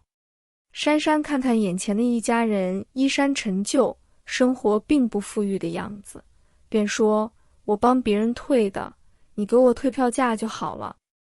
那人反倒犹豫起来，怀疑地看着他：您这票是真的吧？珊珊郁闷了，没想到自己一片好心导起了反效果，当下也不客气地说：你不要就算了。要的要的。那人见他这样说，连忙数出几百块钱来。珊珊接过了钱，也多了个心眼，看看手里的钱没问题，才把票给他。那人拿着票走了，珊珊拖着行李箱，打算去候车室的超市里买点东西路上吃。他的票还有1个多小时，所以也不着急，慢吞吞地选了几样食物去柜台排队结账。谁知刚刚结好账走出超市，就见刚刚从他手里买了票的人领着2个警察奔到他面前，指着珊珊气愤地说：就是他，假票就是从他手里买的。珊珊傻了。第21章，薛珊珊被带到警察局，才知道是帮同事退的票出了问题，那3张票居然都是假票。她连忙老老实实交代了来源，主动掏手机要打电话给阿佳，谁知道一摸外套口袋，居然没摸到手机。她顿时慌了，四处翻找起来，结果还是没找到，而且连钱包都不见了。刚刚在超市买东西的时候还有的呀，怎么一眨眼就不见了？难道是刚刚匆匆忙忙往兜里一塞，结果掉了？珊珊一下子懵了，这下完了，他所有的钱啊、卡呀、火车票啊，统统都在里面呢。没了火车票，就没法证明他旅客的身份。虽然身份证出于习惯放在了行李箱里，没有被偷，但是这似乎最多只能证明他不是黑户惯犯吧。而且还要赔给那个乘客钱啊！珊珊心慌的再三辩解，我真的不知道是假票。来源：我就是帮同事退票，他本来要回老家的，后来临时决定去海南了，所以把票给我，让我帮忙退一下。我不知道他哪里买的，现在没法联络他，他手机号码我记不住啊。公司：我是丰腾的员工。对的，我有工作的，干嘛没事去做票贩子啊？珊珊总算找到了有力的说辞。丰腾在 S 市还是很有名的。两名警察对望了一眼，问：你怎么证明？丰腾 ，boss 大人的名字一下子从脑海中蹦出来。他记得他号码，可是怎么可以让他知道这么丢脸的事呢？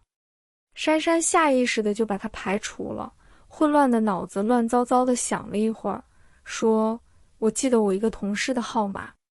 阿妹的号码很有规律，特别好记。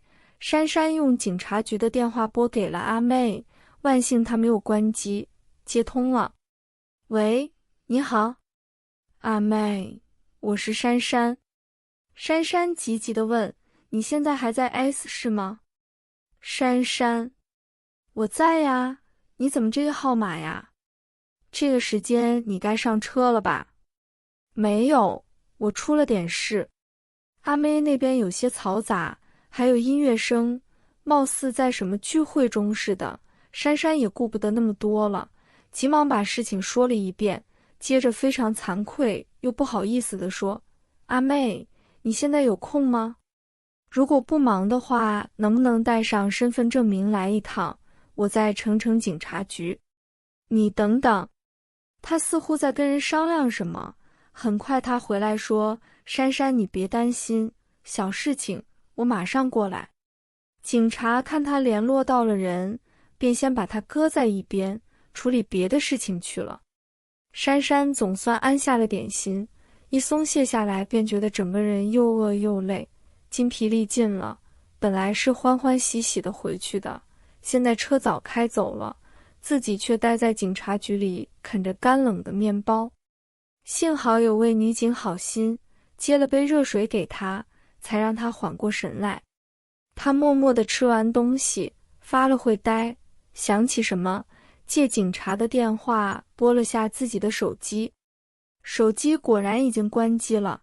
珊珊心知这手机估计是找不回来了，更加郁闷起来。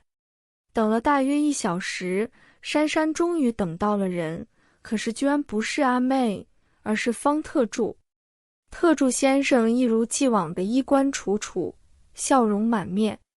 珊珊站起来，惊讶地问：方特助，怎么是你？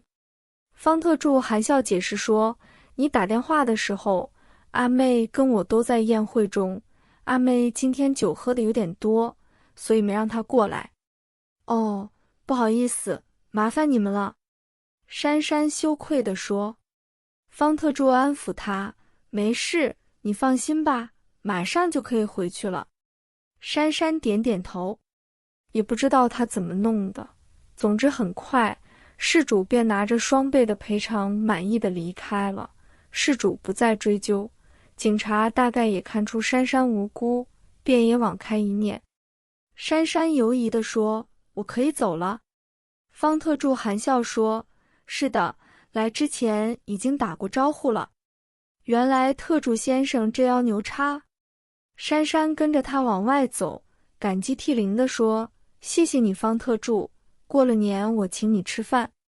方特助笑眯眯地扔下炸弹：薛小姐不用谢我，封总在外面车上，请。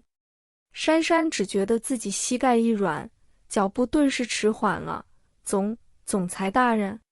方特助好像很意外他会意外似的，今天我们和封总参加一个住户领事馆的晚宴，薛小姐不知道吗？说话的时候，他正好推开警局的大门，珊珊下意识地朝外面望去，便见对面路灯光下，小雪飘落中，封腾挺拔的身影正倚车而立。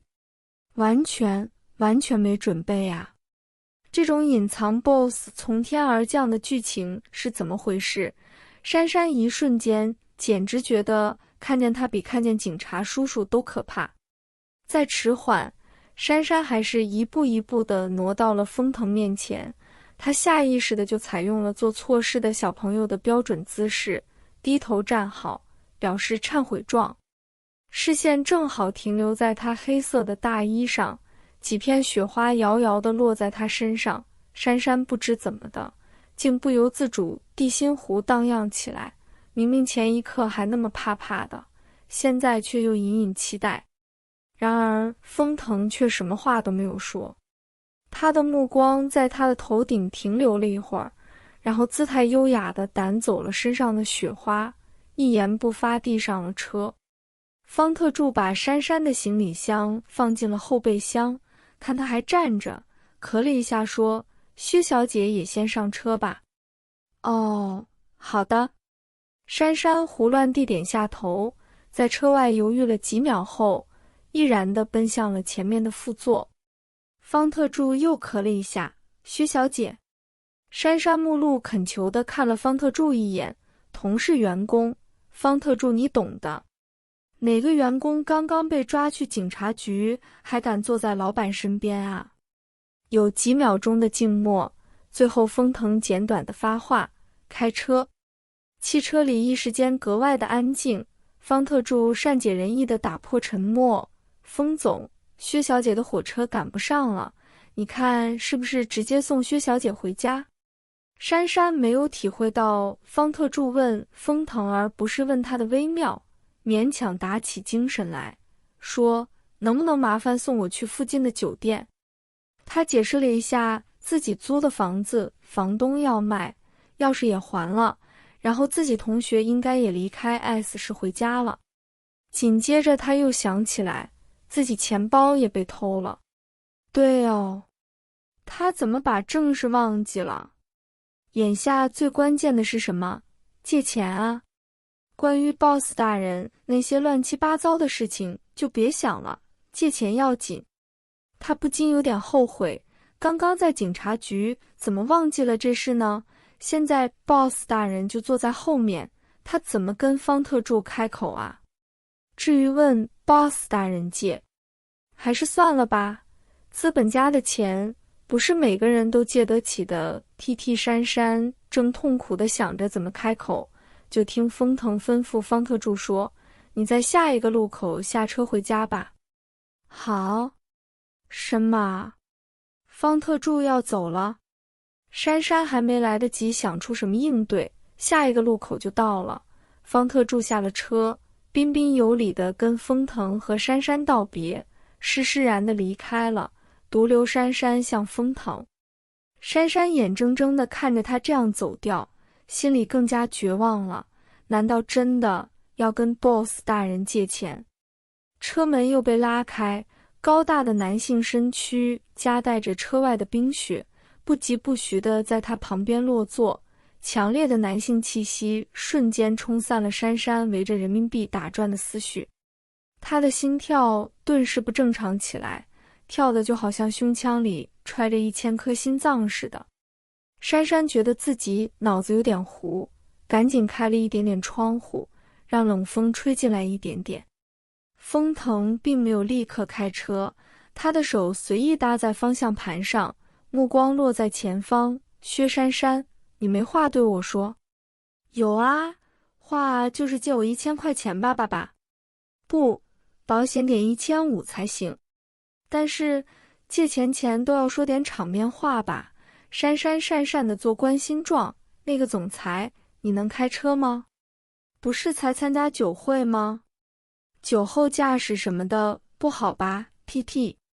封腾看向他，嘴角一勾，似笑非笑。放心，这种场合还用不着我喝酒。哦。珊珊继续想1500啊，1500。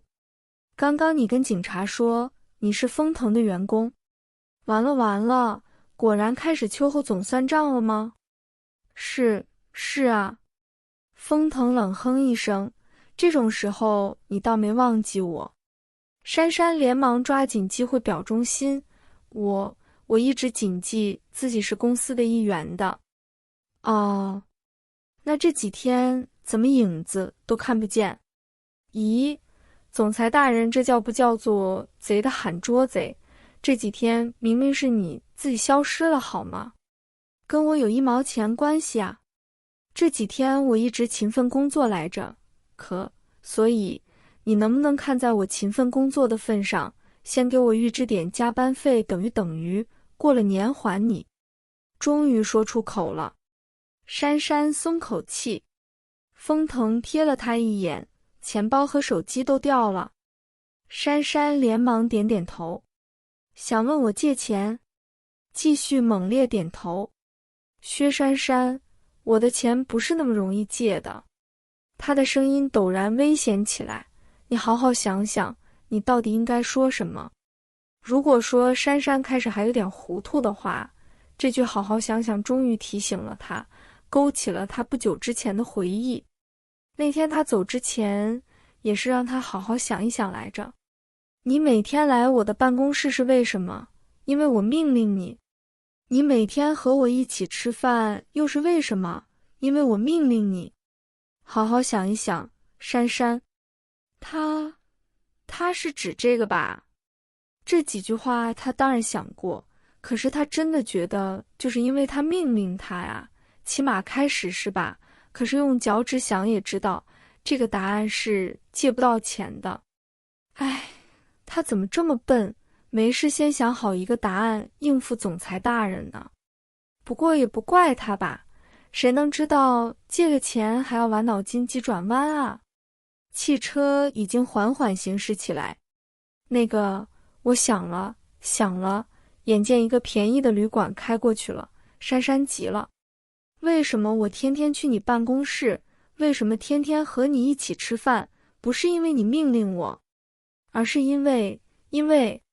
珊珊一边靠无耻的复制问题来拖延时间，一边绞尽脑汁，最后急中生智脱口而出：因为我为色所迷。珊珊觉得她的话一出口，世界都寂静了。性能良好稳定的世界级轿车居然在一刹那方向似乎飘了一下，虽然迅速地扳正了。他已经不敢去看 boss 大人，一瞬间他自己都被自己震撼了。刚刚自己一定抽风了吧？怎么刹那间大脑里产生的居然会是这个词啊？不过也许这才是真相。饶是向来镇定如风腾，一时也失语了。半晌，他的声音才响起，语气中带着莫测的阴森。哦，很好，不过既然都为色所迷了，那后来又是怎么回事？珊珊思考了一下，才理解他说的后来怎么回事是指他拒绝他的事情。boss 大人，你说话就不能直接一点吗？等于。不过也是哦，既然他都为色所迷了，他怎么又会拒绝总裁大人呢？果然说了一个谎言，就有无数的谎言等着圆啊。薛珊珊头都大了，难道说自己那天是喝醉酒了，为了爽一下嘛？等于这个最接近真相了，但是说出来肯定会被 boss 大人抛尸荒野吧。珊珊都想哭了。借个钱有木有这么难啊？才1500啊。有什么答案才是又拍马屁又合理的呢？珊珊急速地榨着自己已经所剩不多的脑汁，终于灵光一闪，简直是喜极而泣地说：那个总裁，其实我是在欲擒故纵来着。第22章，又是一片寂静。这次轿车好像有了预防似的，依旧极为稳定地行驶在马路上。路灯一个个开过，风腾的神情忽明忽暗，变幻莫测。良久，恭喜你，薛珊珊，这个答案我很满意。他的声音不阴不阳的，简直像从牙齿缝里发出的。珊珊小心肝颤啊颤，总裁大人是真的满意吗？所以，告诉你一个好消息。什么？我本来打算送你去酒店，然后酒店费用从你薪水里扣。现在我改变了主意。咦？珊珊期待地看着他，难道因为他的马屁？不，是真心话，改成了从他薪水里扣。这几天你住我那里。珊珊呆了，半晌才颤巍巍地问：总裁，住你那是什么意思？风腾已经懒得回答了，他踩下刹车，将车子掉了个头，朝相反的方向开去了。珊珊完美地保持了一路呆滞状。汽车上了高架，又下了高架，拐了2个弯，周围的环境一下子就清幽起来。道路两旁尽是高大整齐的树木，把房屋遮得隐隐约约，哪里还有一丝大都市的拥挤喧嚣。开了一会儿，又拐进了一条干净的林荫小道，长长的围墙尽头，黑色的雕花铁门已经在望。珊珊猛地回神，等等，我还没答应啊。风腾不为所动地说，你确定现在要下车？珊珊四顾，打车？这儿哪里会有人打车呀？珊珊郁闷地说，总裁，你每天上班都这么远吗？这是老宅，我平时不住这里。老宅？不会是和父母一起住的地方吧？难道会见到 boss 爹娘？珊珊刚一提起心，突然想起同事八卦过，说总裁的父母早在10几年前就遭遇车祸，双双身亡了，而抚养他们兄妹长大的老董事长去年也过世了。大概就是因为这样，他才不常回来吧。珊珊忽然就不知道说什么好了。沉默间，车子开进了那扇雕花铁门，整栋房子在他们进来的刹那灯火通明。珊珊刚刚还打定主意不东张西望的，现在却不由自主地被吸引了目光。风腾停了车，下来吧。珊珊跟他下了车，亦步亦趋地走在树间小径上。虽然小路两边设有古朴小巧的路灯照明，但是依然无法看清所在之地的全貌。一时间，珊珊只觉得走在这里压力很大，等看到笔直伫立在门口迎接他们的传说中的管家先生，压力就更大了。豪宅管家神马的，真素资本家的标准配备啊。不过如果以看电视的感觉来看眼前这一切的话，那就感觉还好。进了屋，立刻就有人上前周到的服务。珊珊换了拖鞋，脚趾在拖鞋里不安地动了2下，问风腾，我能不能用下电话？我想打电话跟我妈妈说一声。风腾点了点头，随手将自己的手机递给了他。他只是想借座机。珊珊只好接了过来，走开了些，拨通了家里的电话。电话是薛妈妈接的。喂，妈。珊珊。薛妈妈挺奇怪的，你怎么这个时候打电话呢？在火车上了吧？没。珊珊郁闷地把事情说了一遍，当然不敢说自己被带进了警察局，只说是钱包连火车票一起被偷了。少不了被老妈骂一顿，珊珊乖乖地挨着训。薛妈妈教训够了，问，那你现在住哪里？我住在同事家。同事家？正在听王博说话的风腾不由分了下神，王博立刻停下。风腾回神，你继续。珊珊打完了电话，想起回家的事情，不由握着手机为难。现在火车票是肯定买不到了，只能订飞机票。可是飞机票要怎么订啊？电话号码是多少呢？他在一旁等风腾和那个管家老伯讲完，才上前有些拘谨地问，总裁，你知道怎么订票吗？订票这种事情哪里用得着封腾亲力亲为，他自然不知道。看了下薛珊珊眼下疲惫的阴影，去休息吧，订票的事情不用你四爷要心。转而对管家吩咐订一张明早飞冀省的飞机票。珊珊不好意思地对管家先生说：“麻烦你了。”管家先生表情严肃地表示这是他应该做的，掏出本子一丝不苟地记下他身份证号码后，叫来了一个年轻的女孩子小朱，带薛小姐去2楼客房。住东面吧。封腾状似随意地加了一句。一个圆脸女子走过来，听到封腾的话，脸上流露出一丝讶异，不由分外客气地对珊珊说：“薛小姐，请跟我来。”小朱拖着行李箱走到2楼走廊的尽头，推开房门，笑盈盈地回身说：“到了，薛小姐。”他按下了灯光，舒适大方的卧室顿时展现在眼前。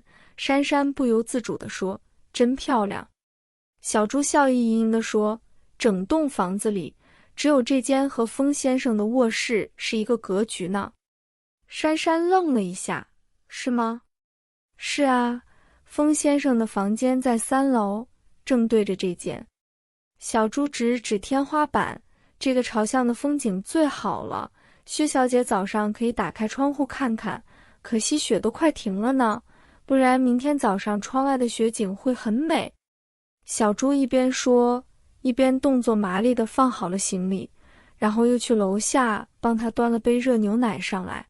“薛小姐还有什么需要我做吗？”珊珊连忙摇头：“没有了，谢谢你。”小朱笑道：“薛小姐太客气了，那我先下去了，有什么事情可以用内线电话叫我。”等他走后，珊珊才好意思在房间里四处走动看看。这是一个很宽敞的套间，书房衣帽间一应俱全，外面还有个很大的阳台，阳台上随意地摆着一组乳白色的沙发，看上去就让人很想躺的样子。珊珊打开阳台的小灯，在沙发上坐了下来，抬眼望着这一切，心里忽然就觉得有点烦恼。boss 家的阳台都比他房间大什么的，真让人绝望啊。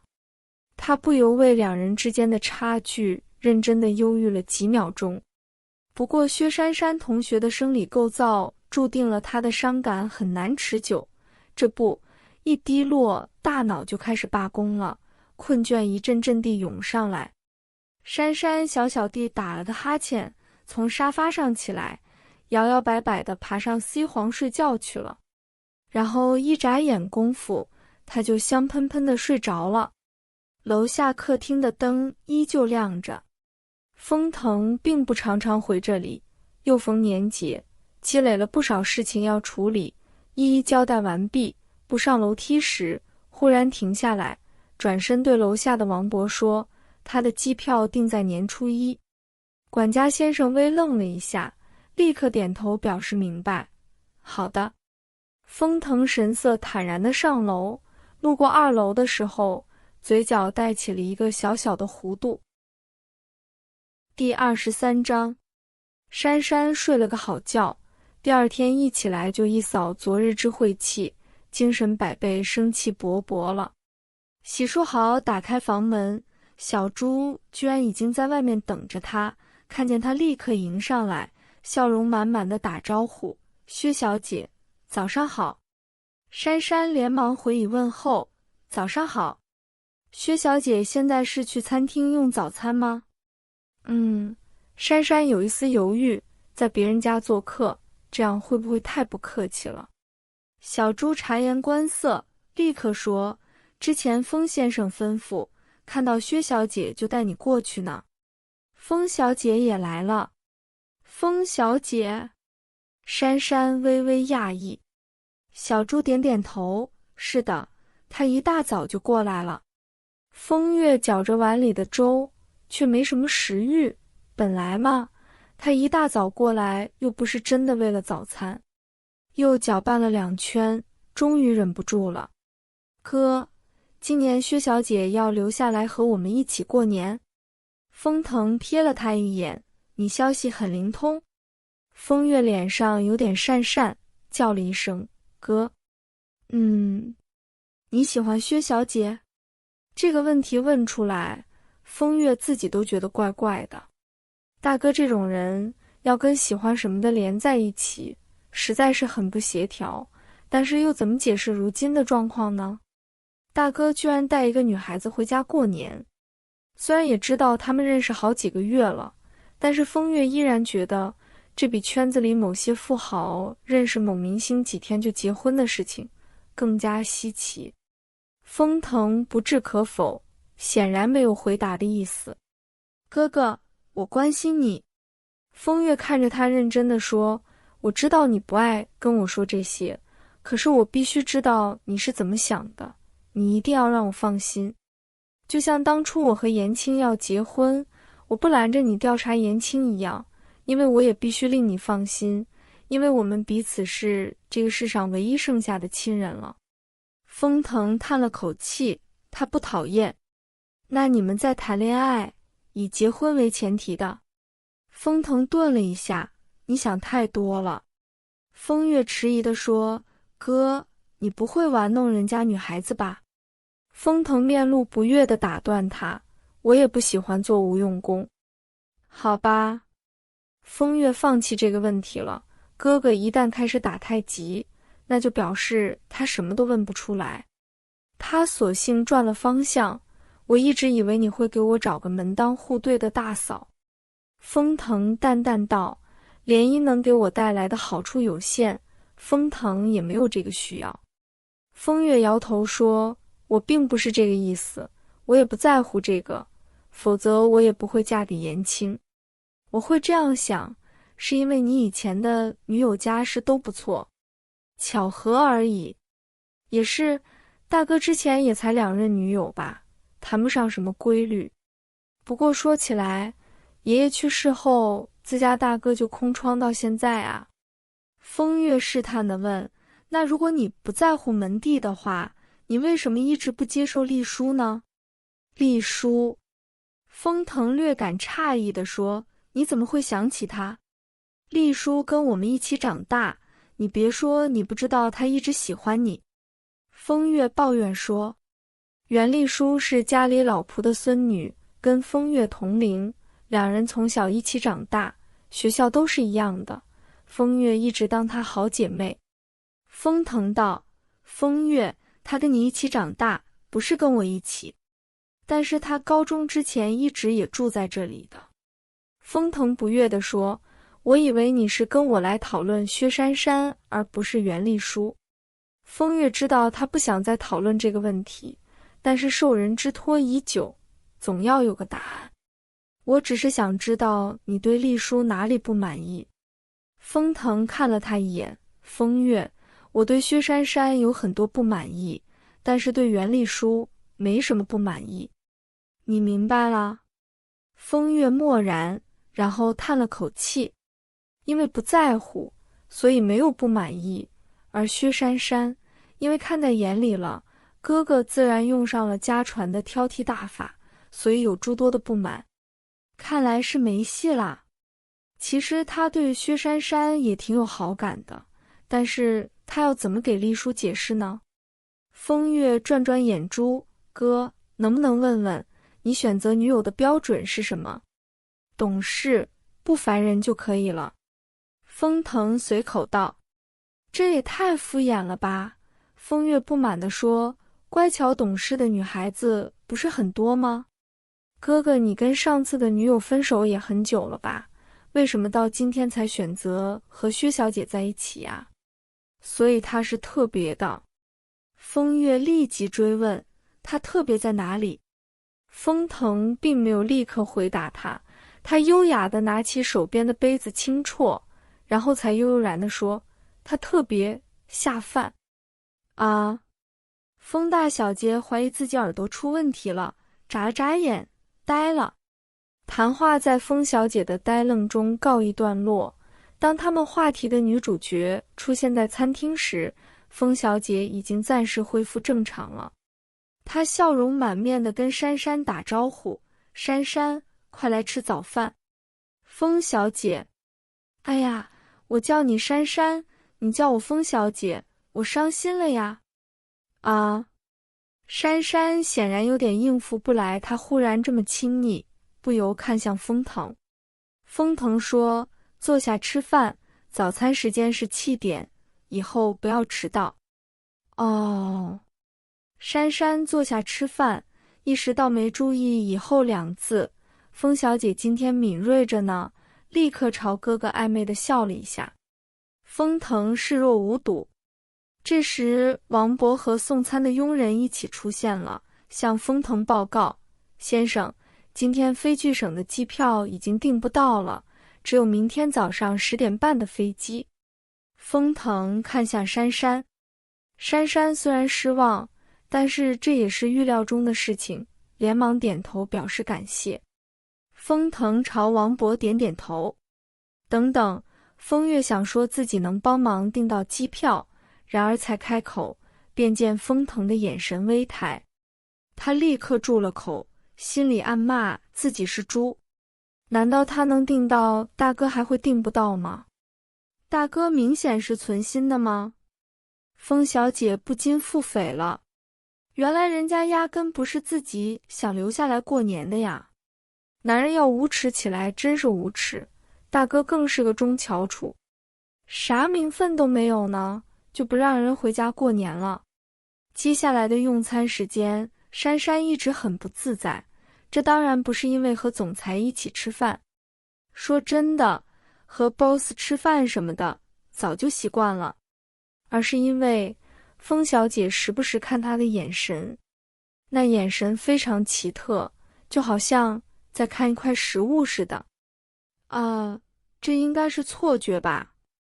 应该只是风小姐脑子里想着食物，又恰好看着她而已。果然，珊珊马上就听风小姐说：“珊珊，待会我们一起去农庄挑菜吧。”啊！珊珊一愣，她对挑菜2字是有条件反射的，脑子里瞬间想起的是 boss 大人暗黑的身影，难道风小姐竟然也有这种恶习？但是为啥要去什么农庄啊？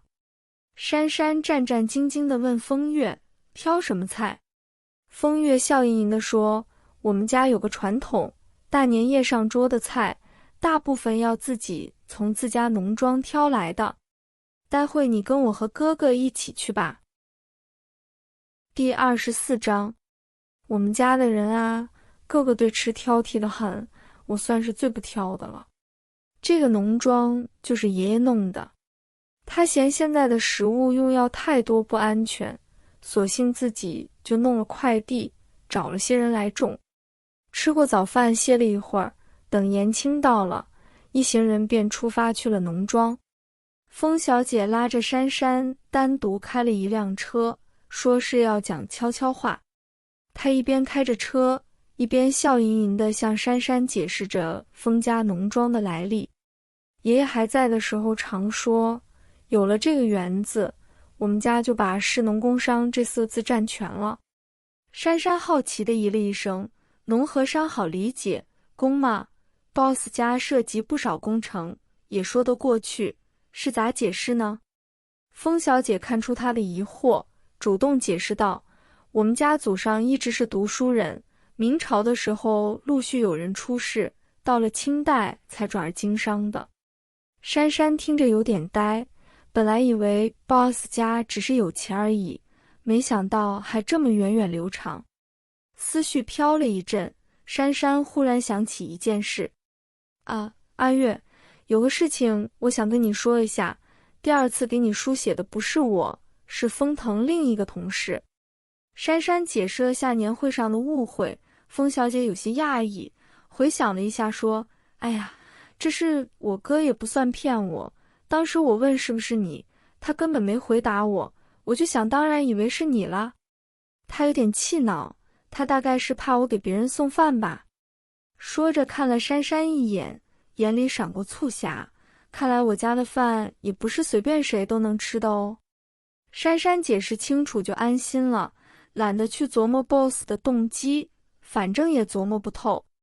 假装没听到风小姐的调侃，珊珊关心地问：“你不是刚刚输过血吗？现在开车没事吗？”“没事，虚惊一场啦。而且农庄很近的，半小时不到的路程而已。”果然没开多久，风小姐就说：“到了。”珊珊向窗外望去，先看见了一片林子，又开了片刻，才看见农田池塘，路边有几栋2层的楼房，房子前的空地上已经有几个人在等了。风月看着咦了一声，说：“怎么丽叔也在？”下了车，一个瘦瘦高高的短发俏丽女子笑盈盈地迎上来：“阿月。”风月说：“丽叔，你怎么也来了？”袁丽叔笑盈盈地说：“阿月，你这话说的，我家年夜饭的菜哪年不是你们家菜园子里的？怎么今年你舍不得了？”风月嗔怪说：“我就问一声，哪里有舍不得？往年不是都给你们家送去吗？怎么今年没有送？”风家的这个农庄，除了日常供应风家的食用，年节的时候还会给亲朋送一些产品过去。丽叔笑道：“就不许我吃完了再来呀？你要是舍不得，我就只好问你家大哥讨了。”他的眼睛已经看向后面下车的风腾，一眨不眨的，落落大方地说：“风大哥，好久不见了。”风腾点点头。丽叔。站在一旁的珊珊在电光石火中难得敏锐的真相了。哇，原来是 boss 大人的仰慕者。袁丽叔显然是极会说话的一个人，不着痕迹的大大恭维了风腾一番，什么西面的投资多么有远见啊之类的，连风腾这般难伺候的人都被他说得微微笑了一下。薛珊珊边听边检讨自己：“看吧看吧，这才是高手啊，看人家多么有专业性，多么欲扬先抑，高潮迭起啊，相比之下自己实在是太直白了。”风月在一旁看他神思恍惚的样子，以为他是在不高兴。既然他知道哥哥对丽叔完全无意，当然要跟薛珊珊解释一番，便低声对薛珊珊说：“丽叔是李奶奶的孙女，李奶奶是一直跟着奶奶的老人，在我家几乎过了一辈子，奶奶去世了才去跟儿子住。丽叔和我们一起在老宅子里长大的，大哥待她也如同妹妹一般。”他的重点当然在最后一句。说完，他也不管珊珊一会没有，笑盈盈地对袁丽叔和风腾说：“你们叙旧完了吧？再说下去可要天黑了。”袁丽叔埋怨状：“阿月，你真是的，我好不容易有机会跟风大哥讨教一番。”说着望望风腾手里的渔具，惊喜地说：“风大哥今天要钓鱼？我可想学很久了，上次海钓我没能去成，今天不介意教教我吧？”风月叹口气，知道自己的朋友是不撞南墙不回头了。他这心思由来已久，只是以前总觉得自己出身一般，不太敢表露自己对风腾的念头。如今大概是听说了薛珊珊的事，看到薛珊珊这样普通的家世竟然登堂入室，自然不甘心，前所未有的积极起来。见风腾已经点了头，风月转眼又有想法，自家大哥从来不是拖泥带水的人，以前丽叔藏着心事不说，想拒绝也无从拒绝起，现在他简直称得上直接了，倒不如趁机让大哥对他说清楚，免得耽误他青春。于是他也不再阻拦，反而对薛珊珊说：“珊珊，要不我们2个去挑菜吧？”虽说是亲自摘菜，但是风大小姐哪里肯真的下地，只是去人家摘好的菜里选一些罢了。风腾说：“你自己偷懒就算了，别带坏他。”接着他对站在一旁当木头已久的薛珊珊说：“薛珊珊，你也过来。”他说完便和颜青拿着东西往池塘边走。珊珊看了眼风月，风月头痛地说：“算了，我们一起去吧。”走在两个男人后面，袁丽书似乎才发现珊珊似的，含笑说：“还没请教这位小姐是？”珊珊礼貌地说：“我叫薛珊珊，你好。”丽书也礼貌含笑地说：“我是丽书。”她直接把姓略过了不说，透露着和封家特殊的亲昵意味，紧接着又笑吟吟道：“薛小姐难不成也是像我这样来弄点菜回去的？”薛珊珊说：“不是，我跟过来玩的。”袁丽书问：“不知道薛小姐从事什么行业？”“我是做财务的，在丰腾。”“袁丽书笑起来。这么说来，我们也算是同行，不过我可没你这么好运气，在封大哥手下做事。”风月吹话说：“丽书从事金融投资的，另外还是我的私人理财顾问。”袁丽书嗔道：“阿月，你取笑我，什么私人理财顾问，你自己懒得弄，我帮你打杂罢了。”说着便和风月谈起最近一些投资和目前的一些行情，聊了一会儿，转头一笑问薛珊珊：“薛小姐对这轮行情有什么看法？”珊珊根本没认真关注他们在聊什么，不过肯定是投资这块的。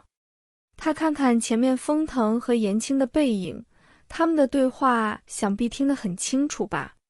这位丽书小姐，你要表现就表现嘛，干嘛拉她下水？珊珊摇头说：“财务和金融这块其实区别还蛮大的，我自己能吃饱就不错了，又没有闲钱，所以也不太关注投资。不然满肚子想法却没办法实现，也很难受吧？说不定还会铤而走险，孤注一掷，挪用公款什么的。”袁丽书被噎住了。什么叫满肚子想法却没办法实现？这是在讽刺他。孤注一掷岂不正是自己眼下的心情吗？他笑容微敛，自己倒是小看他了。风月不免也多看了珊珊两眼，但是看他一脸认真解释的样子，又觉得是言者无意，听者有心了。和颜青交谈中的风腾只是笑了笑，转过身来的时候又换了一副上位者的威压表情。“薛珊珊，你在我面前说挪用公款？”珊珊吓了一跳，连忙摇头：“没有没有，我只是打个比方，总裁大人，我是清白的。”风月默默地扭头：“大哥你真恶趣味，珊珊你果然很下饭，还有丽书，你真的没戏了。”说话间，一行人已经到了钓鱼的地方。风腾放下渔具，问薛珊珊：“会钓鱼吗？”珊珊摇头：“不会。”听风腾这么问，大家都以为他要教薛珊珊钓鱼呢，袁丽书脸都僵了。谁知风腾却是点点头，然后往池塘边上的菜地一指说：“那你去拔萝卜。”珊珊被雷浇了。第25章，珊珊蹲在萝卜地旁边，默默地瞅了半天，才伸手拔几根萝卜，然后扭头看看池塘边钓鱼的一群人，严重的心理不平衡起来。资本家什么的实在是太腐败了，钓鱼就钓鱼呗，还要弄个小木屋防寒，一群人坐在那里喝茶钓鱼轻声谈笑，他却要在寒风瑟瑟中拔萝卜。长工也不是这么用的呀。珊珊认真地开始考虑罢工的可能性，可是一想到自己吃住在人家，机票钱还要人家垫，珊珊揭竿而起的心又熄火了。算了算了，这些萝卜就当住宿费吧。珊珊认命地拔起了萝卜，只是时不时控制不住地往池塘边看看。第 N 次偷看的时候，正好撞上了风腾的视线。风腾目光一闪，居然起身走了过来。珊珊赶紧低头做出专心拔萝卜的样子来。薛珊珊，这就是你拔了半天的成果。伴随着熟悉的低沉的声音，视野里出现了一双黑色的男鞋。珊珊心里有点小委屈，也不理他，手指扒拉着泥土，闷闷地回了几个字：“手僵，拔不动。”薛珊珊。风腾微微俯身，好像在观察他的表情似的。你说不会钓鱼的？我可以学呀。是吗？尾音微微上扬，好像充满了怀疑。可是，你不是对放长线钓鱼没兴趣吗？珊珊愣了一愣，这句话怎么似曾相识啊？然后，久远的鱼刺事件浮现在脑海。薛珊珊，你就不会放长线钓大鱼？那时候懵懂不解的话语，此刻却好像忽然有了别样的含义。他为什么现在忽然提这个啊？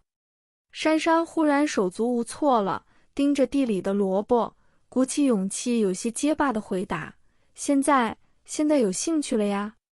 想到袁丽书，心里又有点郁闷，样样的说，可是鱼塘边上人也太多了。这是在抱怨。风腾眉宇间跃起一丝笑意，他突然问薛珊珊，你要不要给其他钓鱼的一个信号？珊珊疑惑，什么信号？告诉别人这个鱼塘已经被人承包了的信号。啊！珊珊不解地仰头看他，然后视线一暗，唇上触到了一片温热。他好像被吻了。高大的男人俯下身，大手抓住她的肩膀，在她唇上蜻蜓点水而过，然后看着她傻傻呆呆的样子，低声笑语：这是承包合同专用章。珊珊手里的萝卜掉到地上，重新回到刚刚离开的坑里了。珊珊最后还是没去钓鱼，而是蹲在萝卜地里，麻木地拔了一堆萝卜，满满的装了2筐。袁丽书倒是钓到了好几条鱼，只是那表现在脸上的高兴，怎么看都像是强颜欢笑。回去的时候，袁丽书搭了他们的顺风车，仍然是一副神采奕奕的样子，只是时不时有点走神。不过，比他更走神的是薛珊珊同学。不，薛珊珊已经完全没有神了，他脑海里只剩下一根根萝卜。这种状况甚至延续到了年夜饭，那丰盛的豪门夜宴啊，吃到了嘴里居然都是萝卜的味道。不过这也实在不能怪他，任何一个在萝卜地里丢掉初吻的不幸女子，都不会这么快变回正常人的。后来直到风月说要回家，珊珊才回过神来，下意识地拉住风月：你晚上不住这里？以前是住的，今年哥哥不是有你陪了吗？风月笑眯眯地说：是啊，我们明天早上7点多的飞机飞延青家，东西还没收拾好呢。那珊珊不知道说啥了，猛然产生了一种今晚就打包去飞机场过夜的冲动。风月眨眨眼，过得愉快哦？会愉快才怪呢，明明就是紧张死了好不好？可是当佣人们收拾好饭桌纷纷回家，偌大的屋子里只剩下他们2个人，珊珊心里竟然慢慢地浮起一丝类似心酸的情绪起来。大年夜身边居然一个亲人都没有，就算非人如 boss 也会感到寂寞吧。这么一想，独处的紧张倒是少了很多。珊珊凄凄哀哀地主动开口问：晚上我们干什么？风腾反问：你想干什么？珊珊想了半天，看春晚。风腾很无语地看了他一眼，两人便去客厅，打开了电视机，等着看春晚。珊珊看看壁钟，很好，已经7点45了，还有15分钟春晚就开始，只要顺顺利利地度过这15分钟，春晚开始后就不会显得很傻很尴尬，不知道要说啥了。哦，这个世界有春晚真是太好了。珊珊轻松地奔向厨房方向，我去弄点水果。在厨房磨蹭了半天，珊珊掐好时间，准时端了满满的2盘水果回来。水果来了，风腾却没有动，他坐在沙发里，低垂着眼，目光落在手中的手机上。薛珊珊，我刚刚收到了一条短信。珊珊有点不明白他为啥跟自己说这个。有人祝福我新年快乐，珊珊还是有点茫然。这很正常吧，拍拍 boss 马屁什么的，等等，他好像忘记了什么。风腾吐出了2个字，是你。珊珊终于想起来了。水果盘放在茶几上，珊珊垂头丧气地接受 boss 大人的询问。你手机不是掉了吗？是手机定时软件。珊珊小声地回答。什么时候定的时？前几天。风腾顿了顿，你给所有人都发了这个？没有。珊珊更小声了，就你一个。风腾点了点头，不再说话了。电视里春晚已经正式开始了，珊珊盯着电视机，心里一片乱糟糟，有种现行犯被抓的感觉。忽然，啪的一下，风腾关掉了电视机。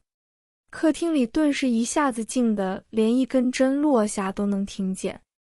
薛珊珊，这也是欲擒故纵？那你呢？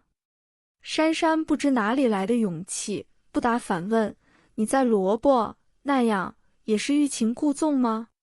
风腾倒没料到他居然会反问，笑了笑，有些意味深长地说，不是诱敌深入。他都已经在他家了，难道还不够深入吗？如果对方觉得他还不够深入，那么风腾第一次直呼他的名字，珊珊有点不自在。不过这种时候怎么也没法叫总裁吧。我没谈过恋爱，所以不知道到底应该是怎么样的。年会之前我明明没想过这些的，可是后来。他抬起头来，尽力看着他的眼睛。前几天看不见你，我很失落，看到你在警察局外面等我，我觉得很丢脸，可是又好高兴。你带我来这里的时候，我虽然觉得不应该，可是还是很高兴。刚刚和你吃年夜饭，我还是很开心。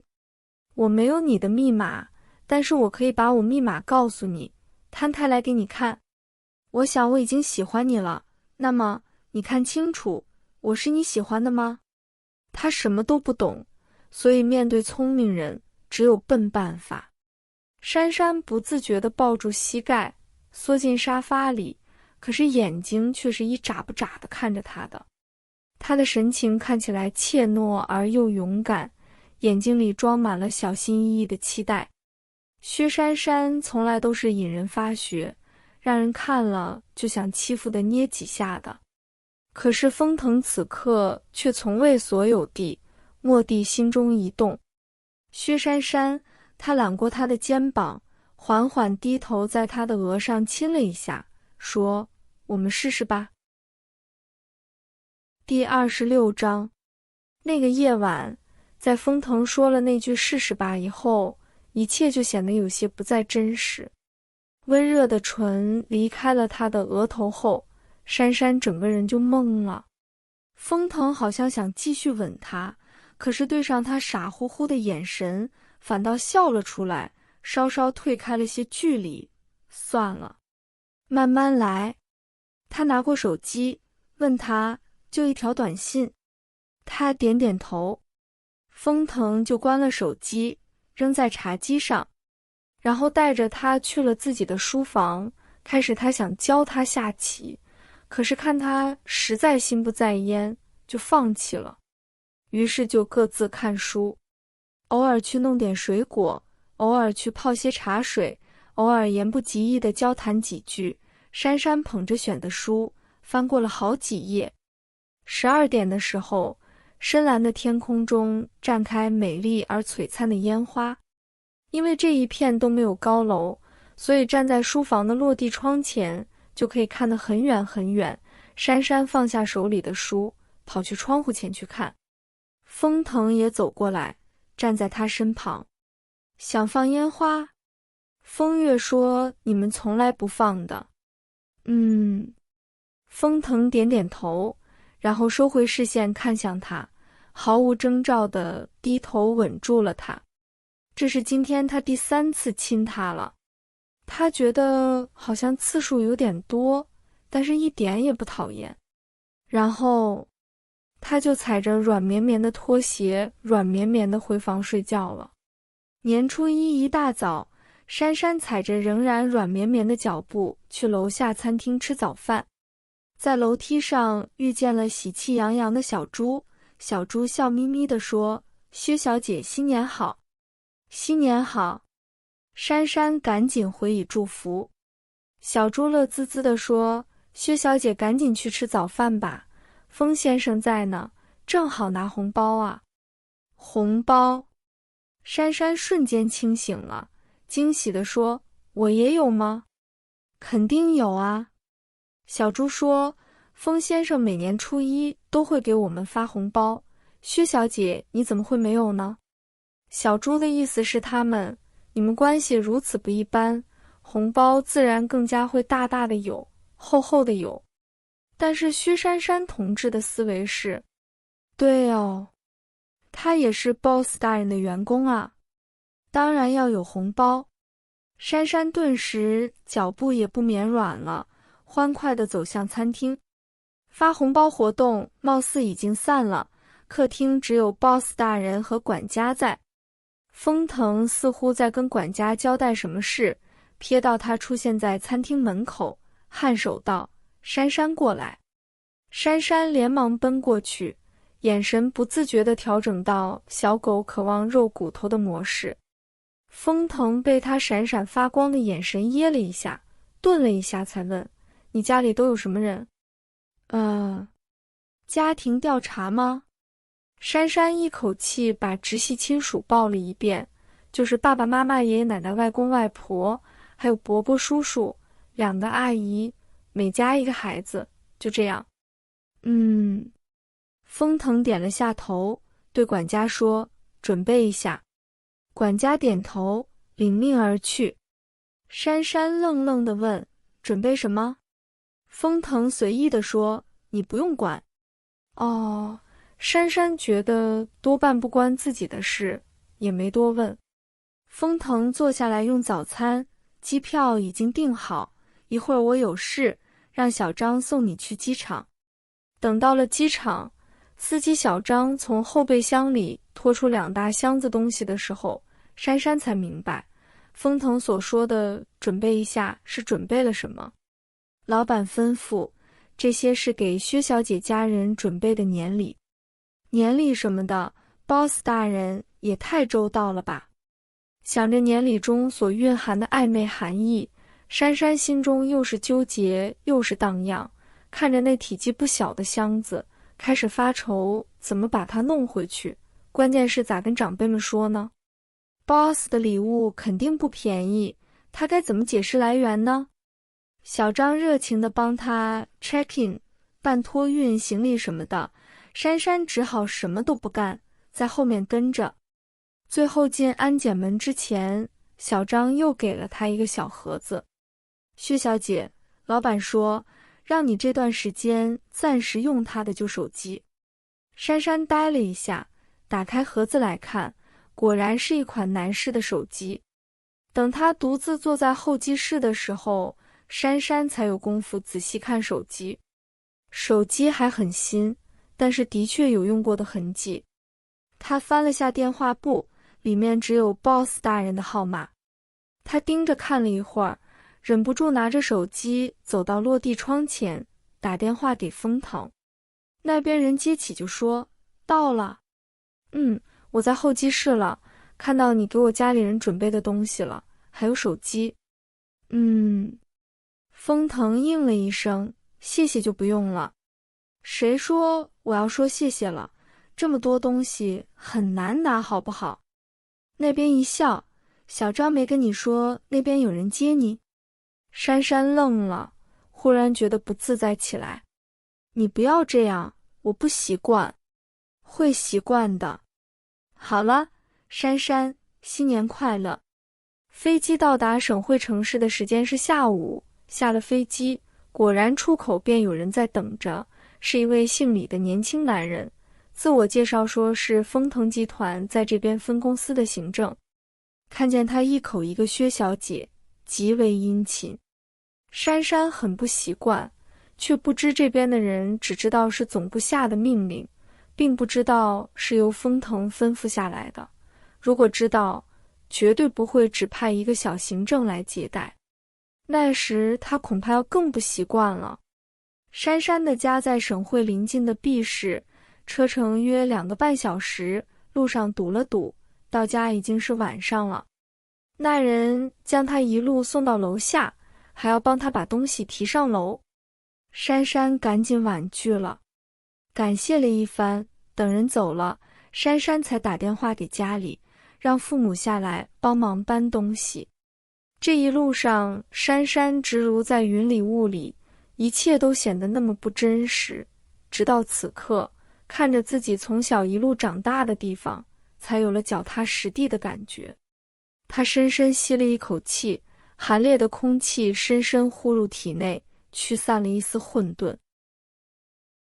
第27章，薛爸薛妈下来看到他，当然少不了一通埋怨，怪他弄那么多麻烦事，多花机票钱，看到2个大箱子，先是吓了一跳，等得知是礼物，又埋怨他乱买东西。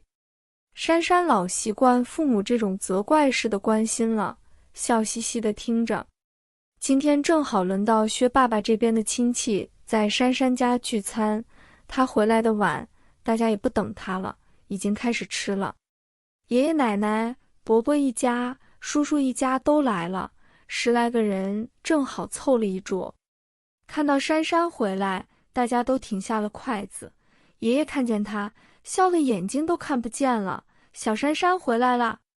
珊珊大半年没见到他们了，跑过去抱了一下爷爷奶奶。珊珊叫了一遍人，奶奶心疼地说：“快坐下来吃饭，坐飞机累了吧？”这小偷真不是东西，大过年的还偷东西。珊珊嘿嘿笑了一下。珊珊妈把手里的东西放下后，赶紧招呼大家，大家都坐下吃，她一个小孩子别当回事。大家重新坐下来吃东西，一时话题自然围绕着珊珊。先是问她工作上的事，工资啊、奖金啊什么地问了个彻底。珊珊也不介意，有多少就说多少呗，于是少不了被夸奖一番。接着又问坐飞机怎么样啊，大城市习惯不习惯什么的，这些都问完了。小婶婶开她的玩笑说：“珊珊，柳柳男朋友都有了，你什么时候有好消息啊？”柳柳是珊珊大伯家的女儿，他们薛家孙辈一共3个孩子，都是木字旁的，柳柳、珊珊，还有小叔的儿子薛彤彤。咦，柳柳也字都到嘴边了，珊珊硬是活生生的把这个字咽了下去，艰难地说：“柳柳有男朋友了呀。”好在大家没听出什么来，大伯母得意地说：“是啊，珊珊，明年我们家柳柳也要去 S 市工作了。”这下我们薛家2个姑娘都有本事去大城市工作，你爷爷要更开心了。大伯母一直觉得自己女儿薛柳柳才是薛家3个孩子中最优秀的，结果薛珊珊去了大城市工作，亲戚们全都说珊珊有出息。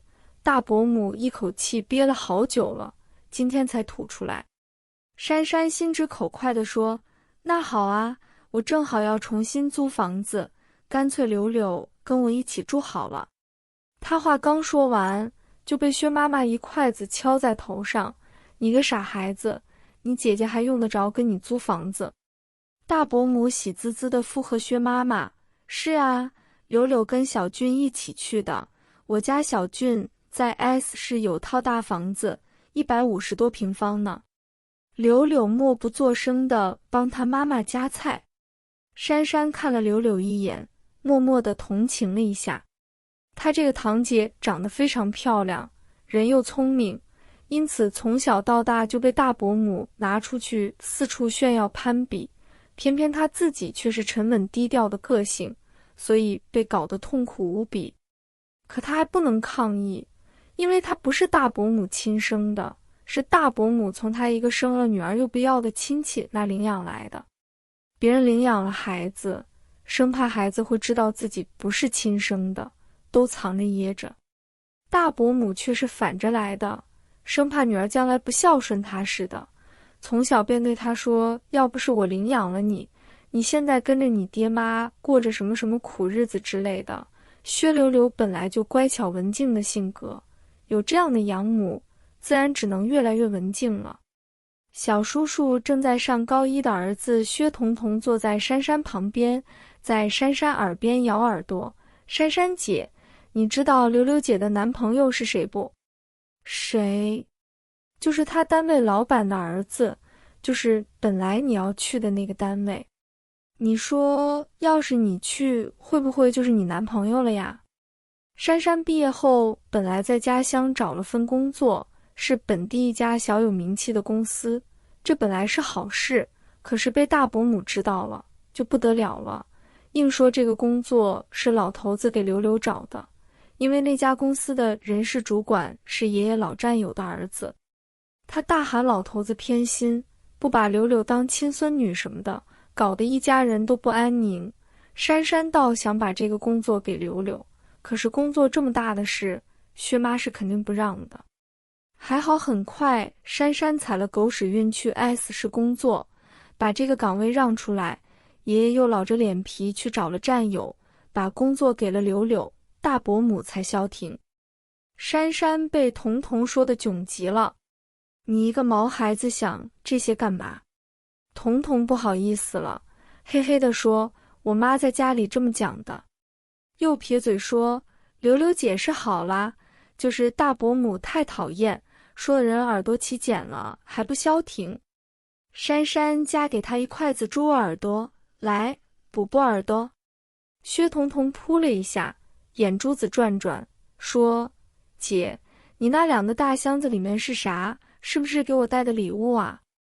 啊，对哦，还有给大家的礼物。珊珊想起封腾的礼物，饭都没心思吃了，放下碗筷，急匆匆地找来剪刀开箱子。大家也好奇地等着看是什么东西。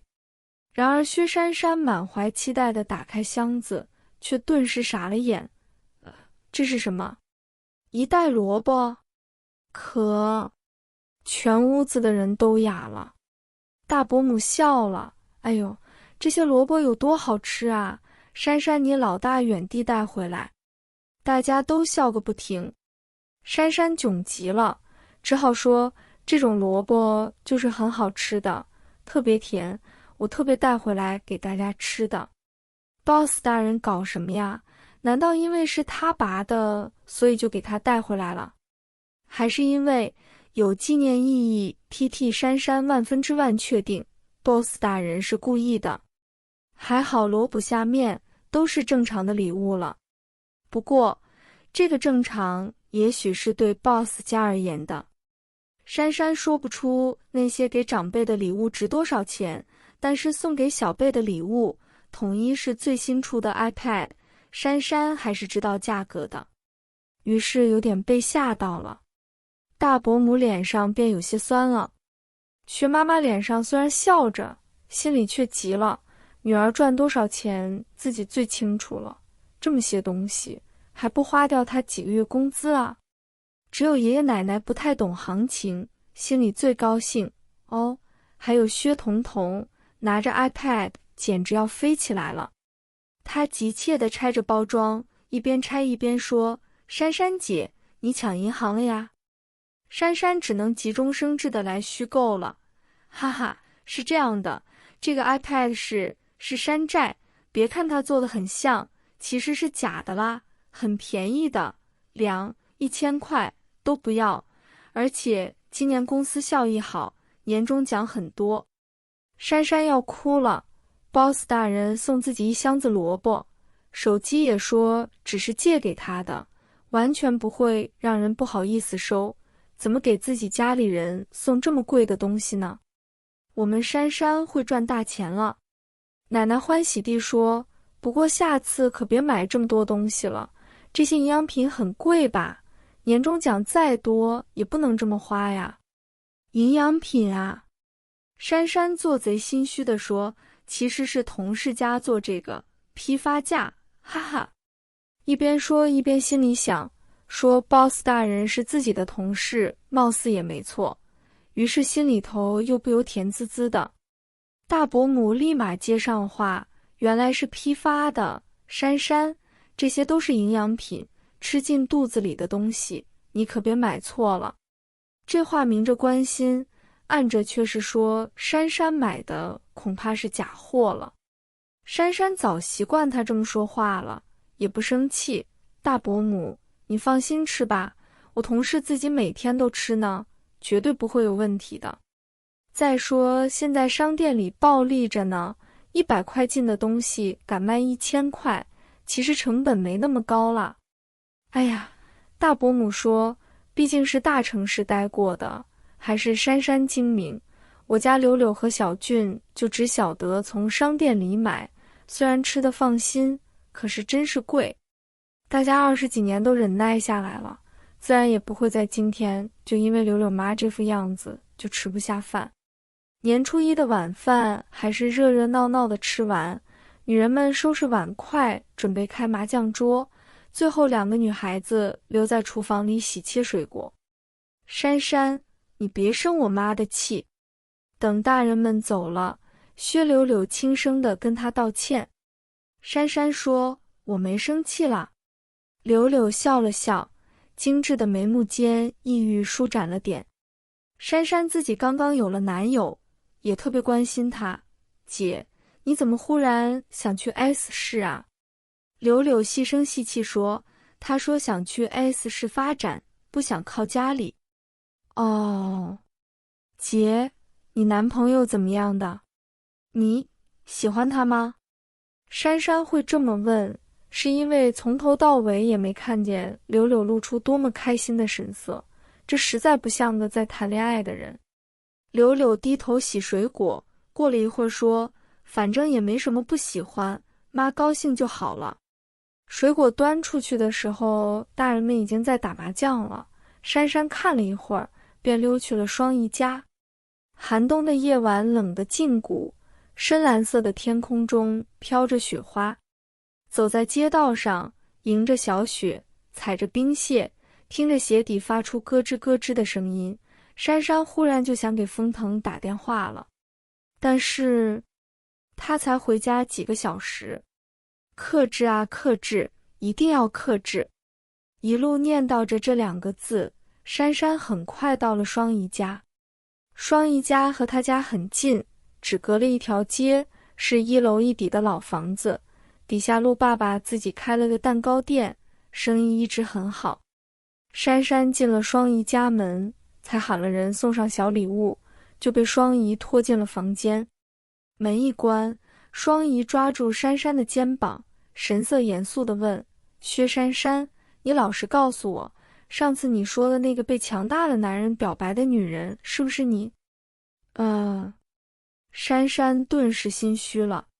双姨察言观色，激动了，哎呀，真的是啊。后来我越想越不对，你这么迟钝，没事问我这个干嘛？原来真的是你啊！快告诉我，那个强大的男人多强大？他干嘛的？多高？多帅？有照片不？珊珊连忙举手投降，你一个个问，慢慢来。好吧，首先，帅不？珊珊点点头。双姨星星眼了，手机里照片给我看看。没照片。我才不信，手机拿来，我自己看。说着，已经从珊珊口袋里掏出了手机。一到手，双姨就觉得不对。咦，你手机换了？是他的。哎呀呀，双姨更兴奋了，已经到了交换手机的地步了吗？原来除了交换日记，还有交换手机这种说法吗？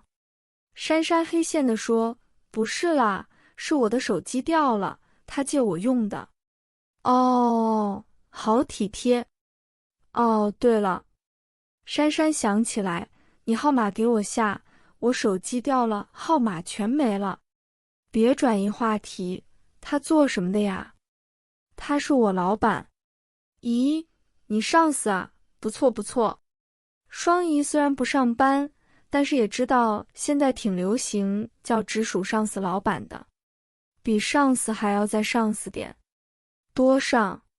双姨颤抖了，难道是传说中的 CEO？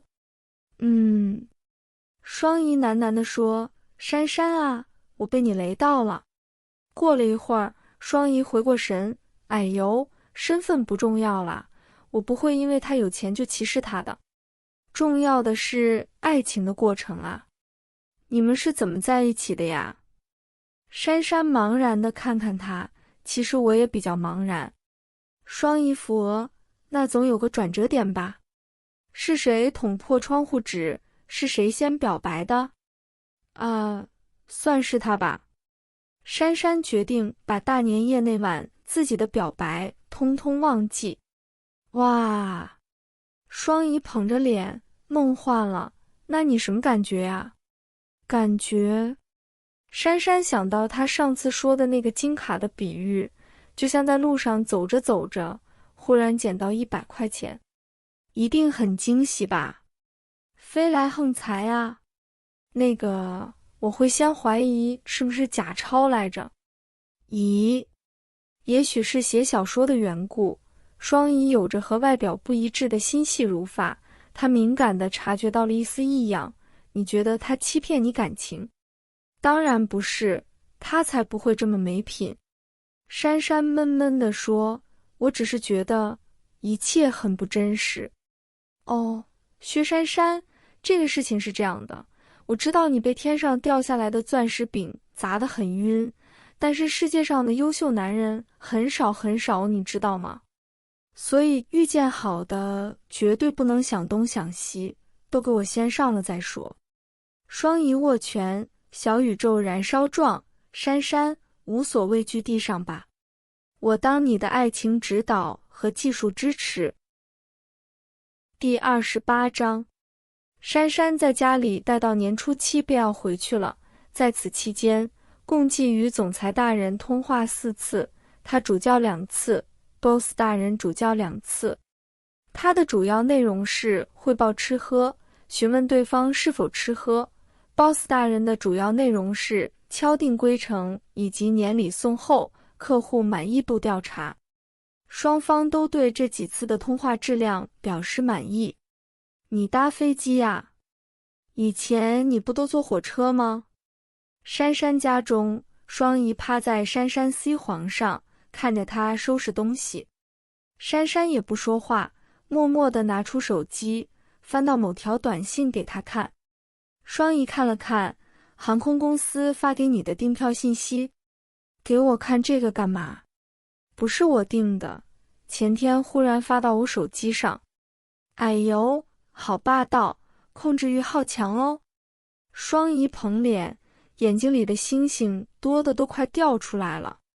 珊珊闭上嘴巴，决定不告诉他短信之后还有某人控制欲更强的电话，勒令他下飞机之后不准乱跑，必须在机场等他的航班落地。双姨花痴了一会儿，我问你，回去后有什么打算？先还他机票钱。珊珊老老实实地说出自己的想法。双姨好想撞墙，黑线地说，你不觉得还钱什么的很煞风景吗？但是我也不能占人家便宜呀。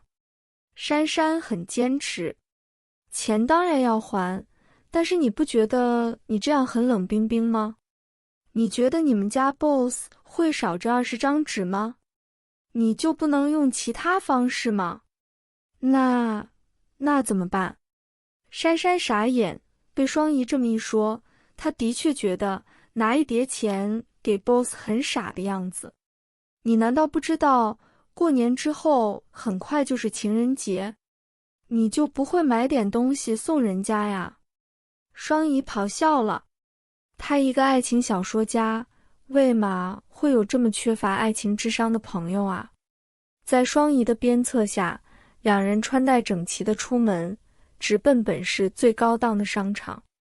去的路上，珊珊一直在凝眉思考什么，双姨以为她在想买什么呢，结果快到商场的时候，珊珊一把抓住她，严肃地说：双姨，我想过了，我们不能买2000块的。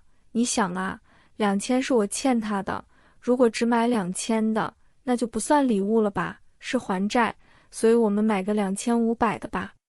双姨无力地瞅了他一眼，干净利落的终结对话。薛珊珊，闭嘴！两人在商场里逛了一圈，发现给男人的礼物真的挺难买的，尤其是风腾这种男人。要不买个钢笔？珊珊提议。双姨，你还能更老土吗？那皮带也不行，太淫荡了。为啥会淫荡？人家说男人送女人衣服是想脱下她，那你送你家 BOSS 皮带是想干嘛？双姨嘿嘿地笑。我上本书的女主角就是不幸送了皮带，被男主以此为借口，在第1章就吃掉了。双姨，你写的是色情小说吧？两人在商场里整整逛了2个小时，总算买到了满意的东西。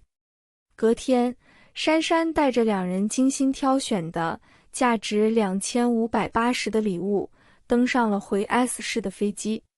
飞机落地的时间是下午3点多，而 BOSS 大人的飞机将会在1个小时后降落在同一个机场，所以珊珊下了飞机就拖着行李箱直奔机场接客大厅对面2楼的咖啡馆。这是 BOSS 大人命令的，要在这里等他一起走。点了一杯饮料，珊珊找了个可以看见底下旅客出来的位置坐下。给家里打了电话报平安后，珊珊开始每隔几分钟就看一下出口。看了几次，终于自己也觉得自己无聊了，乖乖地喝起饮料。没过多久，又从随身小包里拿出了给 BOSS 的礼物把玩。礼物是一对银质袖扣，暗银色的金属镶嵌着黑色的宝石，侧面是很中国风的镂空，精致细腻的做工带出一种低调而奢华的感觉。珊珊把它们摊在掌心。要怎么给 BOSS 呢？要等到2月14号吗？拿出来的时候该说些什么呢？ BOSS 大人又会有什么反应？侧趴在桌子上，看着手里的袖扣，脑海里各种想象翻腾。渐渐的，珊珊有点犯困起来。她握紧袖扣，决定闭上眼睛休息一会儿。不知不觉的就没了意识。不知道过了多久，朦胧中好像听见对面有轻微的瓷器碰撞的响声。珊珊睡眼朦胧地抬起头，先入眼的是挺刮的黑色衬衫。脑中还不太清醒，她坐直了身子，赫然看见了 BOSS 大人沉静俊逸的面容。他一手握着白瓷的杯子，目光停在杂志上。醒了？珊珊彻底清醒了。你什么时候到的？半小时前。珊珊讪讪地说，你怎么不打我手机？我以为会有人在出口迎接我。珊珊羞愧了，我不小心睡着了。睡得还好？风腾漫不经心地问。还好。那走吧，司机已经到了。风腾放下杯子，拿起大衣和他的行李。买单。买过了。等等。珊珊又停住了，着急地在地上找来找去，刚刚站起来才发现她的袖扣居然只剩下1个了。风腾看着她乱找了一阵，才伸出手，再找这个。珊珊看着他手里的袖扣，怎么会在你呢？在你脚边捡到的。他的眸色深深的。还有1颗呢？珊珊炯炯地把掌心还握着的1颗奉上。本来是想找个气氛比较好的时候送给他的，怎么现在搞得跟地主催缴财产似的？看上去像我用的东西。就是给你的礼物。风腾没再说话，迈步走出了咖啡馆。上缴完全部财产的珊珊默默地跟着他，走到电梯的时候，风腾忽然开口：“为什么忽然给我这个？马上要那个什么节了。”情人节。风腾笑了笑：“我们家很传统，从来不过西洋的情人节。”啊！珊珊愕然：“那他白买了。我父母是留学的时候认识的，都很爱这一套。我爷爷却非常厌恶这些洋节，不止一次训过我父母。所以小时候每到情人节，我父母就假装带我和风月出去玩，然后把我们扔给保姆，他们2个人偷偷摸摸地去约会。”珊珊知道他的父母是在车祸中一起意外身亡的。他说到他们的时候，虽然语气中并没有流露出什么，但是也许心里总会有点难受吧。珊珊忽然想抓住他的手，可是又有点不好意思，但是最终还是慢慢地伸过了爪子，不过手指才接触到他的手背，就被人反手抓住了。虽然都亲过好多次了，可是大庭广众之下这样牵着手还是第一回。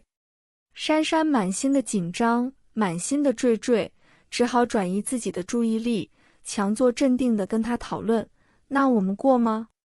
要不情人节的时候，我们也偷偷摸摸过一下。”风腾转头看了他一眼，握紧了手中有点想逃跑的小手，微微勾了下唇：“好。”也许是他掌心的温度太灼人，也许是被他一路牵手的样子太乱人心智，珊珊直到走到停车场看见司机，才想起来问：“我们去哪里？”“先到我市区的住处，你认认门，然后我们出去吃饭。”认认门什么的，珊珊有点囧，不自在地找话说：“对了，我们先去移动营业厅一趟吧，我要不卡。”“好。”风腾执起被他握住的手，放在唇边轻轻一吻：“你真麻烦。”直到吃晚饭的时候，珊珊觉得自己手上还残留着那一碰的触感。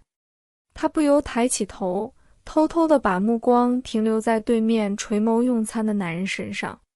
他回家的时候换了一身衣服，自己送他的袖扣已经别在了腕间。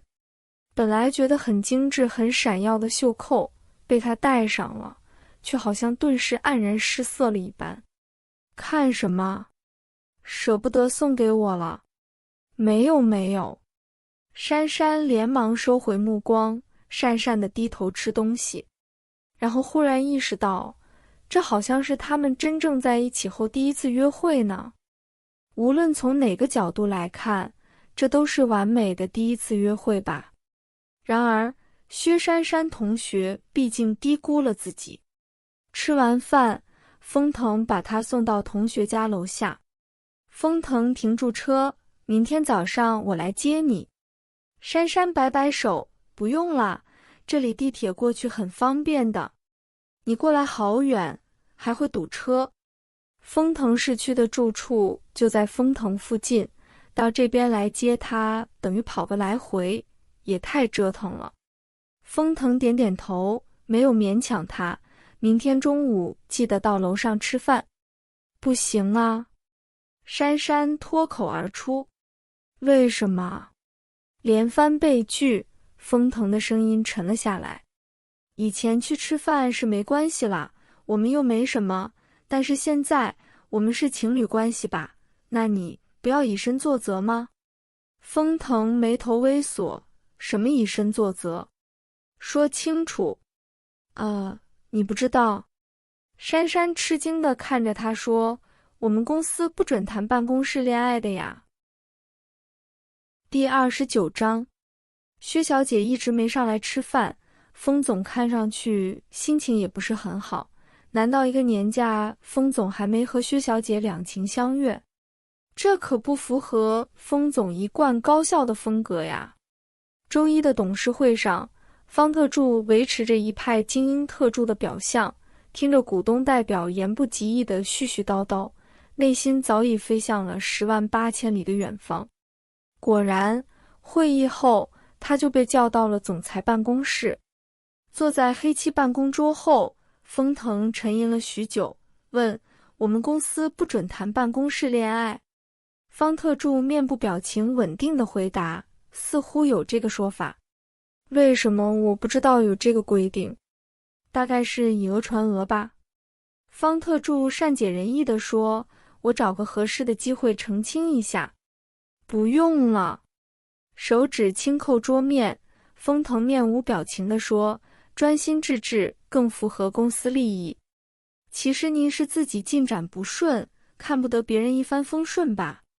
方特助依旧表情稳定地说：好的。薛珊珊同学显然没有意识到，自己的一句话害得全公司的有情人都被迫成了偷情人。晚上吃饭的时候，丝毫不知公司情侣疾苦地跟封腾忧心自己的小烦恼：我要抓紧找房子了，不然等我同学的男朋友回来就不方便住了。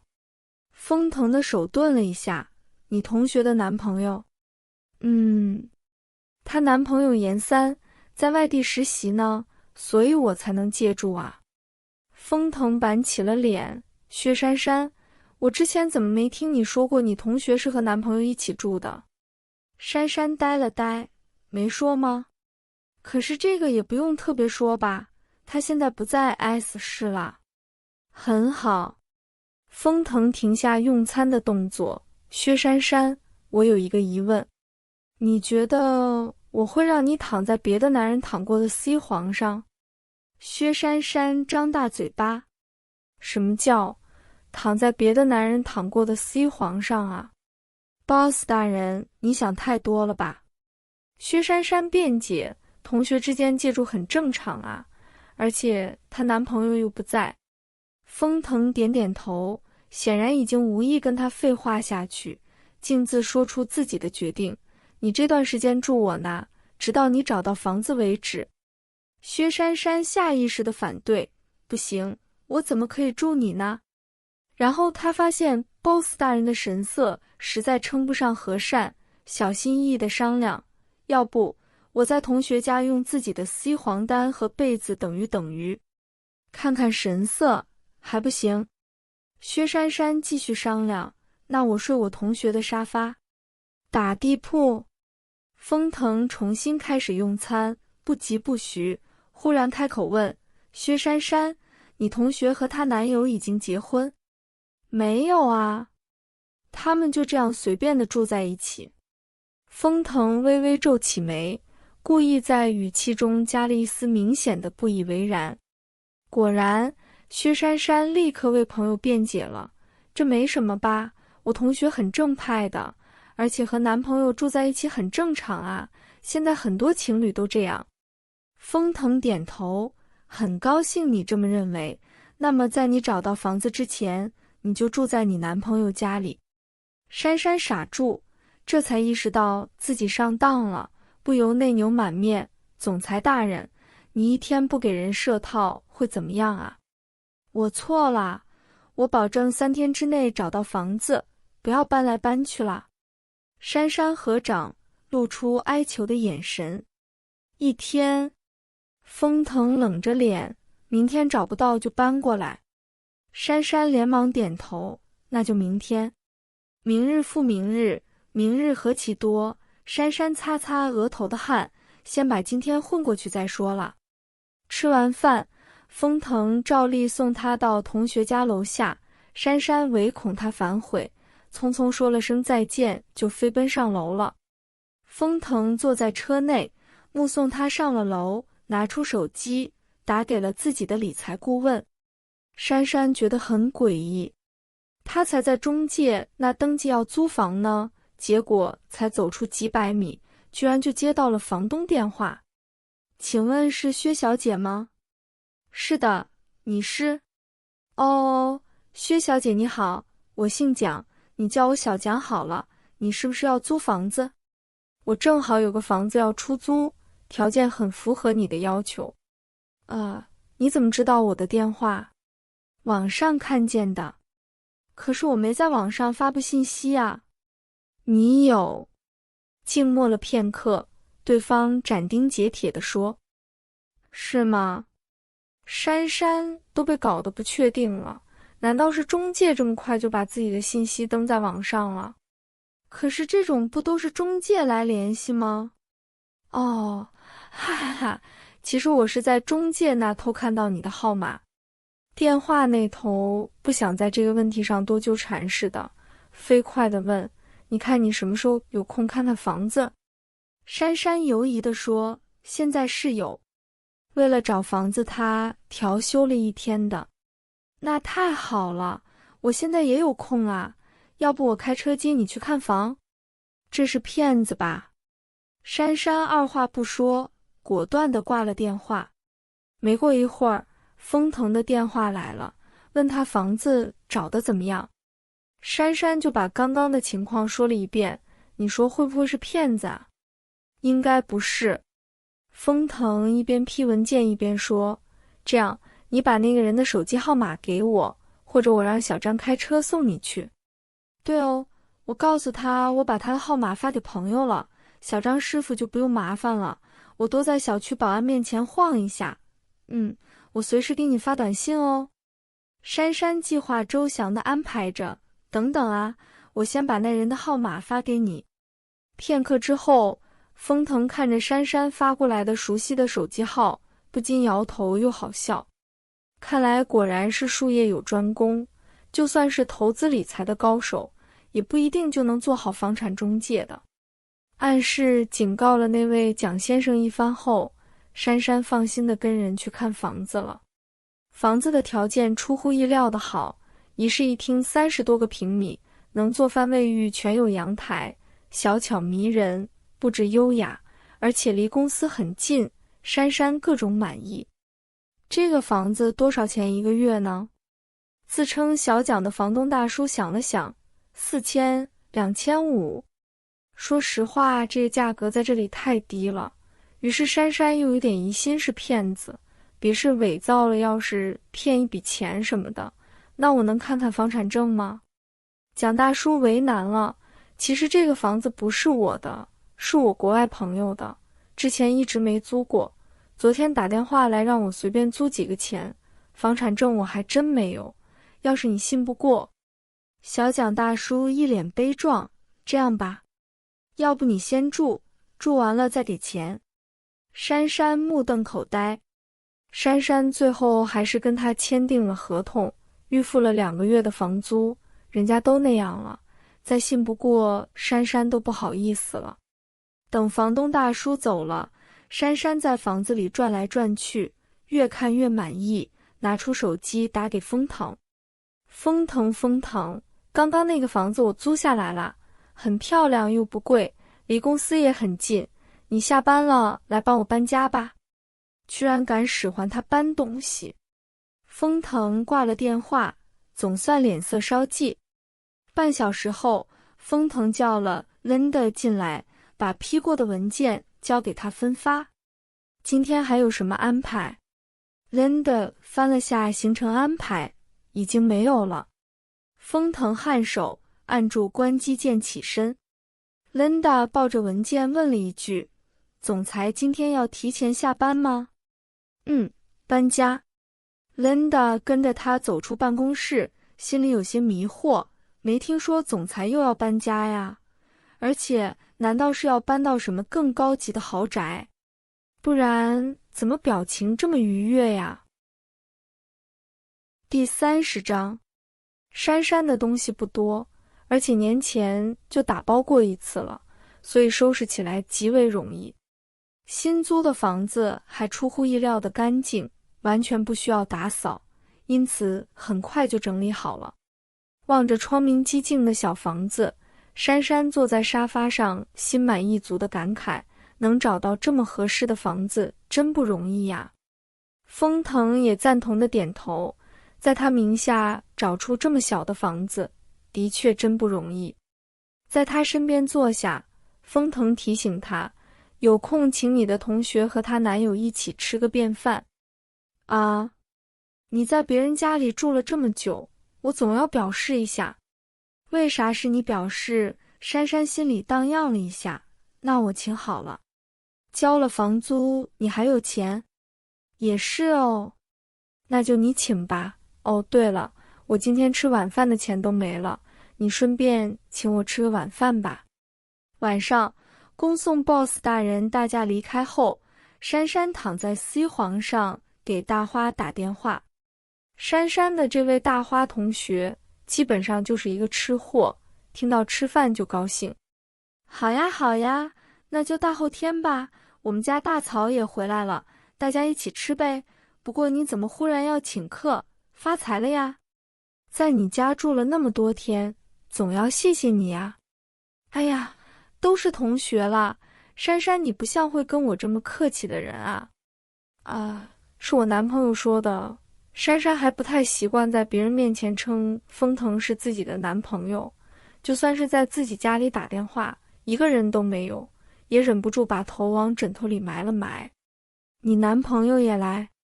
大花虽然没跟风腾碰过面，但是珊珊在他家住那么多天了，她也猜到他有男朋友了，当下兴奋地说：太好了，我还没见过他呢，不过就别说谢了，这次你们请，下次我们回请了。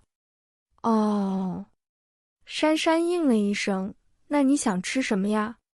啊，让我点啊，我想吃的可多了，神马像拔蚌啊，石斑鱼呀，鱼翅燕窝吗？随便来点了哇。大花说起吃的就口若悬河。你等等，我拿笔记一下。记什么？我开玩笑的啦，我们就随便找个地方吃点呗，主要是见你男朋友吗？人呢？珊珊已经爬下 C 床去找纸笔了，根本没听到。于是3天后，大花看着眼前一桌的美食，彻底失去了语言功能。珊珊还在拿着小纸条对照，风腾抽过她手中的小纸条，俊眉一拢。你怎么连像拔蚌都不会写？居然用拼音？珊珊觉得很无辜，我不知道是哪3个字啊，大花报我就记下来了。以后不要说你是我员工。哦，是你女朋友吗？我懂的。哎，大花，吃这个，这个好吃。听到自己的名字，大花的目光从美食移到了对面闪着各种强光的英俊男人身上，顺便想起了刚刚在门口看见的他开来的车，然后他找了个借口，把珊珊拖到了洗手间。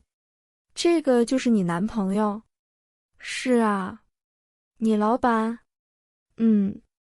大花回忆了下珊珊的公司，那可是，他不由嘴角抽搐了。老实交代，你是不是参加了什么邪教组织？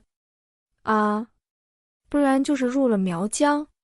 大花飘出了洗手间，一会儿又飘回来。我说要回请的事情，你没跟你男朋友说吧？还没。那我就放心了。大花松了一口气，认真地扶着珊珊的肩膀，双目凝视她，请你忘记那句话吧。我还要留着钱养老公呢。炯炯地跟着大花回到座位，珊珊惊悚地看见 boss 大人正拿着筷子从他的汤碗里挑出香菜。他一边和大花经济系的男友聊着经济形势，一边漫不经心、动作优雅地给他挑香菜，那随意自然的姿态，就好像做了千百次似的。大花奇怪地问：这个香菜不新鲜？风腾一笑，把挑完香菜的汤放回珊珊面前说：他不吃。喂喂，你也太会装了吧，明明平时都是他给他挑好不好？而且他什么时候不吃香菜了呀？挑食的明明是他自己。承受着大花小样你居然装挑食的鄙视目光，珊珊不禁内牛满面了，然而隐隐的又有点心花乱放，内心深处不由产生了一种虚幻的成功翻身的感觉，等于一激动就把那碗满满的汤呼呼地喝完了。第二天早上上班的时候，珊珊捂着绞痛的肚子第2次奔向了厕所，偏偏洗手间还在清扫，珊珊又捂着肚子奔到了楼下。拉开厕所的门进去，珊珊总算松了口气，这感觉也不像拉肚子，所以纯粹是昨天吃多了吧。正懊恼间，门外高跟鞋滴答滴答的声音由远及近，两个女员工聊着化妆品进来了。你最近用的那款 Chanel 的粉怎么样啊？还行啊，随便用用呗。哎，我发现程程有款新产品不错哦，珊珊肚子里还绞痛呢，就听着他们聊天分神。她最近也对化妆品起了一点点兴趣，奈何天分不够，目前连上妆顺序都搞不清。正想听听聊天取经，他们却话题一转，不聊化妆品了。哎，我说楼上那个是不是跟22楼那位分了呀？是吧？听说最近都没上去吃饭了。粉盒打开的声音，而且也不能叫分了吧，人家搞不好就没跟他认真开始过。也是，所以吧，人还是踏踏实实的好，高枝是那么好攀的，而且还不是一点点的高枝。是啊，掉下来的滋味估计不好受呢。我们公司那么多人看着，去年年会那个人事部的周小薇估计要笑死了吧。换我是在公司待不下去的，搞不好要离职。10几分钟后，珊珊慢吞吞地走出了洗手间，上楼回到了自己的座位，一时却没有什么心思工作了。说起来，那两个同事也没说太过分的话，任何人看见他和 boss， 只怕都会那样想吧。双姨虽然鼓励他支持他，但是有时候也会流露出一点点担心的眼神，只是双姨太聪明，不会做无用功劝他。大花又会是怎么想的呢？珊珊忽然急切地想知道别人的看法，总会有人觉得他们很合适，会祝福吧。想起大花好像有开微博，珊珊按捺不住地偷偷用手机上了网，找到微博，大花果然有对昨天事情的发言。大花，昨天吃了一顿超级贵的大餐啊，像做梦一样，老娘吃的胃都疼了。嘿嘿，在此透露一下，我们大学班级某位同学傍上了超级大款哦，年轻英俊有豪车，强烈帅强烈有型。撒大花。下面已经有了几个回复。9米求大餐图。大花，不好意思拍啦，对方太高端的感觉了 ，ORS， 怕给同学丢脸。手中的倒影，求透露哪个同学。小推，跟你一个城市，就是在 S 市，咱班能傍上大款的，想来想去，只能想到俺们美女菲菲了吧，请大家叫我名侦探柯南。大花，不是菲菲，澄清一下。小推，别卖关子了好伐，快说是谁。大花，他人隐私不可说啊，不可说，结婚的时候你们不就知道了。刘珊，谁知道能不能结婚啊？大款是这么好傍的，你们这些女人脑子里就想着傍大款。珊珊默默地关掉了网页，她知道大花的傍大款并没有贬义，这个词现在经常被人用来调侃开玩笑，而且她也很小心的没讲出是谁。可是这无意的3个字，还是让她心里闷闷的，有种说不出的感觉。珊珊，你怎么神情恍惚啊？火车票的事情就别想了吗？我都忘记了。阿佳端着杯子晃过来，靠在他的隔板上，怀疑地说：“不然，难道是你跟总裁的恋爱出问题了？要不要我给你出谋划策呀？”我才没有跟总裁谈恋爱。被傍大款3个字搞得有些敏感的珊珊，条件反射地脱口而出。明明更多的只是风腾这个人啊。身后不远处，西装笔挺的高大男人脚步一顿，身后一群人顿时一起停了下来。很快他便脚步一转，神色不变地走了另一条道，陪同的财务总监等人看了某个方向一眼，匆匆跟上。阿佳本来好好的端着杯子闲闲的在喝茶，忽的目光一滞，天啊一声，飞快地溜回了自己的座位。珊珊被他搞得一惊一乍的，无意识地顺着他的视线一看，便看见了风腾高大挺拔的背影。他心里也是咯噔一声，有点慌起来。他怎么会来财务处？阿佳压低嗓子问同事：风总怎么下来了？怎么会在我们办公室啊？旁边的同事说：10多分钟前来的呀，你怎么不知道？我去茶水间了呀。珊珊你也不知道？他去洗手间来着。珊珊望着远去的英挺从容的背影，心里开始不安起来。他不会听到他刚刚说的话了吧？还好，晚上吃饭的时候，风腾的表情虽然淡淡的，却并没有不悦的样子。珊珊稍微放下点心，做贼心虚的格外殷勤起来。下周我要去美国，大概停留1周左右。啊，你可以跟我一起去。出国？我没有护照啊。风腾神色依旧淡淡的，那就算了。吃完送他回家，上楼的时候，风腾忽然叫住他：薛珊珊。珊珊回头，却见风腾只是看着他，凝视了几秒钟，然后说：你上去吧。第31章。转眼风腾已经出国2天了，却一个电话都没有来过。珊珊总觉得哪里不对劲。周末的晚上，珊珊躺在 C 床上，睁着眼睛看着天花板，怎么也睡不着。难道是那天她那句话被听到了？可是如果听到的话， boss 不会这么轻易的放过她吧？平时没事都要找出事来欺负她一下的。也许只是太忙了。美国那边不知道是几点，要不要打个电话过去呢？珊珊正扳着手指算时差，忽然手机响了起来。不会是 boss 的电话吧？拖鞋都来不及穿就去拿手机，却是个陌生的本市的号码。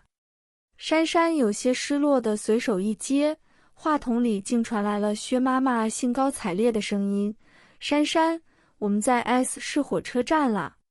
薛家这次算是集体突袭，共来了5个人，珊珊爸妈、柳柳爸妈，还有薛爷爷。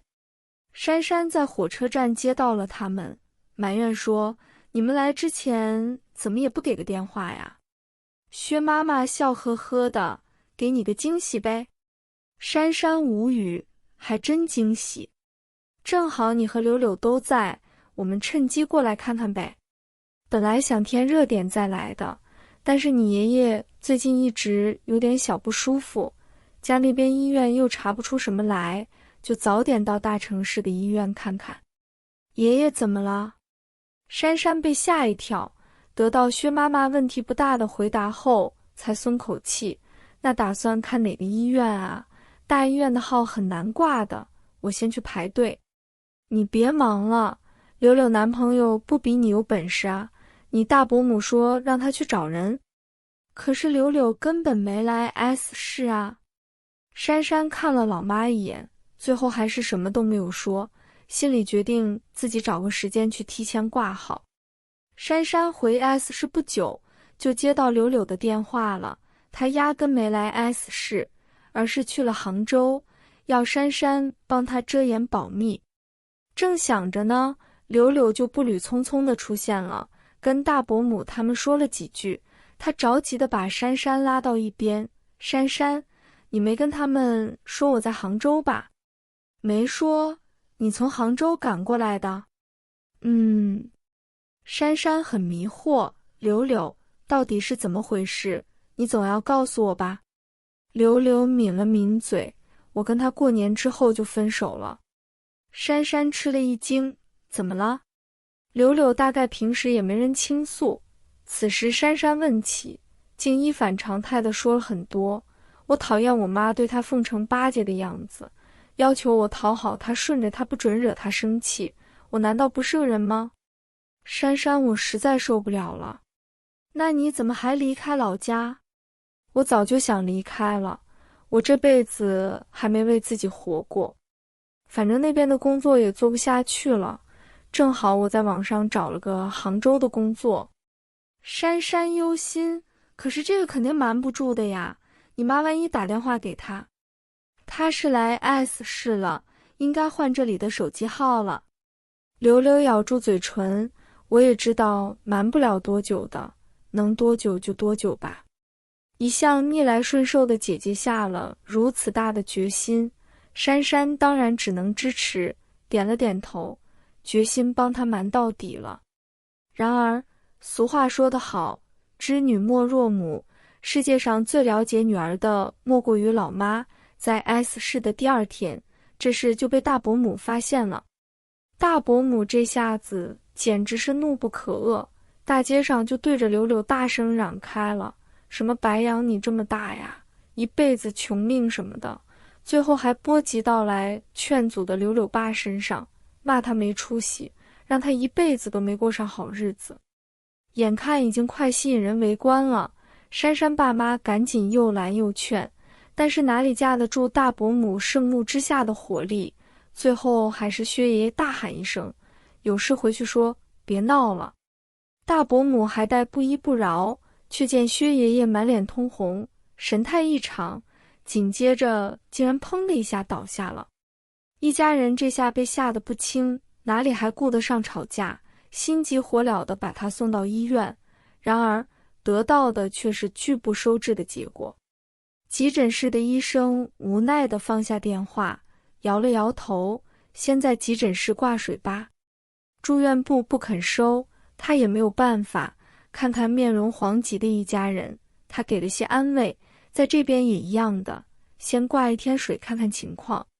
薛爷爷现在已经醒过来了，人却还糊涂着，没有清醒的意识。刚刚在来医院的路上，薛家人才发现老人浑身发烫，腰部竟然有大块的红肿，部分地方甚至发黑起泡了。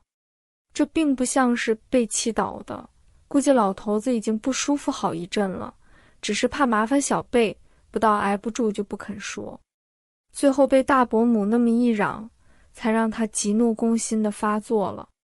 既然急诊的医生这么说，那也只好如此了。现在已经是下午了，薛爷爷刚刚经过了一圈检查，实在经不起再去另一个医院折腾一遍了。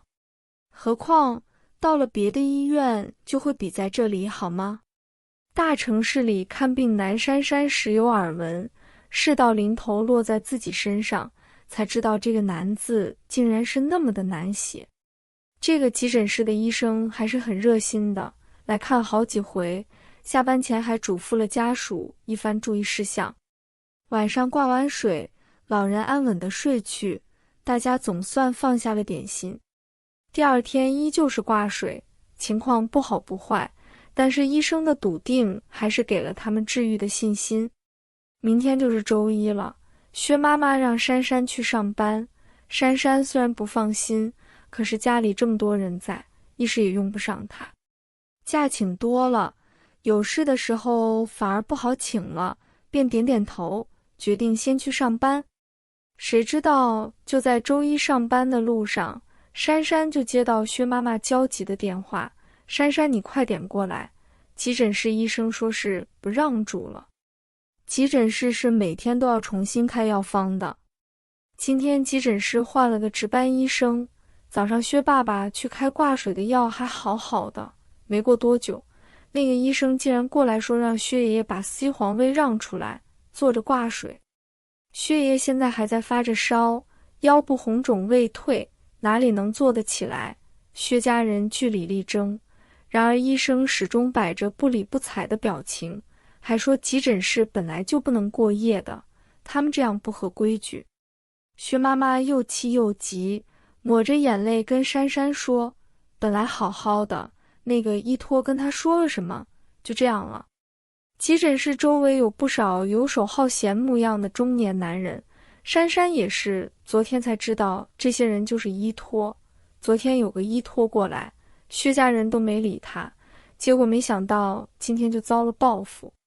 大伯母拿出了泼辣劲，我们就不走，看他们赶我们。也只能这样了。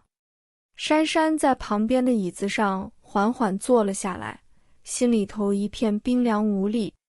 他一直知道这个世界现实而势利，可是在他普通的人生里，并没有太多机会遇到这样赤裸裸的歧视。可是当这些事情活生生地发生在自己身上，才知道竟是这样的凌迟之痛，活生生把小老百姓逼成了无赖。他陡然就恨起以前的自己来，为什么可以活得那么天真？为什么可以那样的无忧无虑？一时间心里充满了走投无路的绝望。他本来以为爷爷的病很快就会痊愈，第一天的急诊医生也给了他信心，可是现在他没把握了。怎么办？该怎么办？今天那个医生已经快下班了，医院不会劝他们走，可是明天呢？明天又要收回病 C 黄怎么办？看着家人们着急到麻木的表情，珊珊握紧了手机，终于拨向了大洋比方。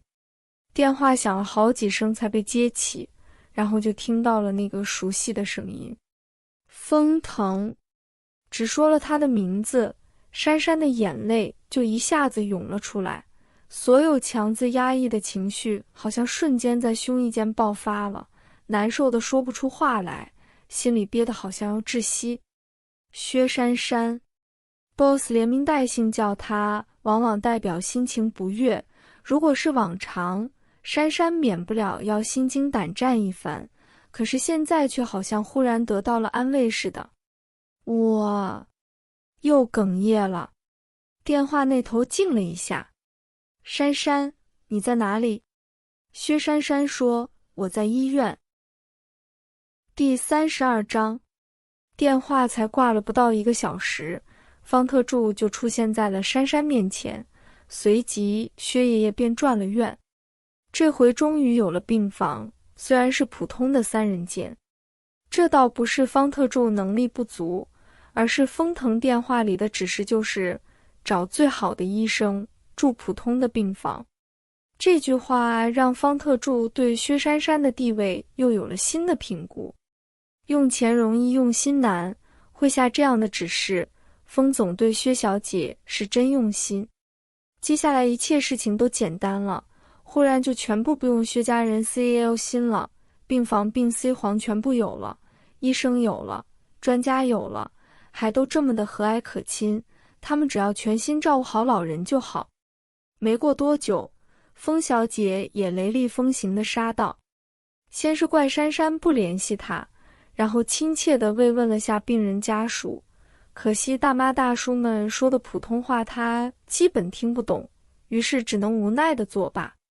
跟珊珊了解了下情况，得知薛家人基本都住酒店，风小姐立刻说，一直住酒店吃外面怎么行？我附近好像有房子空着的。她立刻打电话给袁丽书，方特助在旁边拦都来不及，心里默默念叨，大小姐，你何必抢了总裁的事情做呢？袁丽书一直帮风小姐处理各种财务的，一个电话过去，没多久她就开车送钥匙过来了，说已经请了钟点工把房子打扫干净，晚上立刻就能住进去。薛家人简直被这一连串事情惊呆了。薛妈妈偷偷拉着珊珊的手问，珊珊，你哪里认识到这么厉害的朋友？珊珊愣了一下，说，他们是我同事。薛妈妈不信，同事会这么帮忙。那个风小姐也是你同事？她不是。珊珊想了想才说，去年我给风小姐输给血，她和我一个血型的。薛妈妈恍然道，那他们说的那个风总就是风小姐的哥哥，怪不得这么帮咱们。哎，都是好人，你以后可要好好谢谢人家。珊珊犹豫了一下，嗯了一声。一切都安排好了，风小姐和袁丽书先走，方特助多坐了一会儿也告辞了。珊珊把方特助送出医院，方特助说，这边的情况我待会会报告给总裁，薛小姐你看还有什么需要？没有了。珊珊想了想，有点不好意思地说，他是后天回国吧？我可不可以和你一起去机场接他？方特助微笑，当然可以，封总肯定会很高兴。兴许是用对了药的关系，薛爷爷的状况很快就有了改善，薛家人都大大松了口气。他们精神上一松懈下来，珊珊就遭了殃。大伯母不相信方特助只是珊珊的同事，一个劲地盘问他。薛妈妈虽然知道方特助只是受了那位封小姐哥哥的命令，可是方特助实在一表人才，也大力鼓吹珊珊主动一点，不要错过好男人。珊珊想说出封腾，可是又觉得现在说这些未免不合时宜，便简单的摇头否认，真的只是同事。很快，珊珊便庆幸自己没说出真相。薛妈妈和大伯母简直走火入魔，一个劲地问她方特助的事情。但是珊珊哪里知道这么多，只能大概地告诉了一下。就这样，他们已经兴奋不已了。幸好没说出 boss 来，不然简直不知道会怎么样。第3天下午，珊珊请了假，坐着方特助的车从公司奔赴机场。到达机场的时间尚早，方特助便提议去出口对面的咖啡馆坐着等。珊珊想到上次在咖啡馆睡着的经历，连忙摇头，我就在这里等好了，要不你先去休息一下。方特助自然不会去，不用了，他们也应该快到了。快到了其实没多快，半小时后，电子屏幕上才显示出封腾所在航班到达的信息。珊珊开始踮脚不停地张望，方特助想提醒他不用这么早看，但是三思之后还是闭口不言。也许封总看到他这样会更高兴也说不定。没多久，封腾一行便远远地出现在了视线内。他一边走路一边低头和人说着什么，俊逸颀长的身躯在人群中分外耀眼，举手投足间风采天成，惹得旁人纷纷注目。珊珊遥遥地看着他，不觉竟有点入迷。他专心于谈话，并没有关注接机的人，直到到了面前才发现珊珊，脸上不由浮现了一丝意外。你怎么会过来？翘班。这么多人在，珊珊可不好意思说专门来接他，答非所问了一下。封腾还没说什么，随行人员里面有位年轻的主管就打趣了，哎呀，男朋友是自己老板就是好，我们就没这个福利，上班时间还有家属来接。封腾果然心情好极，也附和地开起玩笑，放心，他的薪水会照扣。珊珊弱弱地补了一句，不要扣，其实我是调休啊。大家顿时都笑了起来，不过他们都很晓得分寸的，没再继续打趣下去，彼此招呼过后，就识趣地走在了前面。封腾一手挂着衣服，一手握着珊珊的手，缓步徐行。今天怎么不怕被人知道办公室恋爱了？忘记了。封腾只当他是不好意思，微微笑了一下，换了话题。好些没有？好多了，红斑退了很多，医生说没什么大问题了。我是问你。我一直很好啊。很好。封腾挑眉，那又是谁在电话里哭的话都说不出来？待会先去看看你爷爷。啊。珊珊有些措手不及。有什么问题？没有。珊珊连忙摆手，那我先跟我妈妈说一声。封腾敏锐地发现他的神态不太自然，眉头一皱，怎么回事？珊珊一紧张，来不及多想就说了出来，我还没跟家里说。封腾说地停下了脚步，他转过身，脸上刚刚还带着的笑意已经无影无踪，没说什么。不是的，因为珊珊想辩解，想说因为爷爷生病不太合适，想说柳柳分手，他说这个不合时宜，可是话到嘴边，又觉得这些理由是那么的牵强。也许这些都不是真正的理由。他说不出话来，低下了头。风腾的声音彻底的冷了下来：薛珊珊，你父母过来，为什么不告诉我？珊珊连忙解释：你出国后，他们突然过来的。他点点头，声音中冷意不减：你爷爷生病呢？为什么不一开始就打电话给我？你在国外开会，我……风腾定定地看着他，默然道：薛珊珊，你是不是觉得我们一定会分手？薛珊珊张口结舌地望着他。到停车场上了车，司机问目的地，风腾平淡地吩咐：先送薛小姐去医院。第33章，作为一只迟钝星人，薛珊珊顿悟了。原来自己潜意识里觉得自己和总裁大人会分手，所以不敢再去他的办公室吃饭，不敢让同事知道，甚至不敢告诉家里人。大花那次，如果不是风腾主动提起，他估计也不会告诉大花。原来自己竟然是这样想的吗？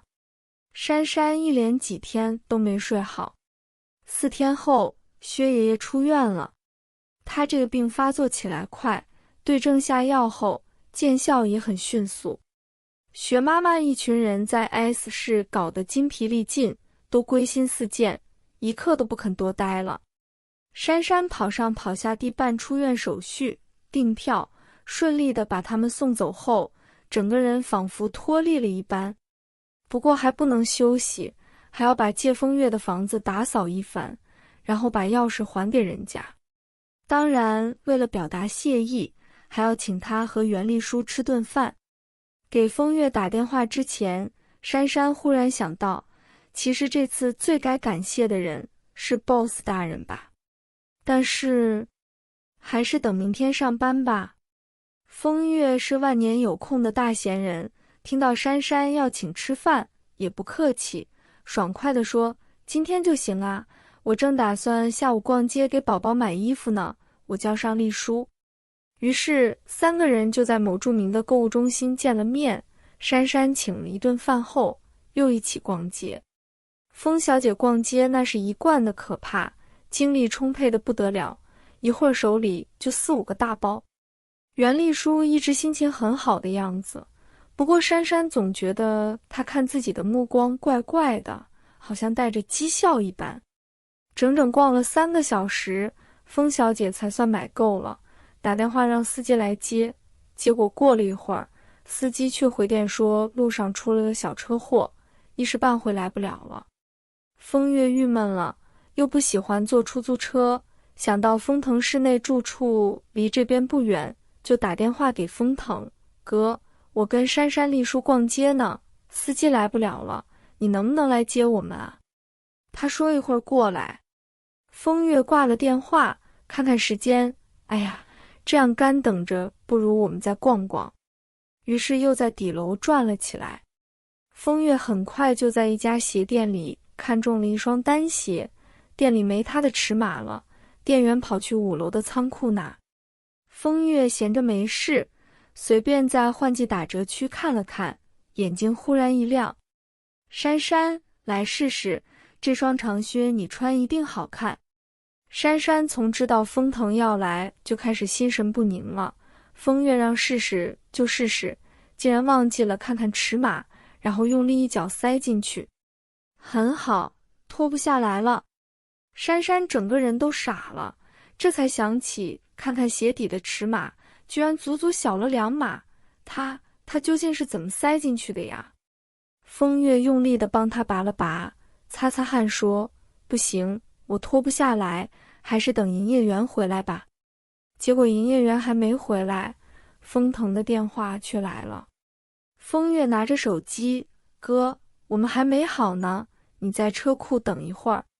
一直站在一边看笑话的袁丽书忽然建议说：我们看着还要好一会儿呢，地下车库的空气多不好，不如让风大哥上来和我们一起呀。风月想想也是，珊珊张口欲拦，风月却已经说出口：哥，要不你上来吧，我们在1楼成鞋垫。袁丽书此时心中得意极了。不同于风月的无知无觉，袁丽书敏感地察觉到了薛珊珊的不对劲，她很快就做出了准确的判断，他们之间肯定出问题了。而且她之前还从别的渠道了解到，薛珊珊爷爷住院的时候，封腾一次都没去探望过。他心里一贯看不上薛珊珊，自然觉得是封腾嫌弃薛珊珊了，多半是薛珊珊家里那帮亲戚让封大哥受不了吧。封腾心里现在肯定觉得他们不堪，如果再看到薛珊珊现在这副狼狈的样子，肯定只会觉得她更加上不了台面吧。靴子脱不下来看上去是个小事，但是也够难堪的。如果封腾本来就对薛珊珊不耐烦了，这肯定会加深他对她的厌恶感。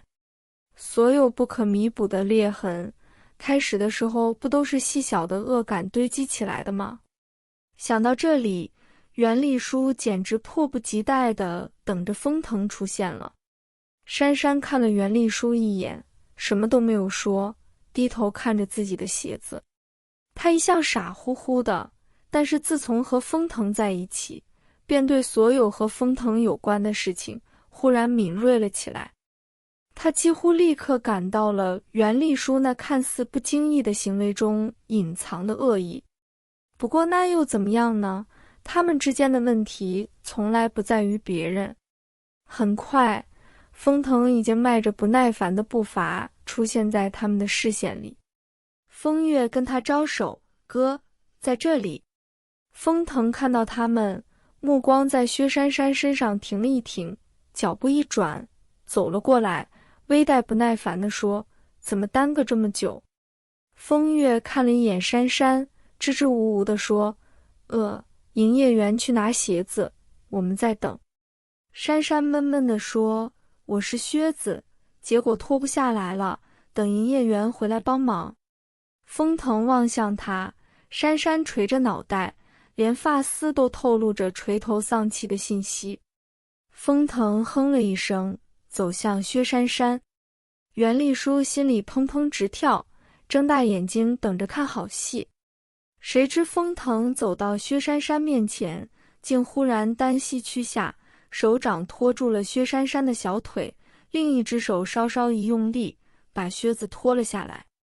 袁丽书呆了，风月也震惊地瞪大了眼睛。天啊，哥哥居然在大庭广众之下帮珊珊脱靴子。哦不，这不是重点，重点是这个姿势怎么这么像求婚啊？哎呀，可是在百货商店，这也太不浪漫了。风小姐的思绪已经瞬间发散到远方。本来低着脑袋的珊珊也抬起头，吃惊地看着近在咫尺的宽阔肩膀。她身上笔挺的西装因为屈身的姿势而泛起皱褶，她温热有力的手掌还停留在她的小腿肚上。她怔怔地看着，感觉她要站起来了。她顾不得去穿上自己的鞋子，急急地伸出手，在她直起身之前抱住了她的脖子，小声地说，你还在生气吗？封腾皱眉说，松手，把鞋子穿上。珊珊难得的不听他的话，执拗地抱住他。封腾身躯停了一会儿，然后伸手搂住他的腰站起来，你确定要在这里和我说这些？珊珊静默了下来。封腾把手里的车钥匙扔给了风月，自己开车回去。风月接住钥匙，哦了2声，然后表情梦幻地拉着心有不甘的袁丽书游魂似的飘走了，连自己要的鞋子没到手都忘记了。店里只剩下他们2个人，封腾低头看他，现在可以穿上鞋子了。珊珊脸蹭的红了，她的脚还光着踩在人家鞋子上呢，连忙松开他，撑着他的手穿好鞋子。这时满头大汗的营业员终于出现了，看见店里只剩下1男1女，不由哭丧着脸问，那位要鞋子的小姐走了？珊珊扯扯封腾的衣袖，阿月要的鞋子。刷过卡，风腾提着纸袋走在前面，珊珊跟上去，忍不住问：“我们去哪？”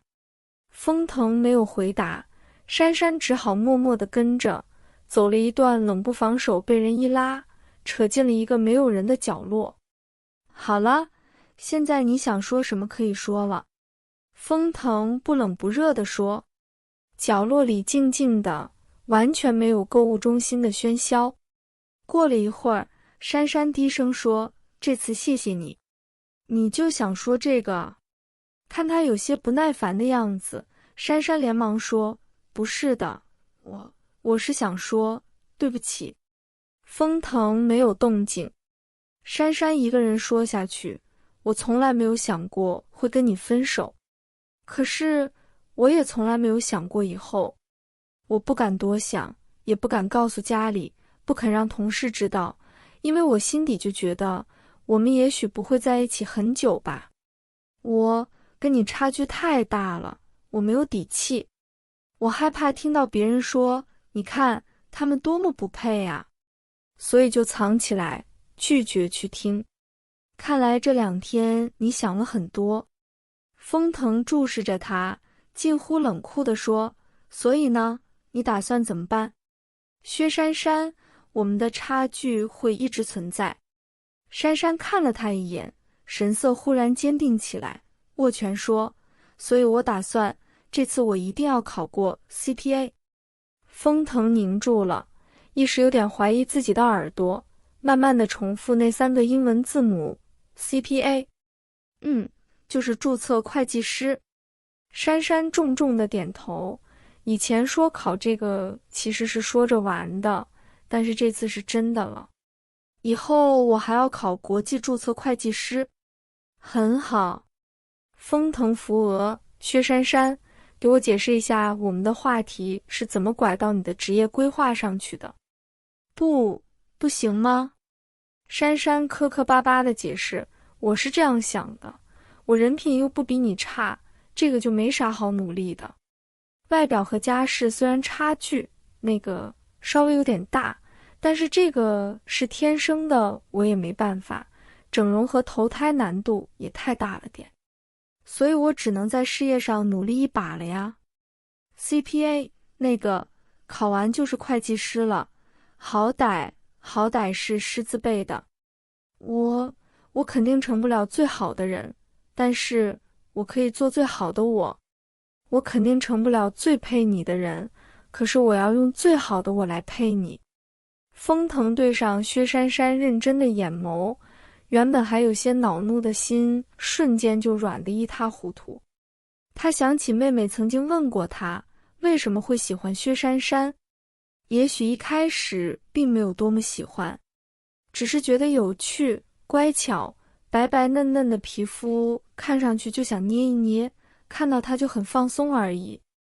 见多了貌美如花、知书达理的高知淑女名门闺秀，她也并不如何动心，找这样一个省心乖巧的也不错。她以为自己一直保持着随时能走开的姿态，甚至一度冷眼旁观，看着她瞻前顾后、小心翼翼，但是此时此刻却发现自己并不想退开一步，只想上前一点，把眼前的她抱在怀里。于是下一秒，珊珊便被带入了一个结实的怀抱。珊珊愣了一下，然后小心地伸手回抱住了他。其实我还有一个决定。过了一会儿，珊珊在他怀里说：“明天告诉你。”第2天中午，吃饭的时间到了，同事招呼珊珊一起去食堂吧。珊珊摇了摇头：“你们去吧，我去别的地方吃。”去哪里呀？同事其实是随口一问。风腾呢？珊珊坦然地回答。同事们，在同事们或震惊或暧昧的目光中，珊珊拿着饭盒上了22楼。Linda 他们还在工作。珊珊上前询问 Linda， 总裁在办公室吗？ Linda 有点犹豫，薛珊珊好久没能上来了呢，现在能放她进去吗？方特助正好出来，看见薛珊珊，关切地问起薛爷爷的情况。看见李总裁最近的方特助如此表现， Linda 还有什么不明白的？一边暗恨方特助不通情报，一边殷切地说：在呢，要不要我通报一下？珊珊婉拒：我自己去找他。珊珊站在总裁办公室外，敲了敲久违的门。进来。低沉的男声带着工作中的凝肃。珊珊推开了门，却没有进去，抱着饭盒站在门口问：我可以来这里吃饭吗？视线停留在文件上的男人诧异地抬起了眼，看到他微微一笑，放下手中的笔：欢迎光临。第34章，薛珊珊重回22楼吃饭的消息火速传遍了丰腾上下，员工们都激动莫名。八卦之魂熊熊燃烧之下，各部的工作效率竟然都提高了不少。当然，各种版本的留言是免不了的，什么旧情复燃版啊，圈圈叉叉版啊。不过，最引人关注的不是他们怎么又在一起的，而是薛珊珊每天中午在总裁办公室那么久，究竟在干什么？无数目击者看到，薛珊珊每天都是精神振奋的上去，神态萎靡的下来，两眼放空，路都走不动的样子。哎呦，这实在太明显了，对不对？哎，有一个精力如此充沛的老总，真是员工之福啊！员工们纷纷觉得，如果股民们知道这一内情，丰腾集团旗下所有公司的股票都会大幅上扬的。然而真相呢？真相就是薛珊珊同学每天都在总裁办公室看 CPA。 薛珊珊虽然有点小懒散，但是下定决心的事情那是从来都要做到的。既然说了要考 CPA， 就立马去报了 CPA 辅导班，每周周末上2天课，早8点到晚6点，简直比上班还辛苦。风月几天之后过来拿鞋子，顺便跟丰腾吃饭，得知了这事，简直不可思议。哥，你居然让珊珊去考什么 CPA， 还这么辛苦，她要那证书做什么呀？丰腾表情很惬意，多学点没坏处，将来家里也用得上。风月无语了，的确他们家也有很多涉及财产投资的事情要处理，但是大哥呀，你过年的时候还说没考虑结婚的事情呢，现在都想到让珊珊管家了吗？风月觉得这个世界的男人变得太快了，但是丰腾很快就后悔了，因为他发现他竟然已经被排在 CPA 后面了。薛珊珊以前在他办公室看书，那表情叫痛不欲生，现在呢，一吃完就拿出书开始看，那叫一个投入。末了还一脸感激地看着他，谢谢你，你帮我买的教材实在太全了。丰腾觉得他是搬起书砸自己的脚。偶尔中午薛珊珊跟他说话，也是请教他一些 CPA 里的问题，这是就算毕业于常春藤名校，也不一定完全就能懂中国的注册会计师考试，好不好？于是回答了几个问题后，为了防止被问住，很快丰腾就安排了一个握有 CPA、CA、ACCA 等 N 个证书的属下来给他做辅导。反正丰腾集团最不缺的就是人才，对于榨取别人的剩余价值，资本家是从来不会手软的。结果没几天，珊珊就闪着崇拜的目光对丰腾说：某某好厉害，什么问题都懂哎。丰腾觉得牙疼，于是那位人才同学彻底的解脱了。丰总毫无道德感的重新上阵，反正就算偶尔交错了，薛珊珊也不知道。哦，还有该死的每周2天的辅导班，才上了半个月，丰腾就说别去上课了，你在家里自学吧。珊珊立刻反对，那怎么行？ CPA 很难考的，老师们比较有经验啦。说着坚定地握紧拳头， Boss 大人你放心吧，我不怕吃苦的。为了跟你配一点，我一定要尽快成为会计师。于是某个周末的晚上，风腾出现在辅导班的门口，说是带他去和朋友吃饭。和谁呀？珊珊好奇地问。朋友。吃饭的地方是一栋私家别墅，据说这里啥啥菜很有名。珊珊倒是没吃出什么特别来，只觉得环境的确不错。对方也是一男一女，男的据介绍是 boss 家的世交，姓白，其家族也是经商的，而女方则是他的下属。据说两人也是在工作中认识，进而产生感情，最后结为夫妻的。那女子容貌清秀，长袖善舞，谈吐极佳。愉快的晚餐结束后，回去的车上，风腾忽然说，白太太斯坦福毕业，据说考了一堆证书。boss 大人，你啥意思？鄙视我吗？珊珊弱弱地说，我先考完 CPA， 以后我还会考进一步的证书的 PT。风腾睨了他一眼，结果现在他在家里带孩子。啊！珊珊圈圈眼，你到底想说什么？所以你考那么多证书有什么用？最后还不是在家带孩子？你不懂啦，证书这个东西只在乎曾经拥有，不在乎能用多久了。他是斯坦福毕业的，结婚前职位是市场总监，大家就会觉得他很厉害，配得上你朋友，对吧？所以我也一定要有。我不想别人说我跟你很不配。风腾说服无效，恼了。薛珊珊，你到底是怎么把我和考证联系在一起的？你以为你在应聘？珊珊连忙顺毛，不是啦，是这样。我打个比方哦，boss 大人，你就是一个恋爱副本里的大 boss， 欲拿 boss， 当然要先练技能。沉默。风腾阴森森地说，薛珊珊，你没空陪我出来，还有空打游戏。没有。珊珊连忙撇清，我就随便一比喻。风腾脸色稍霁，现在打到第几关了？啊，恋爱副本。珊珊，哦，刚刚进门。风腾沉吟，快一点，我等得很心急。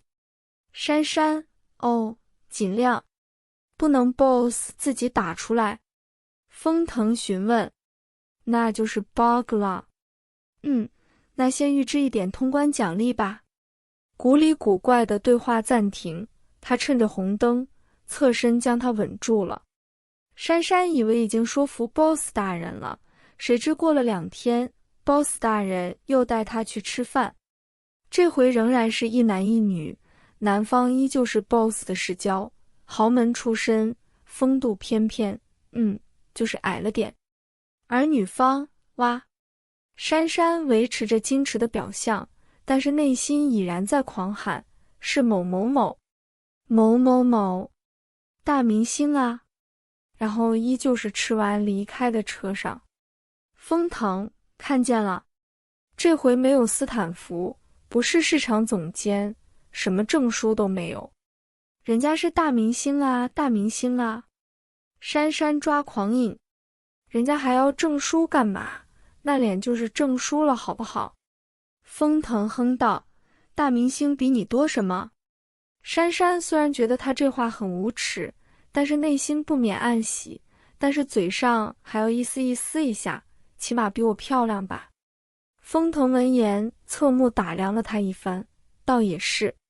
珊珊顿时怒了，讨厌，真相什么的只能自己说说，作为男友居然也这样说，太不上道了。珊珊扭头，我只是不会化妆而已，咱们不化妆比比。风腾被他逗乐，把车停到路边，对着某人清水白嫩的脸蛋咬了下去，来，让我检查一下是不是真没化妆。隔几天又有饭局的时候，珊珊已经淡定了。boss 大人，这回肯定找了对差距很大的来说服他吧？这次的姑娘估计又没证书，又没明星脸。不过 boss 大人，你这到底是安慰还是人身攻击呀？珊珊内心早已内牛满面了。可是出乎意料的是，这回竟然是个极品，褒义词的极品。首先，人家不化妆非常漂亮；其次，人家家世惊人；再次，人家也是名校毕业；再来，人家还在家族企业里工作，职位很高。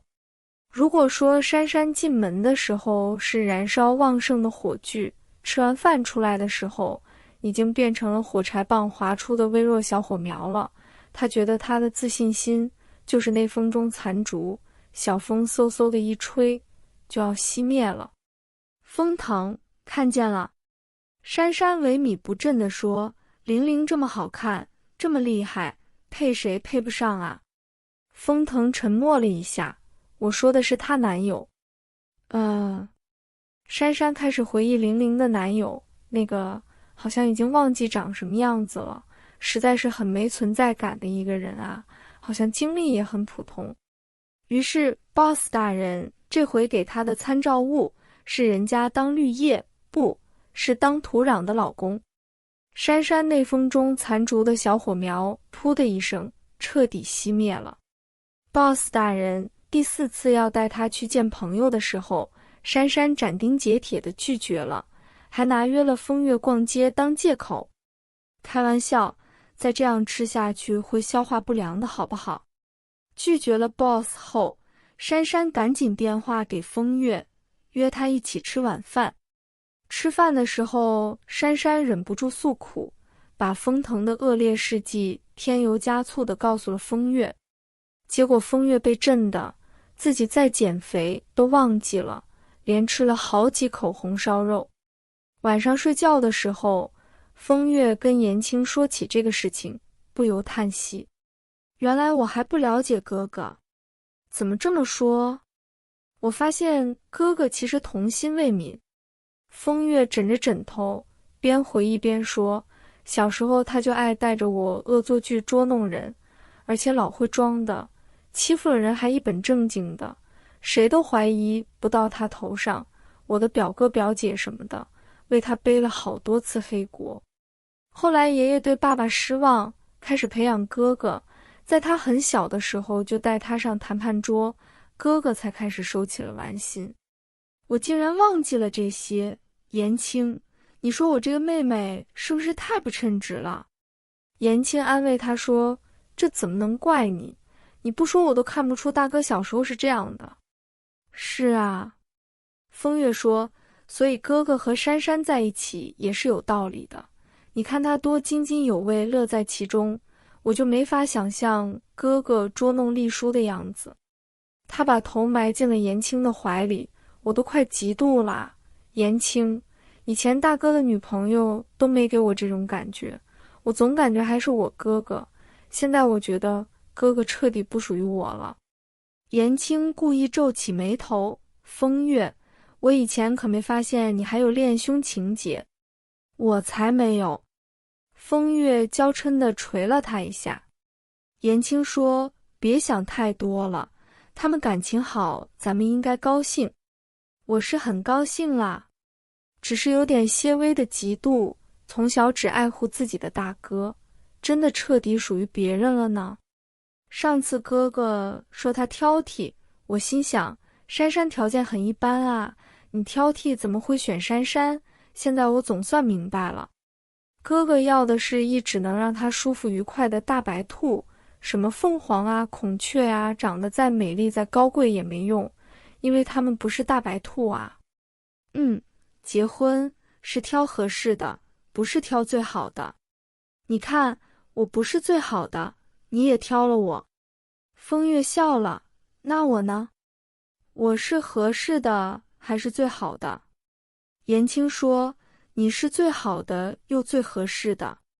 最后 CPA 辅导班的事情是这样解决的。某天下班回家的路上，珊珊给 boss 大人讲了一个八卦。我今天看了一个帖子，一个男人为了2个人的将来努力拼搏，结果女朋友却抱怨他没有时间陪他和他分手了，结果大家回帖都说他女朋友不懂事。封腾立刻进入老板模式，上班时间上网。无意暴露的珊珊无视他，继续阐述自己的观点。同理可证，当女朋友为了2个人的将来努力拼搏，男朋友却在旁边抱怨不陪她啊什么的，最不懂事了。封腾，为了我们的将来。珊珊点头。封腾，你继续上课吧，为了我们的将来。珊珊合掌，感谢理解。封腾悠悠地叹了口气，没想到有朝一日，我封腾的将来竟然被辅导班老师抓在手里。第35章，珊珊又一次接到双怡的八卦电话时，才发现她和封腾居然已经在一起大半年了。电话里，双怡的声音兴致勃勃的：“珊珊，在我闭关写文的岁月里，你们有没有发生什么不可告人的事情啊？”珊珊黑线，既然都不可告人了，你还问我干嘛？你不是人吗？咦，珊珊，你口才变好了哎。你家 boss 是不是口才不错呀？是啊，托 boss 大人的福，珊珊最近也见过不少所谓的成功人士了。然后她发现，成功人士们都有个普遍特点，那就是忽悠能力都超强悍的。难道双怡要夸他近朱者赤，口才大进？正这么想着，就听双怡在那边激动地说：“果然果然，通过 kiss 什么的，果然能得到对方的口才能力啊！哎，珊珊你口才进步这么快，那啥肯定很勤奋吧？”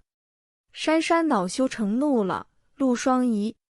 双怡嘿嘿笑了一阵：“好了好了，害羞个啥嘛，真是的。话说真的没啥事啊。那我这个理论兼技术指导岂不是一点事情都没有？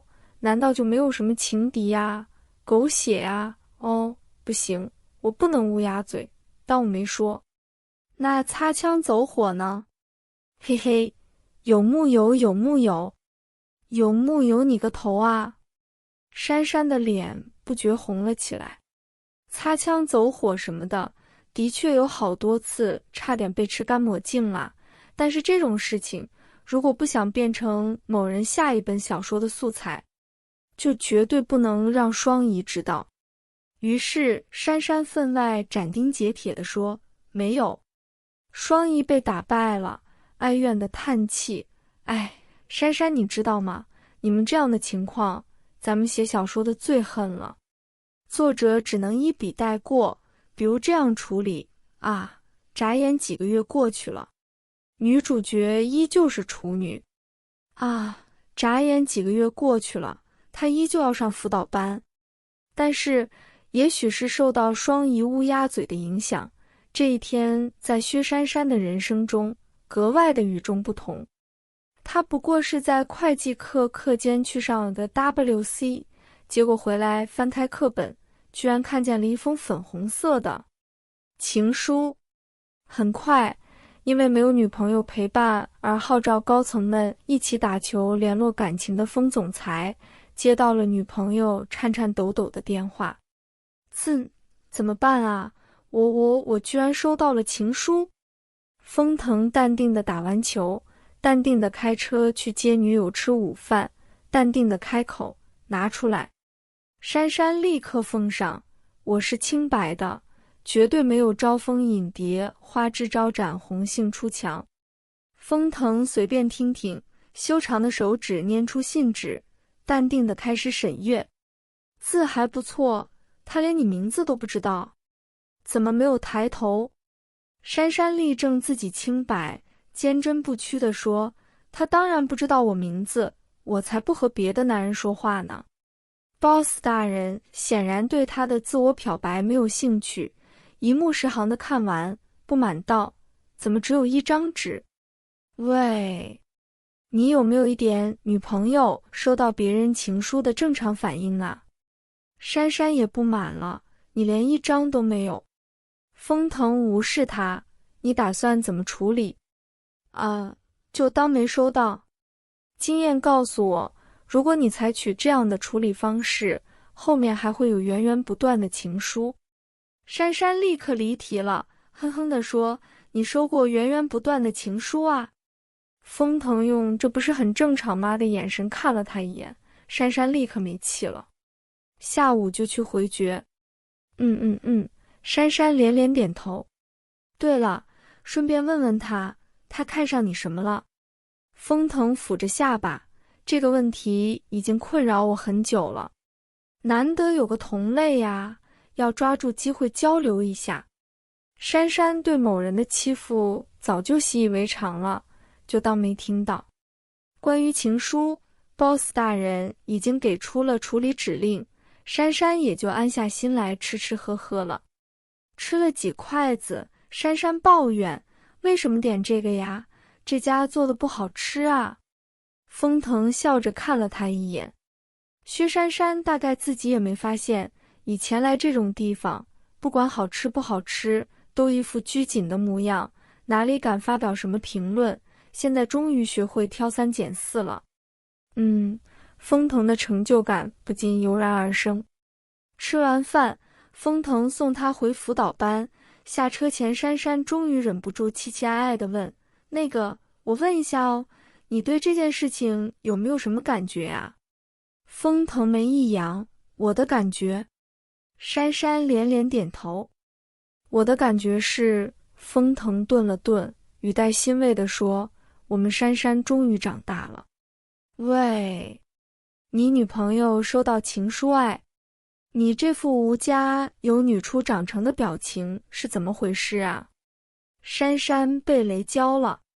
下午一共是4节课，珊珊等啊等的，终于等到第2节课下课，目标人物出去了，连忙跟上去喊住人，走到拐角无人处，开始拒绝。你的信我看到了。珊珊还在酝酿言辞，结果对方却表情奇怪地说：“什么信？”就是你上午放我书里的呀。对方的脸色有点奇怪，珊珊说不上哪里不对劲，便把那信封取了出来。结果对方一看信封，脸色便变得极为难看，非常不客气地质问：“这封信怎么会在你手里？”珊珊傻了。同一时间，风腾正看着严清大喝闷酒。本来下午风腾打算休息一下，看会杂志，然后准时去接珊珊吃晚饭的，结果严清却心事重重地找上了门，什么话都不说，先灌了3杯酒下去。风腾问：“你这是怎么了？”严清开始还不肯说，后来到底忍不住倾诉的欲望。你知道 Blame 吧？风月的前男友。风腾有些明白了，怎么了？他回国了。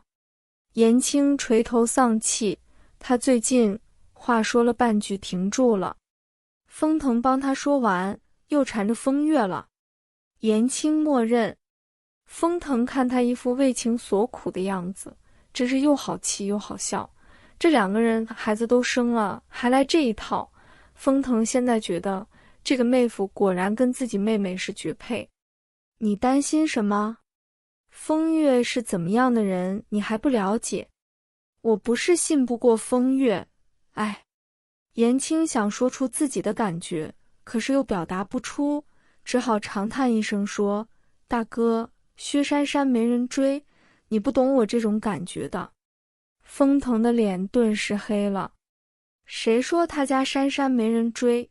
今天还有人递情书来着。只是他胸襟宽广，风度好，运筹帷幄，决胜千里。风腾决定不安慰他了。严清喝酒如喝水，厕所也跑得勤。趁着他去洗手间，风腾发了个短信给珊珊，处理好了。结果珊珊却是过了好几分钟才回了个省略号给他。这是什么意思？风腾皱眉。等严清回来，风腾已经在穿外套了。严清奇怪：“你要出去？”风腾点头：“我去接珊珊下课。”他拿起车钥匙：“你喝了酒不能开车，等风月来接你，我已经打电话给他了。封腾的车停在学校大门对面的马路上，看着薛珊珊耷拉着脑袋走过来，有气无力地打开车门。封腾接过他的书包扔在后座，解决了？不用解决了。珊珊郁闷地说，是误会，这封情书是给我旁边座位的于小姐的。封腾看着他垂头丧气的样子，蓦地有些不爽了，是误会你很难过？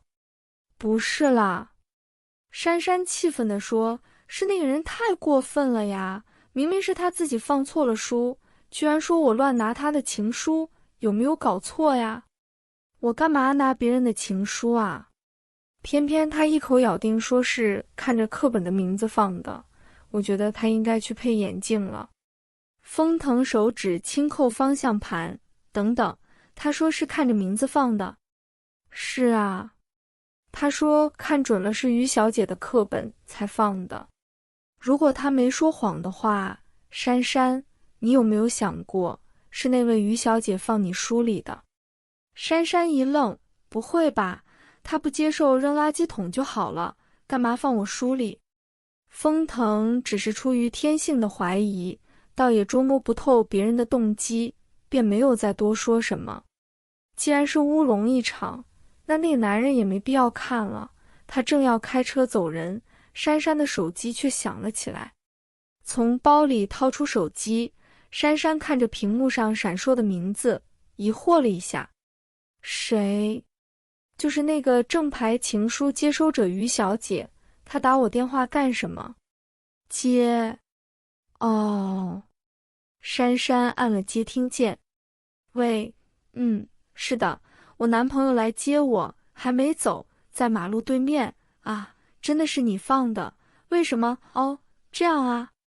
不用了，没什么关系啦。啊，你过来啦。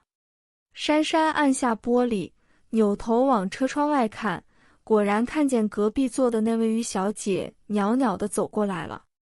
珊珊挂断了电话。她说是她弄错了，要跟我道歉。封腾扬眉，我也听听。两个人下了车，于小姐已经保持着袅袅的姿态走到了跟前。她先看了封腾一眼，珊珊，这是你男朋友啊？珊珊点点头，但是并没有给他们介绍。于小姐等了一等，主动微笑着向封腾自我介绍说，你好，我是珊珊的同学于敏龙。封腾久经阵仗，心里已经有点数，不咸不淡地应了一声，你好。于小姐眼神在他身上停了一阵，没得到什么反应，便转向珊珊，渲然欲泣地说，珊珊，真的对不起，你不会生我气吧？珊珊震惊地看着他眼睛里冒起的水雾，心里囧大发了，怎么样也不用哭吧？咋搞得他是受害人似的了？我真的不知道那封信他是给我的，因为我根本不认识他呀，也没有跟他说过话。我记得你们比较熟，所以以为他认错人了，就帮忙放你书里了。珊珊忍不住问，我什么时候跟他熟了？于小姐望了封腾一眼，欲盖弥彰般说，啊，我说错话了，你们也没有很熟。封腾微微一笑，然后脸色一沉说，我是不是听错了？薛珊珊，那封信是什么？于小姐面现惶恐，珊珊，你还没说吗？对不起，我不是故意的。珊珊还有什么不明白的？真是人才呀！课间才那么短短的几分钟，人家已经瞬间想到了怎么利用那封情书制造机会，还同时给他们下绊子制造误会。虽然不一定有效，但是多少是个机会，失败了也不损失什么。NND， 这样的人才你念什么 CPA 啊？北影中戏才是你的归宿啊！珊珊打量着眼前娇弱弱的女子，有点怀疑自己是不是想多了。不过不管是不是她想多了，珊珊都不想跟她多说了，瞪了一眼恶趣味发作的封腾，然后清了清嗓子说，你看，我们有点误会，要解释一下，就先走喽。于小姐急切地上前一步，珊珊，我请你们吃晚饭吧，就当赔罪。不用啦，误会都解释清楚了，祝你们有情人终成眷属。车子开了出去，远远地将于小姐甩在了车后。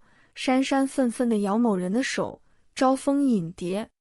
回头想想，其实早有蛛丝马迹。一开始她跟这位于小姐并不熟，现在一想，好像是某次 boss 大人在校门口接她之后才熟悉起来的吧。之前她每次去上课都是随便坐的，可是那之后于小姐却每次都恰好坐在她身边，或者早到了帮她占位置。更有好多次状似无意地把话题绕到风腾身上。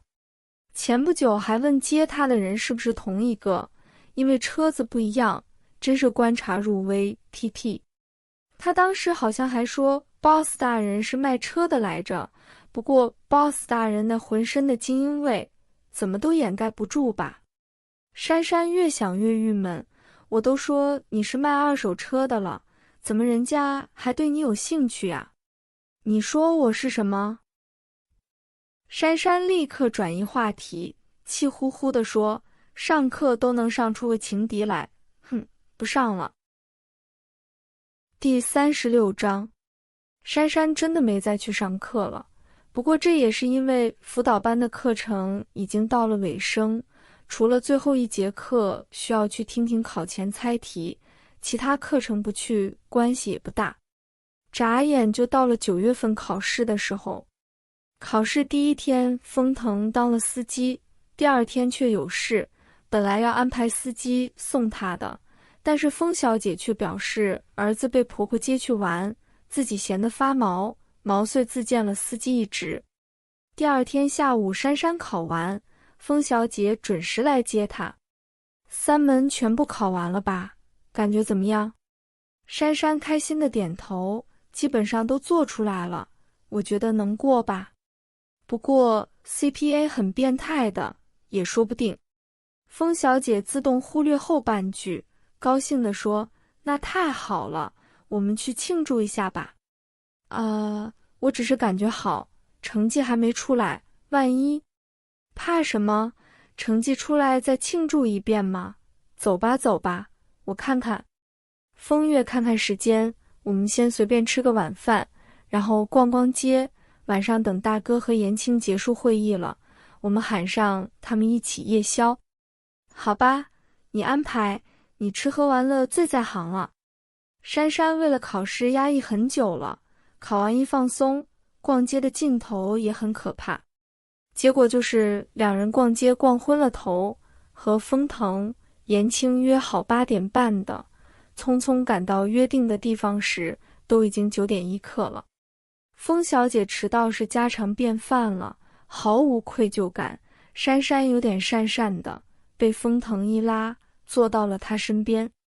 考得怎么样？我觉得会过吧。风腾点点头，有一门不过以后就不要考了。珊珊囧囧的，你是不是巴不得我3门全部过啊？风腾很欠诚意地说，怎么会？我的将来还握在 CPA 手里呢。风小姐窃笑。风家2位少爷小姐菜单都懒得看，延青在一边辛苦地点菜，一个个问什么要不要吃。风小姐还嫌他烦，你就随便点嘛。对了，来点酒，没酒庆祝什么啊？珊珊阻止他，不要，我不会喝酒。风月说，不会喝才好啊，灌醉了酒后什么的，哥哥哦。风腾语调懒洋洋的，我需要灌醉他吗？珊珊想先捉了，喂，你们适可而止啊。风腾安抚地拍了他一下，好了，不让你喝酒。他拿过酒水单，随便翻了翻，招来服务员帮他点了个饮料。这个地方珊珊来吃过，食物什么的挺不错的，唯一的缺点就是有点装13，很多东西都是英文写的，还不带翻译。珊珊只听到风腾那几个单词里有个 T 字，就下意识地觉得是果茶一类的，连忙点头说：“我就喝这个什么茶好了。”风腾笑了笑：“灌醉薛珊珊什么的，谁有他有经验呢？”1个多小时后，风月忧心忡忡地看着风腾半抱着珊珊上了车，扭头对颜青说：“你说哥哥会不会把珊珊怎么样啊？”颜青说：“你这是希望怎么样，还是不希望怎么样？”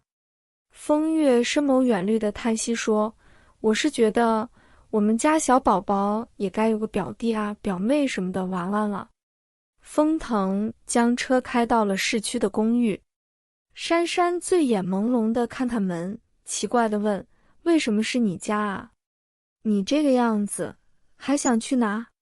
珊珊哦了一声，点点头，一本正经地说：“那你要保证不会酒后乱性。”风腾失笑，他真是醉透了，这种话都敢说出来，于是顺口哄他说：“好，我不保证。”珊珊显然被他一句话里的逻辑矛盾弄得更晕了，傻不愣登地看着他，皱眉想了一会儿，才展眉高兴地说：“那我也不保证。”然后就很高兴地扑到了风腾身上，双手自发地挂上他的脖子，鲁莽地撞上他的嘴唇。风腾开始有几分哭笑不得，随他乱七八糟地亲着，还得搂住他的腰，怕他掉下去。可是随着香甜的水果酒味在两人的唇齿间弥漫，小舌头焦焦软软的，渐渐的他也被撩拨起了几分火气。他一手抱着他，一手从衣袋里掏出钥匙开了门，把某个在他身上乱蹭的家伙抱进来，然后反身踢上门，正要反客为主的时候，薛珊珊收工了。他移开唇，打了个小小的哈欠，有些嫌弃地说：“不玩了，困了，我要睡觉了。”宣布完毕，他趴在他肩膀上，没一会儿就发出了轻微均匀的呼吸声，徒留一个箭在弦上的大男人抱着他咬牙切齿。哎，喝醉后气死 boss 什么的，谁有薛珊珊有经验呢？早上醒来，发现自己滚在 boss 大人赤裸精壮的胸膛里，头枕着人家的手臂，嘴唇里硬朗紧绷的肌肉只有寸许，手还摸着人家的腰，该怎么办？薛珊珊的反应是赶紧闭上眼睛，手用力摸两把。哎呦，怎么居然做春梦了呢？这么难得，还这么真实有质感，一定要闭上眼睛多睡会，把这个梦做久一点。然后脑子渐渐清醒。珊珊被惊悚到了，颤巍巍地缩回爪子，小心翼翼地抬起脑袋，身体小幅度地挪啊挪，想离开犯罪现场，可是一只脚还没落地呢，就被人从身后一搂，拽了回去。这下更好了，直接趴在了人家身上。跑什么？男人刚刚醒来的声音低沉而沙哑。我才没跑。为了防止他在这个问题上纠缠下去，珊珊先发制人地谴责他：“你怎么睡觉都不穿衣服？”风腾半眯着眼，微微带笑：“怎么没穿？你没感觉到？”说着，他坚实有力的长腿微微一动，立马把珊珊陷入了更加窘迫的境地。喂，他说的是睡衣，不是睡裤啊！而且你这样，到底是让人感受你的睡裤，还是感受到他蓄势待发的灼热？珊珊两颊发烫，小声地提醒他：“你昨天答应不酒后乱来的，你倒还记得？”停在他臀上的手掌毫不客气地重重打了一下。昨天是谁先开始的？不管啊，说话要算话。当然算。珊珊才安心呢。某人又慢条斯理地说：“不过珊珊，现在我们好像酒醒了。”珊珊无语了。经验告诉他，今天不让他得逞一下，他是不会放过他的。珊珊认命了，乖乖地将脸颊贴在他光裸结实的胸膛上。“那你乱吧，快一点哦。”其实是知道他最后不会对自己做什么，才会那样任他为所欲为吧。与卧室相连的卫生间里，薛珊珊满脸通红地洗着脸。boss 大人刚刚虽然也有，但是根本没有满足吧。说起来，其实 boss 大人还是很君子的呢。算一算，他们在一起也有大半年了，好多次他都感觉到他濒临爆发的欲望，可是最后都没发生什么。他不知道他为什么忍耐，但是这样的他的确让他心安无比。珊珊冲掉脸上的泡沫，抬头看着镜子里双眸明亮的自己。昨天考完 CPA 还没跟家里打电话报告呢，关键是也是时候跟爸爸妈妈讲下他跟 boss 大人的事情了。虽然决定了要告诉老爸老妈，但是光琢磨怎么讲，珊珊就琢磨了一天。在封腾家里磨蹭到晚上，趁着他在楼上书房和美国那边开视频会议，珊珊拨通了家里的电话。心不在焉地向老妈报告了 CPA 的考试状况后，珊珊紧张地进入了正题。对了，妈，告诉你一个事情。还有什么事啊？我有男朋友了。话一说完，珊珊下意识地把手机挪远了一点。果然，手机里薛妈妈的声音陡然就大了起来。什么？你有男朋友了？薛妈妈欣喜地说，是不是你那个同事方特助啊？你看，躲着 boss 打电话，果然是明智的吧？不是啦，不过也算同事吧。薛妈妈很能接受的，不是也好，那个方特助啊，看着挺好，就是太好了，跟你不太配，还是普通同事好，大家条件差不多，门当户对。珊珊沉默，薛妈妈叽叽呱呱地说了一堆，结果女儿那边却没声了，不由奇怪，人呢？怎么不吱声了？妈说几句你还害臊了啊？没有，那个妈，我想说他职位比方特助还要高一点，是我们老板。这回轮到薛妈妈无声了，珊珊的老板。半晌，薛妈妈，珊珊啊，你是不是碰见骗子啊？妈，我会连自己老板都搞不清吗？这就难说了，你小时候在大街上还认错过妈呢。珊珊黑线，那时候我才几岁啊？我都不记得了。3岁看到老，真的不是骗子啊。说了半天，薛妈妈始终不肯信，珊珊无奈了，算了，我让她自己跟你说，你别挂啊。视频短会应该开完了吧？珊珊拿着手机奔到封腾书房，把手机塞给了他。我妈，拜托，快证明一下你不是骗子。封腾接过手机，没急着和薛妈说话，先吩咐珊珊去楼下帮我泡杯咖啡。大半夜的喝什么咖啡啊？明显是想打发他出去，不让他听嘛。珊珊阳奉阴违地蹲在书房外，耳朵贴门板上，可惜什么声音都听不到。蹲了一会儿，珊珊忽然想起来，其实可以告诉老妈封腾就是以前帮爷爷转院的人啊。哎呀，怎么把这个给忘记了？她真是被老妈气糊涂了。她连忙推开门，想提醒封腾，却见封腾正好搁下手机，貌似已经挂电话了。珊珊饱含期待地问，怎么样，我妈相信你了吗？不知道啊。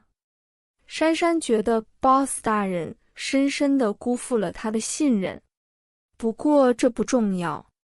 怎么会不重要啊？我妈妈觉得你是骗子啊。薛珊珊，现在是几点？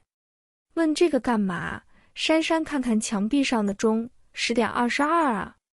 晚上。废话。封腾点点头，明白了。明白什么？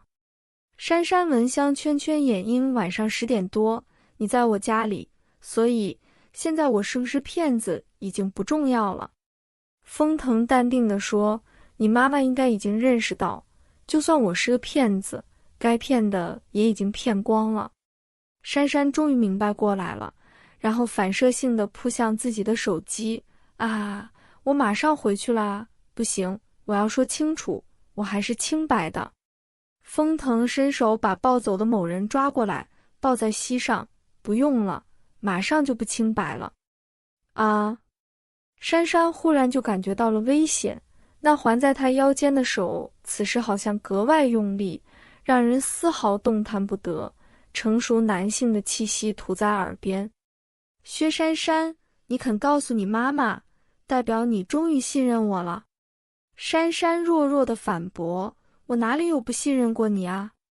风腾嗯了一声，手掌在他心口附近游移轻抚。这里虽然隔着衣服，他的手掌却炽热得像烙铁一般，弄得珊珊一阵气虚。不要趁机耍流氓啊！手忙脚乱地去抓他的手，结果却是搞得衣服凌乱，扣子都散了2颗。风腾笑了笑，停下了作恶的手，搬过来住吧。啊，今天都半夜了，先搬人。最后3个字已经含糊了，热得烫人的唇开始在他的颈侧清晰慢准。珊珊直觉要发生什么了，却浑身酸软，无力抵抗。其实好多次风腾做的要比现在过分得多，可是每次到最后关头，他都会及时收手，就像早上那样。但是这次却好像不一样。也许 boss 大人他一直在等着这一天吧，等着他终于扫除了所有顾虑，终于放心大胆地向所有人宣布他们在一起。他其实是个很骄傲的人呢。风腾亲密的间隙中，珊珊勉强的气喘地叫他明天去帮我搬家，还要退租。这是给他的答案吗？风腾一笑，不用了，你的房东是我。什么？珊珊好久才反应过来，虽然处于如此亲密的境地，也忍不住义愤填膺地指责他，果然是资本家，太坏了。发给我的工资居然还偷偷收回去1/3。风腾轻笑，现在资本家可以连人带财全部收走吗？珊珊静了静，顺势把脸埋进了他怀里，不要在书房里。然后他轻轻地说，可以的。第37章，肩膀上不时传来湿热的触感，麻麻的让人发颤。珊珊半睡半醒的任人亲了好一会儿，才睡眼惺忪的抗议，不要，会迟到。今天周六，你迟到什么？咦，又到周六了吗？不过某人可信度太低了，珊珊才不信他。不久之前有一次，也是一大早被某人压着吃，他觉得是周一要上班来着，结果某人硬说还是星期天，他还没睡醒，脑子糊涂，就被骗了。被人从头吃到尾后，一觉睡到中午，醒来才发现，原来真的是周一啊！他自己要搭飞机出差，不用上班，居然陷害他迟到啊！他这个月的全勤奖啊！愤怒地跟某人抗议，害他的全勤奖没了。结果某人居然说，全勤奖我直接给你，还不用扣税。这算是合理避税吧？珊珊觉得他太不要脸了，早上兽性大发这种事情居然能扯到合理避税上去。最可恶的是，某人还若有所思地说，珊珊，我们要不要拿另一种全勤奖？珊珊伸手在西皇上乱摸了一阵，摸到了他的表，拿起来看看，的确是周六来着。风腾也不着急，这时才低低的笑问，可以放行了？珊珊一丝一丝的抵抗了一下，不要老咬我脖子。资本家都是吸血的。半晌，房间里飘来疑惑的声音，这句话好像有点耳熟。早上在进行了税务局都管不到的合理避税之后，某人心满意足的去洗澡了，珊珊才不要跟他一起洗，在 C 黄上翻了2圈，起来整理东西。他的东西已经打包搬过来好几天了，陆陆续续的整理着，现在只剩下一些衣服还没弄好。把衣服一一整理好，挂进衣柜，珊珊一看，不由囧了。在老宅，男女主人的衣帽间是分开的，不过市区的住处并没有这么讲究。他和风腾的衣服是放在一起的。不看不知道，一看吓一跳，原来 boss 大人的衣服居然有这么多，这么壮观啊！相比之下，他那点衣服简直是少得可怜。珊珊手指从那一排排笔挺的西装上划过，不知道想起什么，脸忽然有点红红的。风腾擦着头发从浴室出来，扫了眼衣柜，眉头一皱，下午叫风月陪你逛街，把这里填满。他可不想做一个衣服比老婆还多的男人。又想起一件事，风腾提醒他，薛珊珊，我给你的副卡你打算什么时候才用？副卡很久以前就给薛珊珊了，但是很显然，他的账单上从来就没出现过属于薛珊珊的消费。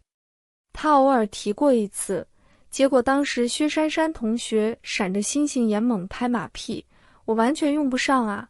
我家老板很厉害的，又会赚钱又大方，发的薪水奖金很多的，根本用不掉。好吧。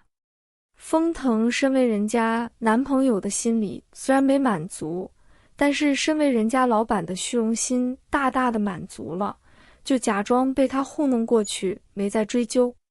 不过如今薛珊珊需要添购的东西，估计他家大老板发的薪水是不够的了吧。他突然一出声，把珊珊满脑子的起司都吓跑了。珊珊快快地缩回手指，继续埋头整理衣服，一边整理一边说，我才不要刷你的卡。风腾目光一沉，心中有股不悦升起。他倒没想到薛珊珊到今天还跟他算得这么清。他沉着脸正要开口，薛珊珊堆好衣服回过头来，气鼓鼓地说，为什么不能是你亲自刷啊？珊珊对这个有意见很久了，每次都让我和阿月逛。你说说，我们在一起的到现在，你有陪过我逛街买过东西吗？抗议。话音刚落，他就被人抓了过去，气鼓鼓的脸颊被不轻不重地捏了一下。风腾低笑，帮我挑件衬衫。不是要我去刷卡。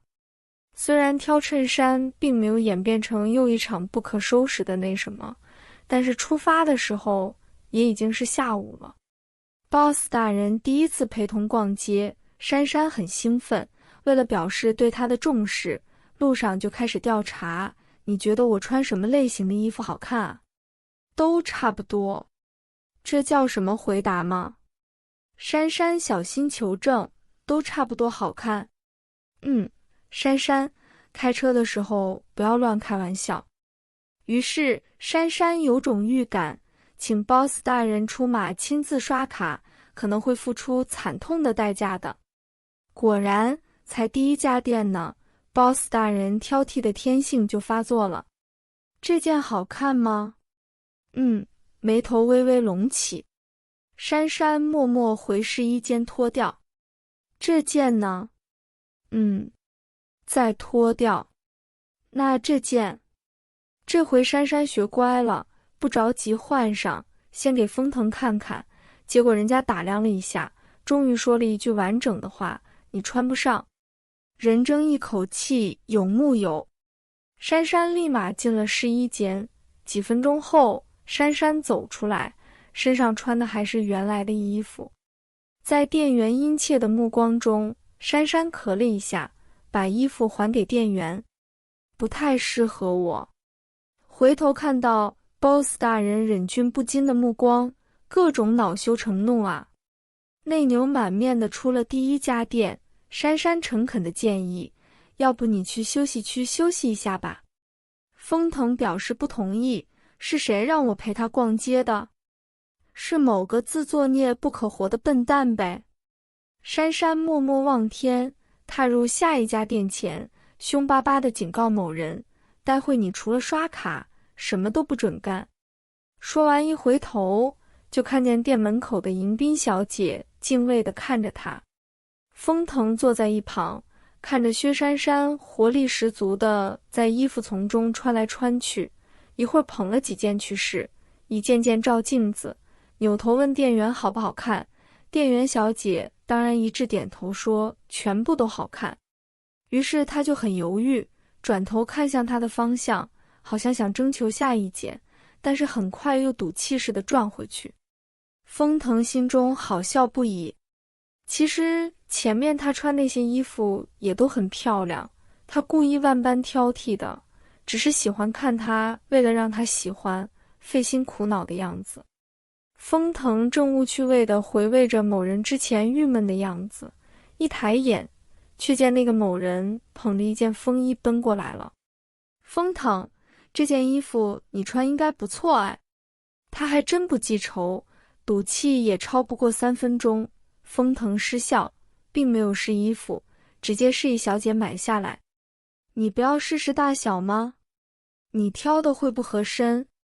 他话中有话，可惜眼前的人显然没意会过来，还以为他夸他眼力好呢，得意兮兮的。前面那家店的衣服都不错。风腾说。咦，待会去买下来。咦，除了那件穿不上的。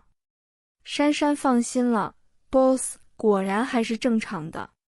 boss 好像忽然不挑剔了那么一点点，珊珊赶紧抓住机会多买了几件，等于一下午下来也算大有收获。不过距离填满衣柜估计还有遥远的距离。离开购物中心之前，风腾显然嫌弃他没效率，顺手帮他拿了几件衣服一起刷卡。这些都还没试啊，不合适怎么办？不合适。风腾佯作思考了一下，说那就脱下来。珊珊这次听懂了，紧张地看了看远处的店员小姐，赶紧拉着人飞奔出店。虽然店员小姐肯定没听见，但是短时间之内她也不要再来了。一下午逛下来，珊珊觉得自己吃大餐的力气都没了，就拉着 boss 去吃了碗牛肉面。回家的时候天已经全黑了，汽车开进小区时，保安礼貌地拦住了他们。风先生，风太太，请等一下，有你们的快递。他转身捧了个四方的包裹出来，确认风太太是姓薛吗？珊珊囧了。风腾颔首，是的。那就对了。保安把包裹递给珊珊，憨憨地笑着说，快递员说打手机没人接，就放我们这了。珊珊耳朵热热的，今天出门忘记带手机了，谢谢你。汽车重新行驶起来，风腾扬眉，谁寄来的包裹？风太太。珊珊默默地白了他一眼。其实珊珊也不知道是谁的包裹，寄件人姓名那儿已经模糊不清了。等回到家拆开，看见那些花花绿绿的小说封面，珊珊才想起来，原来是双姨的教材到了。前几天她一不小心在 QQ 聊天中露出了蛛丝马迹，被雷达灵敏的双姨察觉到了那什么，于是那个不厚道的彻底兴奋了。终于轮到技术指导陆双姨上场了，哦哈哈哈！于是就有了今天这一堆双姨口中的教材。珊珊拿起一本看了看，不得不说，双姨选的教材还是非常有针对性的。看看这书名，残暴总裁小白兔。首先职业很对，有木有？精心挑选有木有？但是随手一翻就是各种火辣辣的 H 是怎么回事啊？珊珊随便瞄了2眼，就被小说里那高深的姿势震撼到了，不由带着崇敬的心情往下看，越看越面红耳赤，但是又有点欲罢不能。正看得投入，忽然手里的书被抽走了。高大的男人站在他面前，随手一翻，然后俊眉微微一挑。珊珊羞愧万分，垂着脑袋不说话。完了 ，boss 大人肯定觉得他是色情狂了555。难道他们之间的色情狂要换人做了吗？珊珊心中的各种泪流啊，奔腾到海不复回。风腾一目十行的几分钟内翻完了那本小小的书，沉吟着说：“珊珊，我不知道你心里居然喜欢这样的。”他脸上出现了一丝严肃的自责：“是我失职了。”珊珊有不好的预感，我喜欢什么了？风腾沉思道：“原来你希望我更残暴一点。”珊珊还没来得及弄清他的逻辑，就被人一把抱起来，拎回卧室彻夜的残暴了。所以说，交友需谨慎，爱情小说作家之类的神马朋友最危险了。第38章，天气慢慢的凉了下来。珊珊后来又去买了2次衣服，不过在衣柜里，她依旧处于绝对的弱势状态。但是其实买多了也穿不到啊，她才不要每天在公司花枝招展呢。说起来，珊珊最近算是爱情事业两得意。爱情就不说了，简直得意到让人身体都吃不消了，等于至于事业嘛，虽然全勤奖已经变成了天边的浮云，但是他已经正式加入丰腾集团1年啦，也就是说终于能加薪鸟，不知道这次加薪会加多少啊？珊珊兴奋地期待着。不同于他的振奋，主管此事的集团高层却为此愁得头发都油了。现在丰腾上上下下，谁不知道财务部薛姓小职员和总裁的关系啊？这加薪到底加多少合适呢？财务部科长一贯正直得很，按照珊珊平时的表现，不偏不倚给了个中等偏上的加薪幅度，但是送到更高一级主管的手里批的时候，人家想的就比较多了。只是中等偏上加薪幅度，会不会让薛小姐和总裁不高兴呢？可是吧，如果一下子就最高等，会不会拍马屁太明显？可怜的高层内心腹诽不已，真是的，老公给老婆加薪什么的，这种家务事还要让我们烦恼，尼玛我们也要加薪有木有？最后高层心一横，心想反正都是你家的钱，左口袋进右口袋，多给点又有什么关系？于是大笔一挥，调到了最高等。不过几天之后，加薪单子发到个人手里，珊珊的加薪幅度却仍然回到了财务科长给的那档。敢往下压的，除了封总还会有谁？围绕着他加薪发生的这些缠缠绕绕小插曲，薛珊珊自然是一点都不知情的。能加这么多，珊珊已经很满意了，总算把全勤奖的缺口补回来了。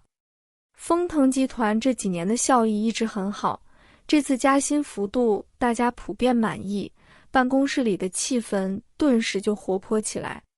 珊珊正竖着耳朵听同事们讨论晚上去哪里庆祝呢，就接到了风月焦急万分的电话：“珊珊，你在公司不？我在楼下，你赶紧下来。”珊珊被他的急切吓到，来不及多想，跟科长说了一声，就冲到了楼下。风小姐的车果然在楼下等着，珊珊一上车，风小姐就发动了，话都来不及说。路上风月才交代了来龙去脉。我上次手术后加了个本市的稀有血型互助群，群主就是我动手术那个医院的护士。刚刚他打电话来说高架上发生了连环车祸，有对母女都是 AB 型阴性血，医院的血不够了，情况很危急，号召大家去献血呢。啊，珊珊催促他，那你开快点。但是 S 是那路况，再好的车又能快到哪里去？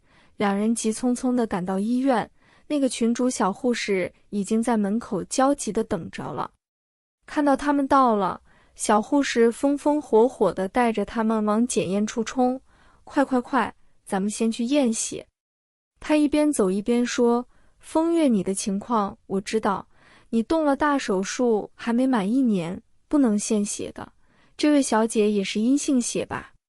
珊珊点头，是的，我身体很好，上次献血也超过半年了。圆脸小护士说，行，跟我来。现在的人都挺热心的，除了珊珊和风月，群里一会儿又来了2个人，3个人一起做了检验。验完血出去，却见风月正郁闷地在那听电话呢。看见珊珊出来，风月赶紧把手机塞给他，用嘴型提醒他，我哥。珊珊接过电话，风腾果然是在发火，声音很严厉，这么大的事情你们怎么不跟我说一声？献血算什么大事啊？珊珊不以为然。薛珊珊被他低着嗓音这么连名带姓的一叫，珊珊立刻端正态度了，我错了，下次有大事一定立刻汇报。听到电话那边好像有人提醒他开会的声音，珊珊连忙说，好啦好啦，你去开会吧，别管我们了。对了，晚上我可能和风月一起在外面吃了，不准出去。风腾哼了一声，挂电话之前割下了有力的威胁，晚上回来吃猪肝。猪肝，珊珊想起这东西久违的滋味，苦着脸挂了电话。为了逃避晚上的猪肝，珊珊本来打定主意要跟风月外面吃完回去的，结果验血报告还没出来呢，风月那边就有了急事要回去一趟。你一个人在这没问题吧？没问题啦，你回去吧。风月走了没多久，小护士就带着报告出来了，先安排另外2个人去抽血，然后转过来带着轻微的责备对珊珊说，薛小姐，你怎么怀孕了还来献血？这不是给我们添乱吗？珊珊呆了一会儿，才反应过来她在说什么，但是语言系统显然还跟不上，呆呆地说，怀孕？我……圆脸护士把手里的化验单塞给她，你看看你的 HCG 多高，这不是怀孕是什么？说着她又笑起来，哈哈，不管怎么样，总归是好事嘛，恭喜你了。圆脸小护士走后，珊珊在原地傻站了足足有1刻钟，思维才重回地球。她机械地掏出手机，机械地拨电话，没人接。哦，大概手机没带到会议室去。珊珊又机械地输入了几个字发过去。发生了一个大事。半小时后，风腾的电话打过来了，夹杂着身边几位主管说话的声音。珊珊，什么事？珊珊坐在医院前庭的长椅上，默默地说，也没什么，那个，我好像怀孕了。风腾直接把一干主管撇下了。20分钟后，他迈着急切的步伐出现在了医院的门口。珊珊傻乎乎地坐在长椅上，不知道在想啥。风腾远远地看着他，心中忽然就涌起一股难以言喻的奇妙情绪。珊珊，孩子，步伐不曾慢下来，走近他，握住他有点凉的手，没有过度的。风腾说出了来的路上已经反复思考了好多遍的话。珊珊，我们结婚吧。珊珊抬起头，看了看眼前高大的身影，啊，哦。风腾皱了一下眉，我向你求婚你就这种反应。珊珊默默地瞅了他一眼，孩子都有了，结婚有什么好稀罕的？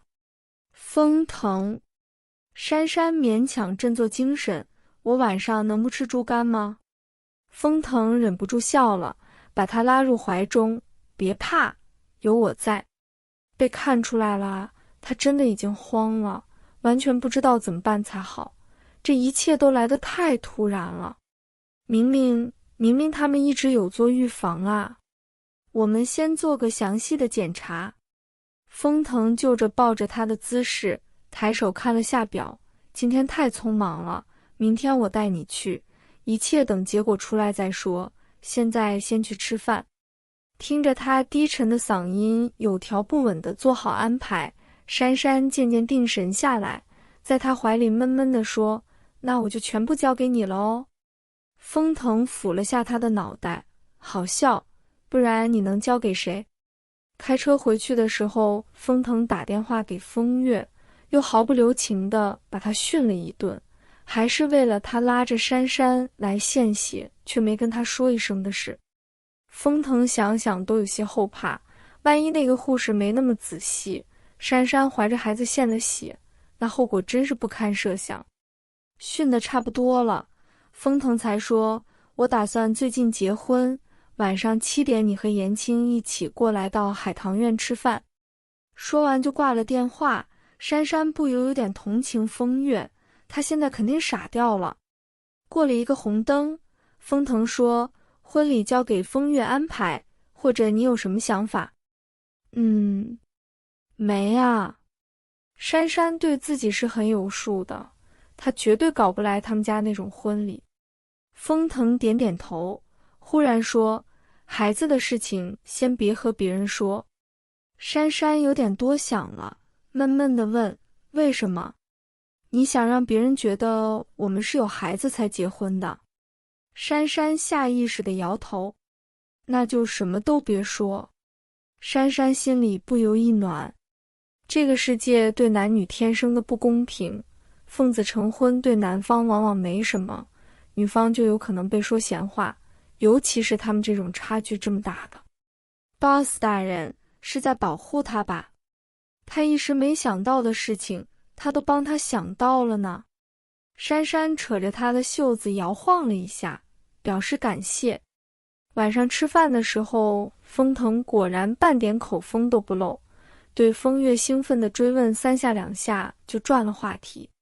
说起婚礼怎么筹办，衣服哪里订，风月那个劲头真是3天3夜都说不完，很快就不管他们怎么忽然要结婚了。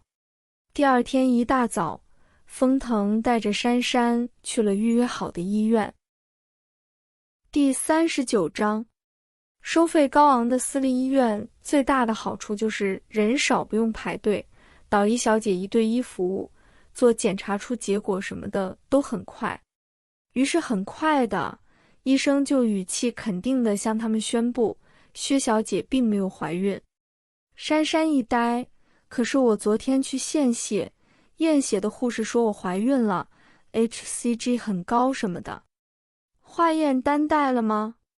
带了。珊珊出门的时候顺便放在了包里，拿出来给他看。医生看了一下说， HCG 高不一定是怀孕的缘故，你今天的化验单上 HCG 就正常了。当时也许是体内激素过高，薛小姐有在服用激素吗？珊珊摇头。医生思索了一下说，现在食品市场很不规范，薛小姐你想想，那天化验之前你吃过什么？珊珊努力回想，有点茫然地说，没吃什么啊，就吃了几个同事给的蛋黄派，好像包装蛮粗糙的。医生点头，估计就是这个导致的，现在的食品啊。珊珊还是不太敢相信，真的没怀孕吗？可是我最近老感觉蛮累的。医生瞄了他们俩一眼，推推眼镜，咳嗽一下说，有时候要适度一点，节制一点。珊珊离开医院的时候，颇有点落荒而逃的感觉，而任何大场面都一贯镇定自若的风腾，脚步也好像比平时略快了一些。坐上车，风总裁总结发言，下次你怀孕，我们不来这家了。珊珊连连点头，绝对不来了。吃错东西以为怀孕，还能不能更乌龙啊？珊珊不由庆幸地拍拍胸，幸好没有告诉别人，不然就不止在医生面前丢脸这样了，还要一个个去解释为啥又不怀孕了。想象力丰富的搞不好还以为她流产了呢。风腾也赞同，不然我会很辛苦。你辛苦啥？难道你要去一一灭口咩？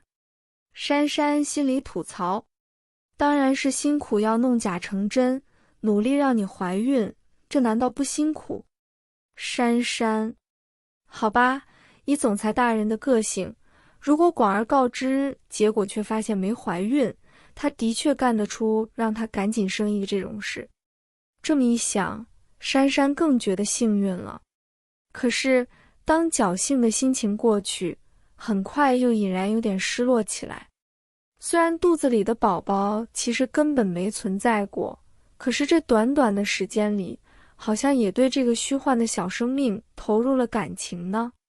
到了晚上，躺在 C 床上，静谧的氛围中，那点点失落愈加放大了起来。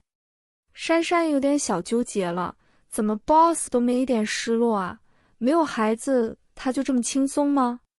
你不喜欢孩子吗？为什么这么问？你好像根本不在意。别乱想。把他抱坐在他身上，风腾说，有孩子我很高兴，没孩子我也很高兴。我不想因为孩子结婚，而且风腾顿了顿，脸上有些尴尬，你还太小了，这么早让你当妈妈，我会不忍心。前一条他懂啦，但是后一条珊珊黑线了，我大学毕业就22了，现在已经23了，好不好？太小了。风腾摸摸他脑袋，想让你多玩几年。其实是你自己想玩吧。哼，还推他头上。珊珊觉得自己看穿他了。风腾失笑，是啊，我也想玩。不过他的语调变得悠长，带上暧昧的气息。我玩什么呢？喂。珊珊如今反应已经够快了，但是日防夜防，防不住家贼心之所至，突如其来啊，于是只好泪汪汪的被抓住啃啊啃。后来风腾想起来问珊珊，上次让你退票的同事是哪个？阿佳。这次给你吃蛋黄派的也是阿佳。风腾点点头。珊珊着急了，你不会做什么吧？阿佳人挺不错的，工作也很认真。风腾面无表情地说，没什么，他该升职了。啊，果然，没几天上面就下命令，同事加同仁在职期间表现优异，兢兢业业，只升一级，加薪若干，调任分公司做财务部小头目。很巧的是，那个分公司离阿佳家比总公司近多了，升官加薪离家近，阿佳各种欢天喜地啊，有木有。被大家恭喜了一圈后，阿佳偷偷找到珊珊，肯定地说，珊珊，一定是你在总裁面前帮我说了好话，对吧？珊珊艰难地说，是吧？阿佳感动地抱住她，好人会有好报的，珊珊，你和总裁一定会有情人终成眷属的，承你吉言。其实被阿佳祝福了一下，珊珊反而挺担心的，不过终成眷属什么的，倒让珊珊想起一个问题，他们之前要结婚是因为有了孩子，结果发现孩子不存在，那这个婚还结不结啊？风腾好像忘了这个事情似的，提都没提，风小姐也不见了踪影。珊珊纠结了2天，决定不去考虑这个问题了，顺其自然吧。谁知又过了2天，风腾却在吃饭的时候忽然提起，珊珊，明天下午到我办公室一趟。做什么？风腾看着他说，签一份婚前协议。第40章。第2天下午，珊珊准时推开了风腾办公室的门。珊珊，过来。风腾招手，向他介绍坐在沙发里的老头，这是张博，本市最有名的大律师。张博，这就是珊珊。珊珊乖乖地问候，张伯伯好。小姑娘好啊，不错不错。老头笑眯眯地打量了他一会儿，脸上流露出几分感慨。一眨眼，我都给你们家做了几10年律师喽，你也终于成家了。可惜你爷爷没法子看见。风腾说，过几天爷爷忌日，我会带他去看爷爷。张伯点点头，又笑起来，总是大喜事，我老头子扫兴了。来来，小姑娘，咱们说正事。说着，他把身前桌子上的文件往珊珊面前推了推。珊珊这才注意到这堆小山式的文件。这不会全都是婚前协议吧？珊珊以为几张纸就好了，怎么会这么多？等张伯开始解说，珊珊才知道，这里面大部分竟是赠与协议，哪里的房产商铺，哪些珠宝首饰，还有股票、股权基金等等等等。很长一段时间，张伯才说完。小姑娘啊，这些就是你和咱们小峰先生结婚后暂时能得到的所有。封腾对张伯这种说法有些不满，轻轻咳了一下。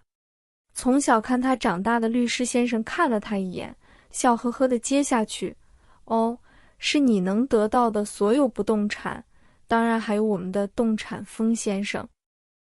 那个张伯伯，我记得好像股票和基金算是动产吧？珊珊以微弱的声音质疑。实在是这位律师先生看上去太权威太专业了，珊珊在自己专业上的东西都开始怀疑起来。老头很淡定地解释，股票和基金传统意义上的确属于动产，不过目前是特殊情况，这些动产和小峰先生比起来就显得像不动产了。珊珊闻香圈圈眼，为什么？因为某种意义上，咱们峰先生是股票基金股份的集合，生来带有货币符号，当然流动性更大些。张伯开着玩笑，别有深意地说，小姑娘好好经营啊。张伯一语双关的幽默让珊珊忍俊不禁，封腾也微微弯起嘴角。张伯接着说，这些呢，我也是说个大概，还是要你自己慢慢看，有什么问题可以问我。这么厚一堆，的确需要慢慢看才行。珊珊拿起最上面的主协议，低头看起来。其实主协议的内容，昨天封腾已经大致和他说过，主要就是将他和集团运营利益分离。但是赠与协议，他昨天却提都没提。刚刚律师讲的时候，他也听得比较迷糊，并不太了解封腾究竟给了他哪些东西，直到现在看见白纸黑字的文件，才真正明白。于是有点被吓到了，潦草地翻过一遍合同，珊珊从下面的赠与合同里抽出了几份，看向封腾，协议书我没意见的，赠与的我就签这些可以吗？张伯有些惊讶，封腾看着薛珊珊，沉默片刻，转向律师先生，张伯，我想和珊珊再沟通一下。老律师站起来，笑呵呵的，小两口好好商量，老头子烟瘾犯了，出去抽会烟。封腾坐在沙发上，翻看着他选出来的几份协议，过来点。珊珊连忙挪近一点，我让你签这个，生气了？怎么会？这个误会大发了。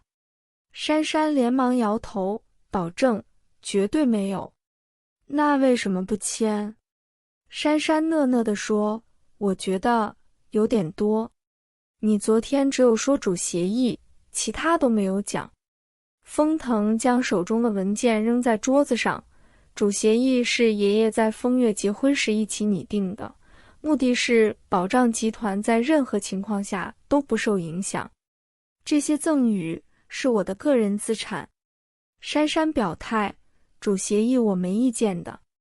珊珊，任何事情需要用到协议解决，那差不多已经到了最坏的状况。婚前协议的作用就在于此。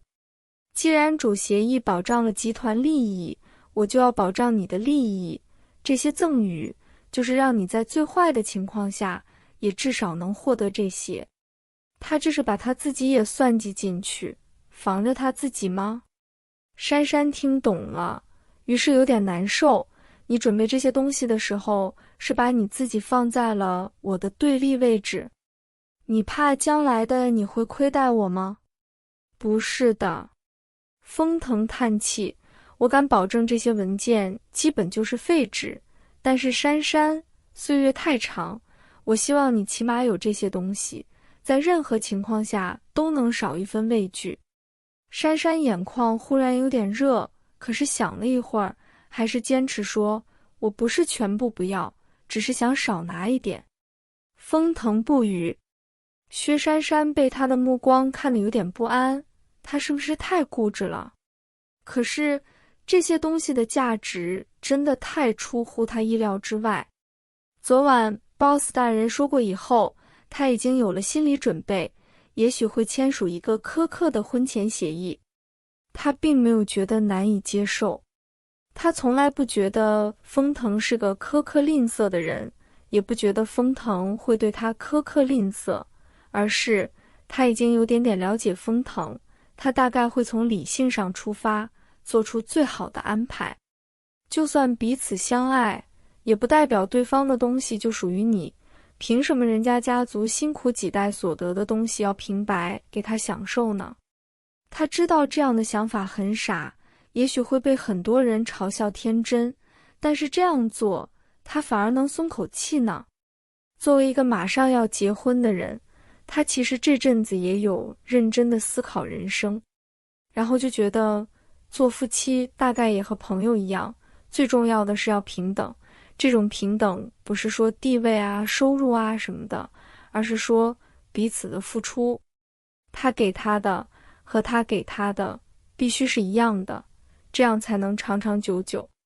一个人付出的远远超过另一个的话，久了会心理失衡的吧。然后如果一个人给了另一个人很多很多钱，会不会就觉得他付出的已经够多了，就少付出一些呢？这样的话还不如反过来呢。当然这也不是乱清高了，说句有些矛盾的话，和 boss 结婚了，他又不缺钱，那还要那么多钱干什么？以上都是他胡思乱想。风腾还在等着他的解释，珊珊靠过去，把脑袋靠在他肩上。其实我想问你一个事。什么？如果不是误会我有了孩子，你还会向我求婚吗？薛珊珊。最近我们都没有回老宅住，为什么？因为3楼在装修啊。为什么装修？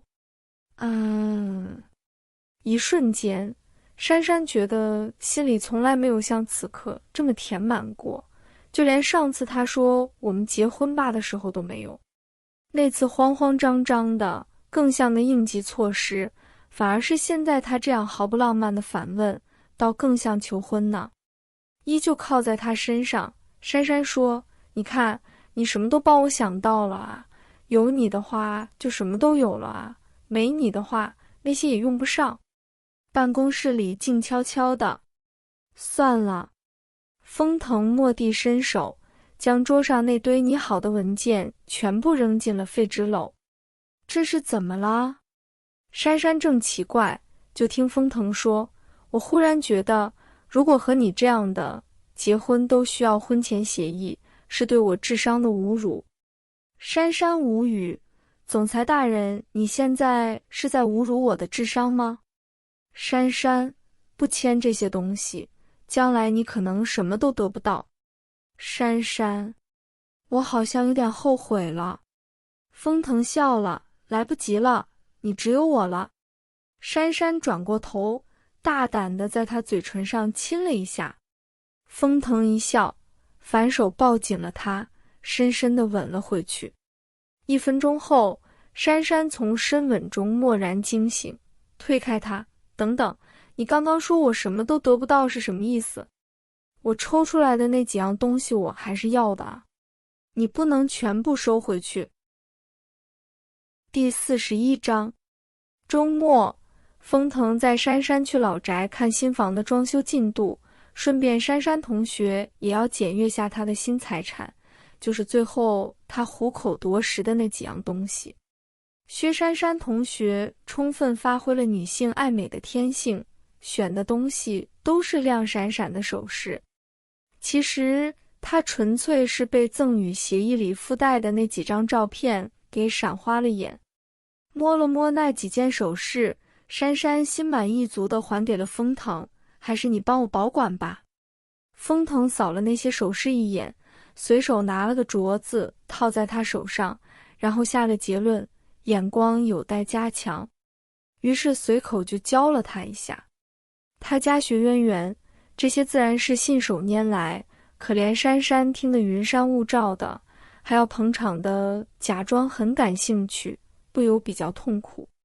幸好王博很快来报告说风小姐带着颜青来了，珊珊连忙率先跑下去。砰的一声，珊珊一下来，厚厚的一叠资料就砸在她面前。风小姐豪气万千地说，这些就是婚礼的初步计划书。珊珊不由震撼了，这厚度简直比 boss 大人之前给的婚前协议书也不遑多让啊！他们两个果然是兄妹来着。随手拿起一本花花绿绿的像是服装目录的册子看，风小姐阻止他，这个不用看了，这个是婚礼上我要穿的衣服。这个也不用了，是我的鞋子。珊珊，风腾从楼上下来，没好气地说，这是你要结婚？一旁的颜青一脸担心，老婆你再婚对象还是我吧？风月瞪了颜青一眼，悻悻然地说，我也没办法啊，巧妇难为无米之炊，你们日子都没定，我怎么订酒店？酒店没定，怎么知道是什么环境？环境不知道，怎么确定现场怎么布置？好了，风腾头痛地打断他，你先别折腾了，等我和珊珊父母商量过再说。王博东西都准备得差不多了，下周我去巨省。后面这句话是问珊珊的。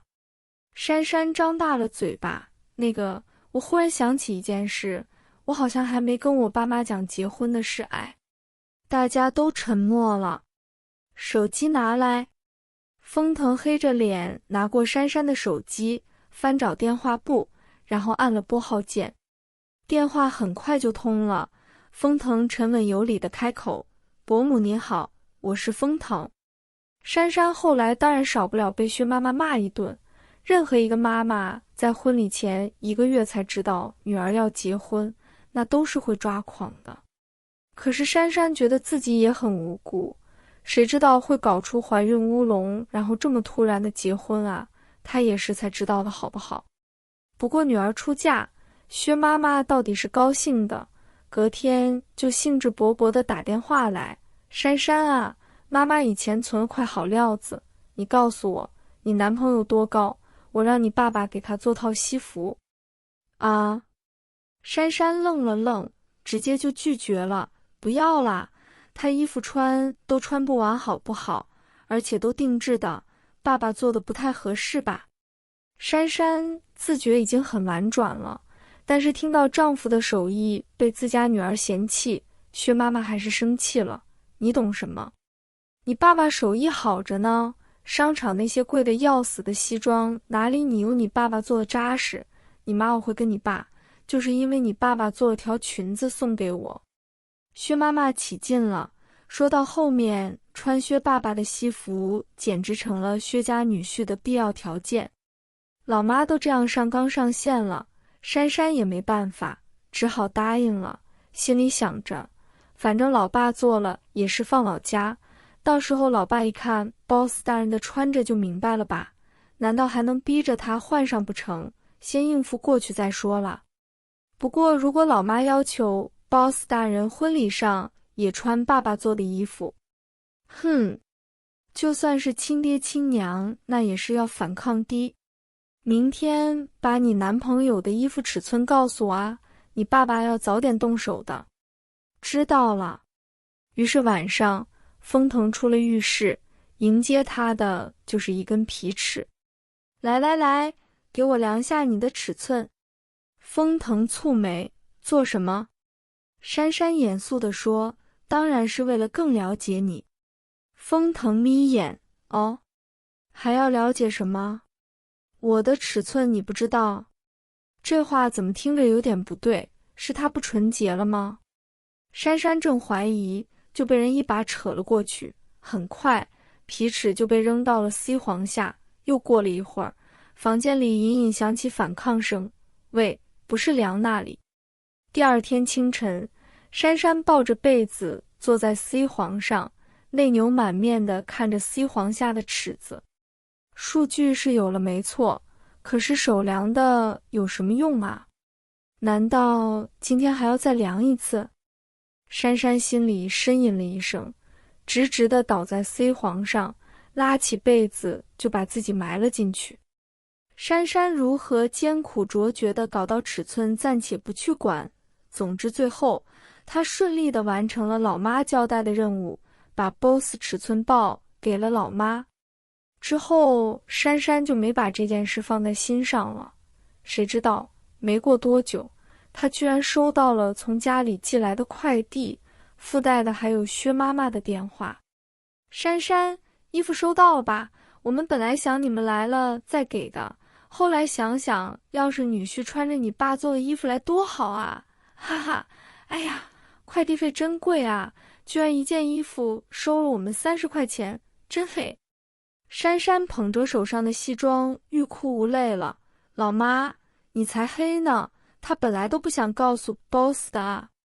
珊珊不得不找了个气氛良好的时机，跟 BOSS 聊聊天气，谈谈心。那个，我有没有跟你说过，我老爸以前是裁缝呢？风腾怀疑地看了他一眼，好像没。你现在知道了吧？珊珊讪讪地笑了下，怯怯地捧出一叠衣服，我爸爸给你做了一套西服。风腾漠然地看着他手上的东西，珊珊鼓起勇气说完，所以请你穿着我爸做的衣服去我家吧。这次去珊珊老家，风月也是一起跟去的，还带上了老公孩子，理由很充分。珊珊爸妈看的不仅仅是你，还有你的家庭，作为小姑子的我当然是要出席的啦。然后你看我跟言青家庭多和美，我家宝宝多可爱，多好的榜样啊，说不定他们一高兴就立刻把珊珊送给你了。风腾当时非常傲慢地哼了一声，还用得着他们送吗？不过尽管如此，他显然也觉得风月说的有道理，所以去珊珊家那天的一大早，风月就出现在了风腾家里，然后看着风腾身上的西装，毫不留情地进行了人身攻击。哥，你会不会选衣服啊？太没品位了，这套西装样子和做工也太一般了吧，哪家成衣店做的？珊珊只能在一旁捂脸不说话。风腾面无表情地说，泰山定制。泰山定制，熟知各种时尚的风小姐有点茫然，没听说过啊，新开的吗？肯定很快会倒闭的，可不是已经倒闭很多年了吗？珊珊继续捂脸，倒是言青在旁边看出点门道来，想了一想，又看看旁边珊珊捂着脸，一副当我不存在的表情，若有所思地笑道：“泰山就是岳父的意思吧？”珊珊弱弱地举起手：“对的，就是我爹 PT。”直到上了飞机，风月还一直打趣个不停：“哎呦，我怎么就没一个会做衣服的婆婆呢？好遗憾呀！”珊珊把脸埋风腾怀里了。风腾拍拍她，虽然自己穿着这衣服也浑身不自在，但是不代表妹妹就可以拿这个来打趣他们。言青，听到没有？阿月在抱怨。言青说：“听到听到。哎，我们家阿月要是肯穿我妈做的衣服，那就好养活多了，不用这么麻烦啦。”珊珊从风腾怀里抬起头来，很有义气地说：“阿月，我让我爸给你做。你们这些人。”风月气死了。飞机到达巨省省会后，依旧是分公司的人来接。这回来的可不是行政了，分公司总经理已经在机场恭候多时。不过风腾并没有让他们送，自己开车过去了。到达珊珊家已经是下午，楼下薛爸爸、薛妈妈早就等着了。看着车缓缓驶近，薛爸爸、薛妈妈不由伸长了脖子。车子缓缓地停住了，高大耀眼的年轻人姿态从容地从车上迈下，身上穿着他们眼熟的西服，却散发着那件西服本身绝不具有的逼人气势。薛爸爸和薛妈妈齐齐被闪到了。客厅里，薛爸招待着风腾他们喝茶，薛妈妈把珊珊拉到厨房洗水果。珊珊，你看你爸爸手艺还没退步吧？小风穿上那衣服多挺拔啊！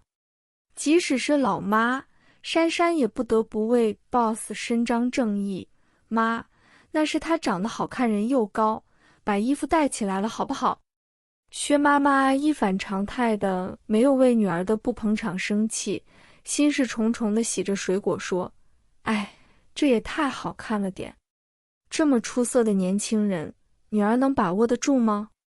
薛妈妈担心地看了眼珊珊，却忽然发现女儿似乎跟记忆中不一样了。薛妈妈想起刚刚珊珊从车上下来，走在那么有气势的年轻人身边，好像也并没有不相配的感觉。看看她身上穿的，手上戴的，薛妈妈忽然产生了一种女儿已经不是他们能养得起了的感觉。然后这种感觉再回到客厅，看见聘礼的时候得到了升华。原来这女儿不仅养不起，简直也嫁不起了。薛妈妈不是不知道未来的女婿身家雄厚，甚至也想过聘礼可能会很高，但是万万没有想到，竟然是如此的出人意料。薛妈妈也知道，女儿将来所处的圈子和他们是完全不同的，聘礼的多寡说不定关乎她将来的面子。但是即使如此，薛妈妈还是觉得心里不安。和薛爸爸对看了一眼，薛妈妈说：这是不是？珊珊看出了老妈的为难，大力安慰之：妈，没事啦，反正这些你还是给我嘛。风腾沉下声音：薛珊珊，被警告了啊！珊珊朝他眨眼：拜托啊，在老爸老妈面前给点面子好吗？那嫁妆，薛妈妈要晕了。她是给珊珊准备了30万陪嫁的，以前偶尔和街坊邻居说起来，谁不说这陪嫁丰厚啊？可是现在和这聘金一比，简直完全不成比例啊！这怎么拿得出手？嫁妆不用担心，她会弄的。珊珊一点都不担心。薛珊珊，这回是薛妈妈在吼了。最后，薛珊珊被赶出了婚礼讨论现场。珊珊坐在门外的楼梯上，听着屋子里传来的说话声，双手捧着下巴，不由自主地想微笑。姐姐为什么一个人笑？奶声奶气的声音忽然响起，楼上邻居家的孩子小尾巴抱着皮球站在楼梯口，好奇地盯着她。珊珊不好意思地摸摸脸，正要说话，却听到身后一个带着低笑的男生说：因为这个姐姐要嫁人了。门不知道什么时候开了，珊珊扭过头，便看见风腾靠在门上看着她，身上穿着不太考究的西装，可是丝毫掩饰不了本身的风姿挺拔。珊珊忍不住又微笑起来。是啊，因为要嫁人了，因为马上就要更幸福了。小尾巴奇怪地看着不说话的大人们，抱着皮球忽闪着大眼睛跑走了。珊珊朝风腾招招手，风腾扬眉，挑剔地看了下地面，走到他身边坐下。风腾，珊珊叫他的名字，我有没有说你穿上这件衣服的时候是你最帅的时候？是吗？风腾佯作思考，那我婚礼上也穿这个？不行。珊珊立刻跳了起来，你还可以更帅的。第42章，珊珊和风腾的婚礼，在风腾全权交给风月筹办后，极其成功的把珊珊累残了。然后还没来得及休整呢，就被带去度蜜月了。于是珊珊又因为另一种方式惨了1个月。回来就快过年了，新嫁娘第1年，那就是各种崩溃忙碌啊。珊珊就纳闷了，明明去年在 boss 家过年的时候很冷清的，怎么今年忽然就冒出这么多亲戚呢？还有各种大宴小宴，人情往来，珊珊不由就深深觉得，做总裁大人的老婆得再拿一份工资才对。等终于闲下来一点，已经是年初5了，财神爷生日啊，珊珊不由想起一件大事，于是跑到某人面前伸手，我的红包呢？新年快乐。封腾随口答。珊珊静候下文，结果等啊等的，发现没有下文。就这样，珊珊愤怒了，你也太敷衍了吧，这才结婚没多久啊，起码给个红包意思意思啊，替下划线替。明明全家上上下下都给发红包，为什么就他没有？珊珊觉得自己好委屈来着。封腾放下手中的杂志，薛珊珊，我去年给你红包没有？没有。所以你这恶行不是1天2天了。新年礼物呢？也没有。唯一给他的手机还说是借给他的，而且是他用过的旧的。封腾笑了笑，所以去年过年的时候我什么东西都没给你，但是你记得不记得你在机场的时候我跟你说新年快乐？好像有吧，但是这有什么问题吗？封腾看着他，这才是我想给你的。珊珊，这句话不是祝福，是承诺。珊珊眨眨眼睛，然后又眨下眼睛。封腾咳了一声，站起来，一副打算走开的样子。这不会是不好意思了吧？珊珊终于反应过来了，贼兮兮地追出去。今年也是承诺吗？明年也承诺吗？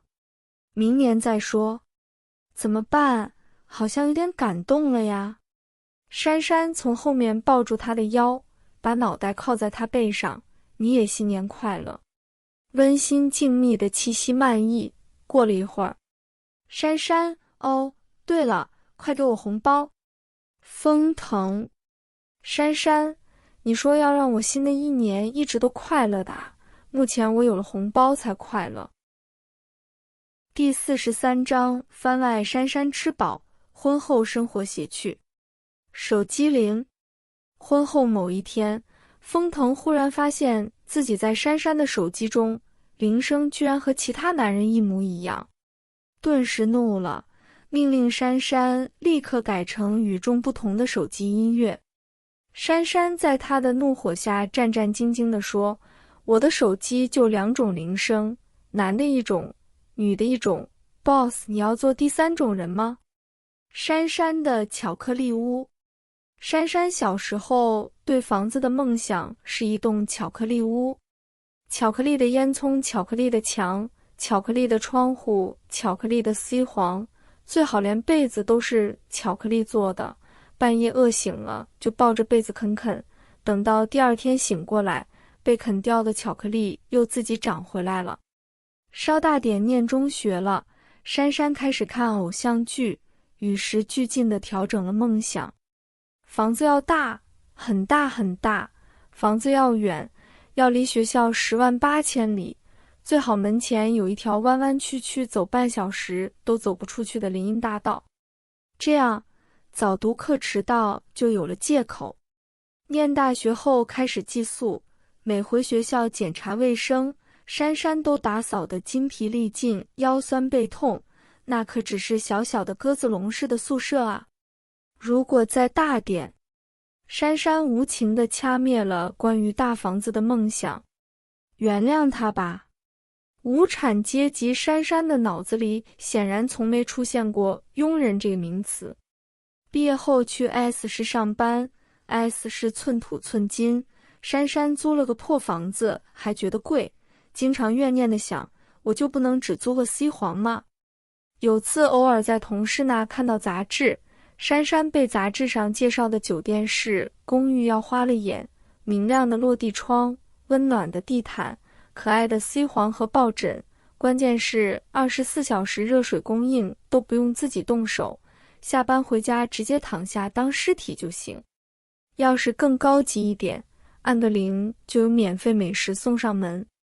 珊珊科幻式的联想了一下，幻想完毕，低头看了看价格，每平方米5位数，没了。谁知道有一天，这些梦想居然都一一实现了。唯一美中不足的是，每个房子里都有一只黑魔王大 boss。那些大房子小房子当然是 boss 的嫁妆，巧克力屋却是风小姐帮忙实现的。风小姐有次无意中得知大嫂童年居然有如此梦想，大呼浪漫。珊珊生日那天，她先手一挥，招来了大酒店的巧克力师傅，在风家客厅现场做了个1米高的巧克力屋。风小姐让人做的巧克力屋当然精致异常，绝对和超市卖的那种不同。这个巧克力屋不仅有烟囱，有篱笆，有 C 黄，有被子，还有白巧克力的珊珊和黑巧克力 boss。 虽然屋子小了点，肯定住不了人，但是心意是到了，珊珊感动不已。风小姐也因此惹来了哥哥的暗怒，知情不报就算了，居然还敢抢她风头。 boss 不爽的后果就是风小姐夫妇一吃完饭就被赶了回去，剩下的时间珊珊根本没空去摸她的巧克力房子。生日过后，珊珊才开始吃巧克力屋，先吃掉多余的 boss 大人，然后啃掉了被子，接着把篱笆拆了。第 N 天，掰烟囱的时候用力过猛，房子塌了，最后风家大厨把屋子熔掉，做成了各种各样的点心。于是巧克力的屋子和巧克力的 boss 被珊珊一起吃进了肚子，成为她的一部分，永远不会消失了。杨梅季，珊珊最喜欢吃的水果都在春夏之交出，3、4月是糙梅，接着就是杨梅。糙梅是真的喜欢吃，红艳艳的一个，又香又甜又水。杨梅却是因为偏执症。那时候珊珊还是高中生，有一年杨梅早早上市，珊珊从学校骑车回家，看见路边小摊的杨梅，有点口水泛滥，回家就让老妈买。老妈答曰：刚刚上市，太贵，过阵子买。珊珊向来乖，知道自己家里家境一般，10几块钱一斤的杨梅相对是奢侈了点，也不强求，乖乖等着降价再买。高中学习任务重，珊珊也没把这事放在心上。过了一阵子，忽然想起问老妈：杨梅呢？什么时候买？老妈答曰：现在哪里还有杨梅，早过世了。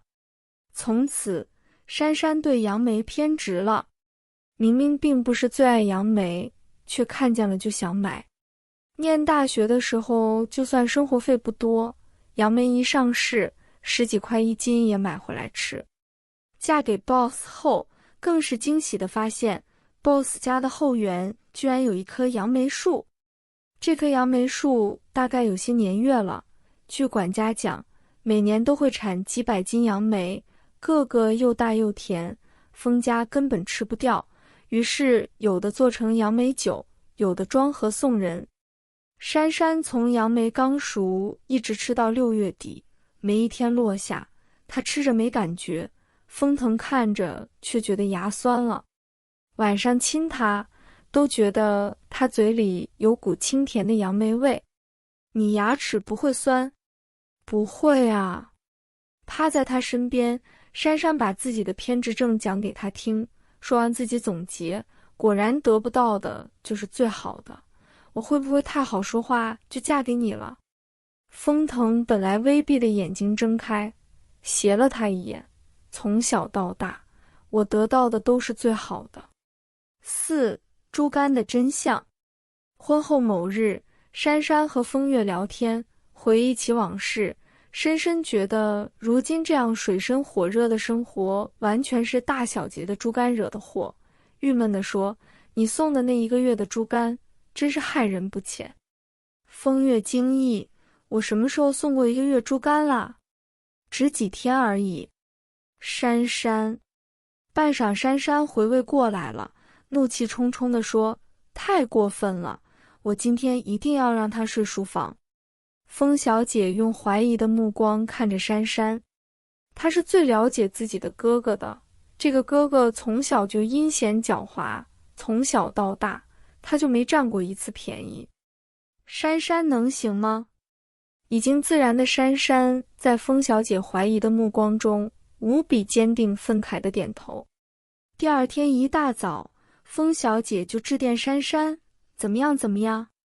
我哥哥昨天睡书房了。原谅他的八卦吧，家庭主妇是世界上最无聊的工作。”啊，珊珊在电话里吞吞吐吐了半天，才模糊地回答：“是啊。”那你的声音怎么这么没力气？我要去开会了，挂了啊。电话里立刻传来了忙音。风小姐愣了一会儿，按捺不住好奇心，壮着胆子又打电话自己的哥哥：“大哥，你昨天那个珊珊好像很生气呢，没吵架吧？”“没有。”风先生的声音很和风霁悦。“哈哈。”风小姐干笑：“我就说珊珊还说要让你睡书房呢，怎么可能？哈哈，我昨天的确睡在书房。”“啊！”风小姐惊呼。电话那边，风先生似乎在轻笑，偶尔换个地方也很有意思。风小姐迷惘，睡书房很有意思，而且大哥这笑声未免太古怪了。她还待在问，就听自己大哥说：“你一大早就打电话来说这个，是不是太闲了？我去开会了，挂了。”电话中再度传来忙音：“又开会。”风小姐扔下话筒郁闷，不过大哥上班时间会跟她说这么多闲话，已属难得。照料了一下孩子，总是不甘心，再去问珊珊，珊珊仍然支支吾吾的，飞快地挂了电话。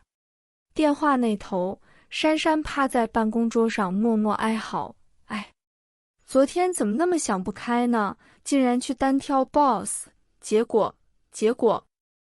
昨晚 boss 大人的确睡书房了，可是他也睡那了。”珊珊想起昨晚的事，脸正热得不行，忽然手机铃提示有短信，珊珊拿起一看，短信是来自号称今天有许多会议的 boss 大人的：“珊珊，今晚要不要把我关在厨房？”N 场有网民引发的。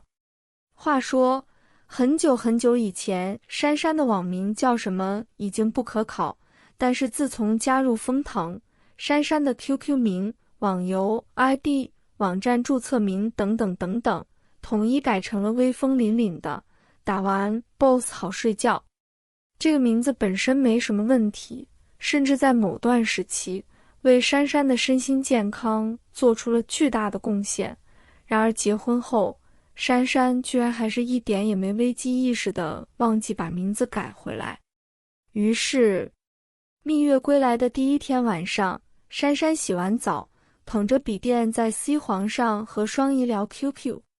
乙加乙是一条戏，多传点照片过来啦，要纯风景没人的，这样比较好歪歪，我要当素材踩。打完 BOSS 好睡觉哦，大部分还没整理出来，先传几张给你。乙加乙是一条戏，好，对了，照片不要你拍的，你摄影技术太烂。打完 BOSS 好睡觉，可是你不是要没人的吗？乙加乙是一条戏，纯景色的。打完 BOSS 好睡觉，他拍的都有我。打完 BOSS 好睡觉，人呢？走了。乙加乙是一条戏，还在刚刚我忽然全身发麻，手指抽筋，没法打字。打完 BOSS 好睡觉，没谈过恋爱就是抵抗力差。1加1是一条戏，你跟你家 BOSS 负距离接触后，果然变黑了。珊珊被双仪负距离3个字雷到了，脑中不免浮起一些深入浅出的画面。恰在此时，浴室的门打开了，氤氲迷离的水汽中 ，BOSS 大人指着寸缕递不出，手中拿着白色的浴巾，边擦头发边向他走来。净瘦精壮的躯干上有几颗水珠，又有一滴水珠顺着发梢滴落，极暧昧极缓慢地划过喉结、胸膛、腹部，最终没入那个位着寸缕的地方。珊珊只瞥了一眼，便心跳与血压齐飙，脸与落霞共一色。虽然 BOSS 大人不穿衣服的样子也已经参观过几回，但是，珊珊连忙收回视线，更加认真地跟双仪聊天，才不知所云地敲了几个字，另一边的西黄铺就他陷了下去，下一刻他便被搂了过去，被强劲有力的手圈着，脸颊贴上坚硬的胸膛。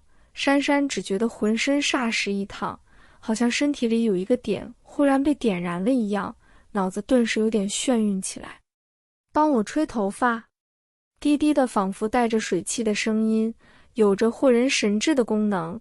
然而珊珊一听，却起思全消，立刻从他怀里挣扎出来，严肃地声明：我不要帮你吹头发。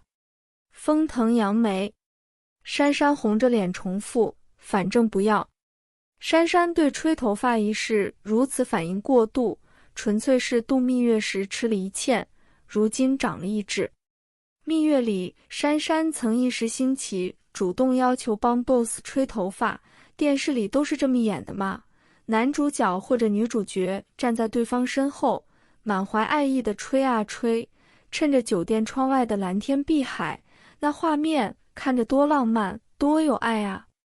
然而真正自己也来做一遍，才会发现，在这个和谐的时代，电视剧是多么的纯洁不可靠。电视里的男主不会趁着女主帮他吹头发解他扣子啃他肩膀，也不会最终演变成那种姿势，他面对面的被抱坐在他的腿上。你这样我不方便帮你吹啊，手举得老高，很累的。珊珊自觉是抗议，哪里知道听到男人耳里却形同撒娇，风腾低笑说：那我低点。他低下头，原本揉弄着底下的手顺势托住，将他抬高。他含上了仿佛送到他嘴边似的美食，最后还不忘体贴地问：这样方便了吗？神啊！珊珊觉得，搞不好这辈子他看到 BOSS 潮湿的头发，都会想到那一幕了。想到这里，珊珊忽然想起自己和双仪正说到负距离，万一被 BOSS 看到。珊珊连忙匆匆地跟双仪说了声88，心虚地把电脑合上，接着说声我睡了，便迅速地钻入了被窝中睡觉。反正他头发干了，可以睡觉了，至于没干的某人怎么睡，他才不管呢。话说 BOSS 大人应该没看到吧，不然他不会一点反应都没啊。珊珊自我催眠着，渐渐进入了梦乡。迷糊间好像听到纸张翻动的声音，BOSS 应该在看文件，回来了他就要开始忙了。不自觉地去注意纸张翻动的声音，1页2页，睡了。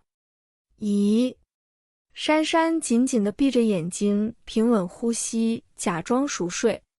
又翻过1页，刚刚我看到了他果然还是看到负距离那3个字了吗？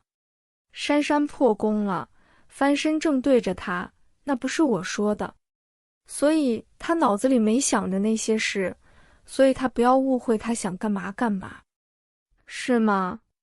风腾轻飘飘地反问，然后用极其柔和的语调念：打完 BOSS 好睡觉，这个不是你。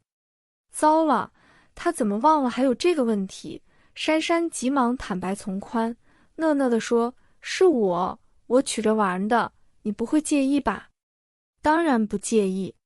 风腾目光从文件中抬起，极其无害地落在他身上，然后动作优雅地把手里的文件合上放在一边，正正经经地发问：只是珊珊今天还没打，怎么就睡觉了？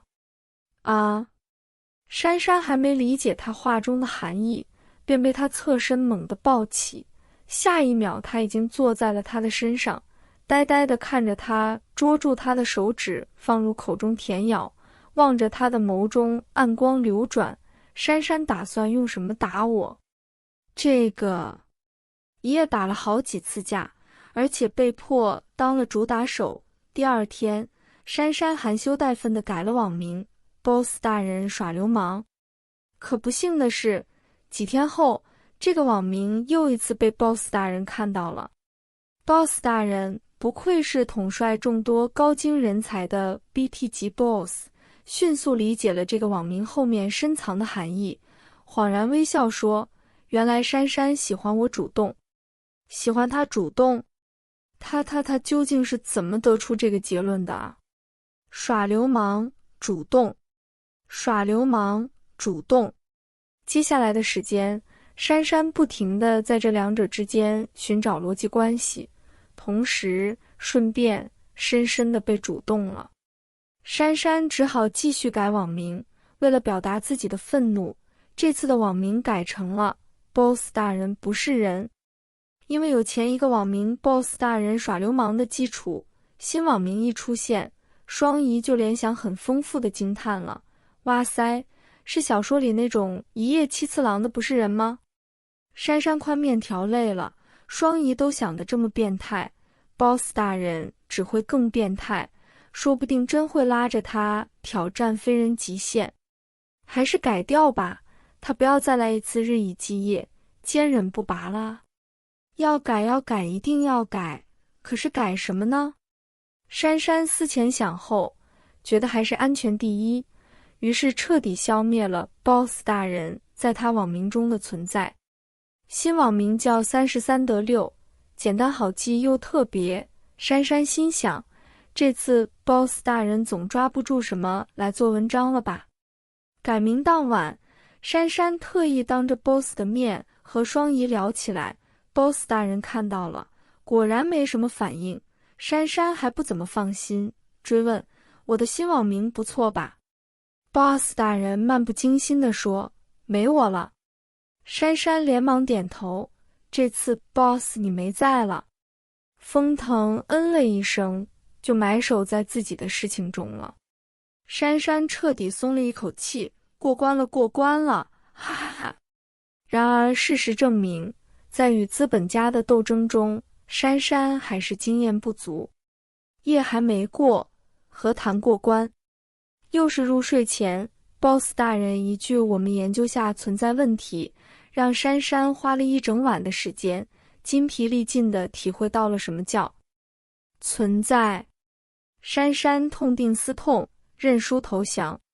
不是早就知道了吗？跟 boss 斗那是奇傻无比的，狗腿拍马才是王道。于是终极网名新鲜出炉， boss 大人真伟大，既存在又伟大，这次总行了吧？晚上乘 boss 大人预览， boss 大人果然很满意。珊珊对 boss 的满意也很满意，只是对之后发生的情节有点接受不能。boss 大人居然问，那么珊珊觉得是哪里伟大？好吧，如此问话也算正常，只要他不抓住他的手，强迫地带向某个地方啊。于是不免又是一场云雨过后。珊珊气若游丝地说，我再也不改网名了。风腾扬眉，真的不改了？语气颇为惋惜。不改了。珊珊趴在他身上，气若游丝，但斩钉截铁。他已经深深地认识到，对 boss 来说，改网名就是改某位啊。也好，手指状似随意地抚过刚刚承受过他的地方。风腾悠然说，你一改，我就条件反射，你改来改去，我也很辛苦。珊珊快哭了，你可以不辛苦的。吃饱彦族的某人笑了，轻轻在他快要泪光闪闪的眼睛上印了一个吻，我心甘情愿。咦？珊珊愣愣地看着他。自从结婚以来，boss 大人每个吻都充满了强烈的情欲气息，刚刚这个却好像不是那么轻盈表面，却比之前任何一个都深刻震动，好像带着他从不倾泻的某种情绪。看到他傻乎乎望着他的样子，风腾又是一笑，珊珊，以后帮我吹头发，不要拒绝。珊珊是怎么奢侈起来的？虽然说由俭入奢易，由奢入俭难，但是对薛珊珊这种学生时代生活费500，工作后生活费1-2千，房租不算的人来说，一下子奢侈起来也不是一件简单的事情。所以虽然她已经成为疯太太好几个星期了，虽然包包里已经塞了什么卡 N 张了，虽然围观过 boss 眼睛都不眨一下的签单很多回了，珊珊自己花钱却仍然有点束手束脚的。跟风月逛街，看着风月辣手血拼，仍然会有心惊肉跳的感觉。这个星期天，风腾一大早出去打球，珊珊刚刚被他折腾了一番，又不想做球童，赖在 C 皇上怎么也不肯起来。风腾一般吃饱彦足后都是很好说话的，没有勉强他，吩咐佣人不要打扰他后，神清气爽地独自出门了。珊珊正待好好补眠，一口气睡到中午，风大小姐却打电话来邀她逛街。珊珊听到逛街2个字就想把头埋在枕头里装死。风小姐逛街实在太恐怖了，可是又找不到理由拒绝，总不能一大早说自己太累了吧，那不被风月笑死。无奈之下只好起来，让司机把她送去时尚名店荟萃的城城大楼与风月会合。珊珊跟风月逛过好几次街了，每次都遭受着身心的双重折磨，身是脚酸手累，心是心头滴血。虽然那哗啦啦流出去的钱不是他的，但是值吗？为什么一个看上去很傻的包包要 N 万？为什么一双穿上去不怎么样的鞋子也要 N 万？为什么他们都要用万做单位？小财务出身的珊珊同学每次看到这些天价，总不是忍不住想到成本，然后就会抱着不让洋鬼子赚钱的爱国情怀，坚定地把那些东西放回去。今天也毫不例外，风小姐一路刷过去，珊珊一路看过去，逛了一会儿，两人在顶楼茶座休息。风月看着自己买的一堆东西，看着珊珊两手空空，忽然心生感慨，珊珊啊，我是不是有点浪费？风小姐想到家里一堆连标签都没有剪的衣服，第一次有点心虚。珊珊边喝茶边挺诚恳地摇头，没有，大小姐你不是一点浪费，是十分浪费啊，说自己有点浪费那真是太谦虚了。风月叹气，哎，幸好大哥能赚钱，不然我的日子哪有这么舒服。诚如她所言，她的丈夫颜清虽然任职高管，但出身一般，哪里经得起她这般花销。她现在这般花钱如流水，多是倚仗每年丰腾集团给她的分红。珊珊呵呵一笑，望着窗外的景色，脑中竟莫名其妙地想起早上两人在 C 皇上的一番对话。那时珊珊怒他吵醒他太过分，风腾却说，第一次见面的时候在医院外面，你骂我是资本家是不是？珊珊惊了，你怎么知道？风腾哼了一声，手指不客气地钻入衣裳内，同时俯身在他颈侧不轻不重地咬了一下。资本家最擅长干什么？榨干你最后一滴血汗。然后他虽然没被榨干，可是也差不多了。囧，他大白天想这个干什么？珊珊感觉自己脸颊在烧，急忙拿起杯子来掩饰。风月却已经发现了，稀奇道：“珊珊，你忽然脸红什么？”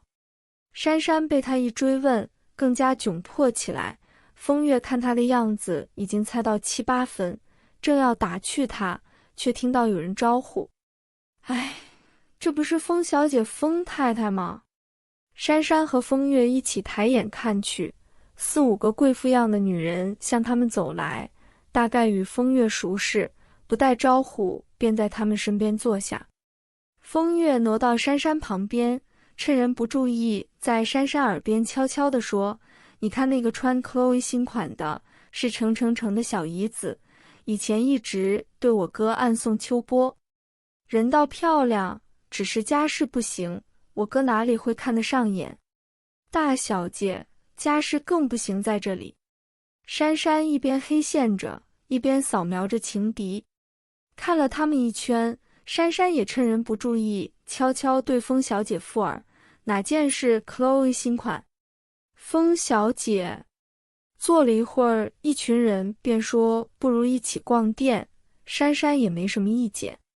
只是与这么多人一起到底和风月单独逛街不同，珊珊怎么也不好意思一件不是，光看不买。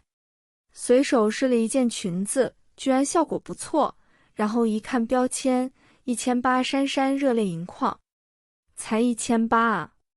原谅她用这个才字吧，以前她买800的裙子都舍不得，但是这个价格在今天看到的衣服中真的很低很低很低了，所以就买这件吧，也算有个交代了，毕竟她也算嫁入豪门了，太小气的话，说不定 boss 大人都会被人嘲笑。于是珊珊很豪爽地让店员把裙子包起来。妆容精致的店员微笑着说：“小姐您运气真好，这件衣服是我们店主刚刚从英国带回来的，只此一件呢。”然后按了下计算器说：“原价是1800英镑，打折去0后人民币2万元。”珊珊怀疑自己听错了，1800英镑，人民币2万。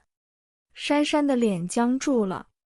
周围的人都听得真切，那个 Chloe 新款袅袅地走进来，看着店员手中的裙子说：“哎，这件裙子真不错呢，可惜薛小姐运气好，我刚才怎么没见？这时候不买，估计会把 boss 的脸丢到太平洋吧。”珊珊只僵硬了0.1秒，随即心头滴血，脸带微笑地递出卡，看似漫不经心，实则痛不欲生地说：“是啊，我运气好。”珊珊回到家就萎靡不振了，主动对着墙壁思考人生。2万啊，2万！她居然花了2万买了件小破衣服，那是她好几个月的薪水啊，那是她爹1年的收入啊，那是……珊珊陷入了无限的郁闷中，同时也开始后悔，还是不应该买的。虽然后来风月说他真怕他当时不买，但是2万啊！这种萎靡的情绪一直持续到睡觉。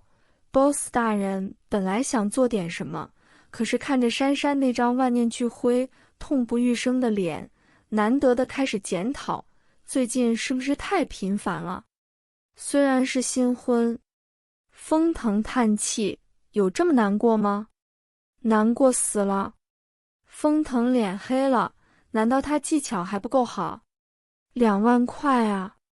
珊珊的声音痛不欲生，本来挺恼怒的 boss 大人终于发现某人的思绪似乎和他不在一个星球，皱起眉问：“什么2万块？”哎，急需找人倾诉的珊珊也顾不得倾诉的对象合不合适了，原原本本的把事情说了一遍。今天风月找我去城大楼一个小店，看错标签了。风腾真不知道是气好还是笑好，为了这种事情影响性生活品质，为了避免以后发生类似事件，风腾思索了2秒，说：“大楼。”珊珊点头。那栋楼是我名下的产业。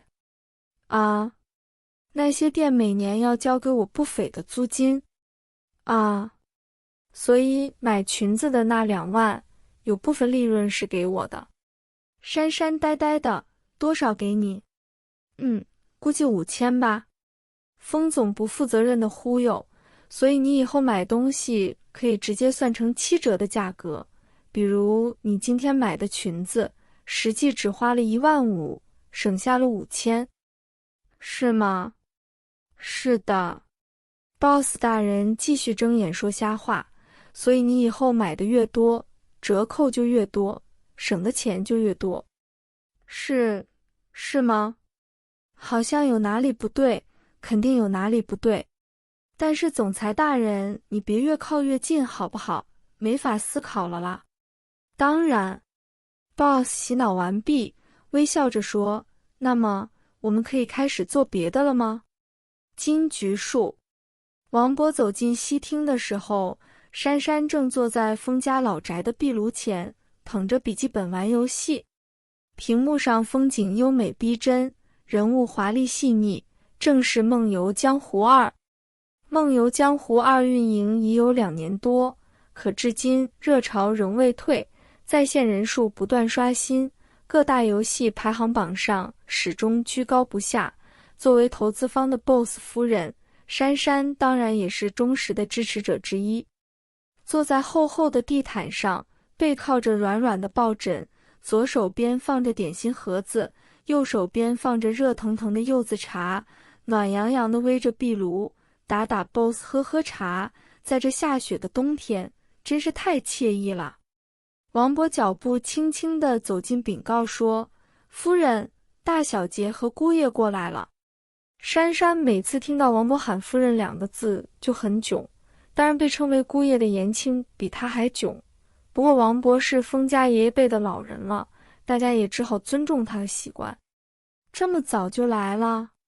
现在才中午呢，往年都要4、5点才过来。珊珊放下电脑，开心地起身迎接，走到西厅门口，便看到小姑子笑盈盈地走来，手里抱着儿子颜玉，身边跟着颜青，颜青手里抱着一盆长得很茂盛的金桔。拜年拜年，金玉满堂。哇，这盆金桔好漂亮。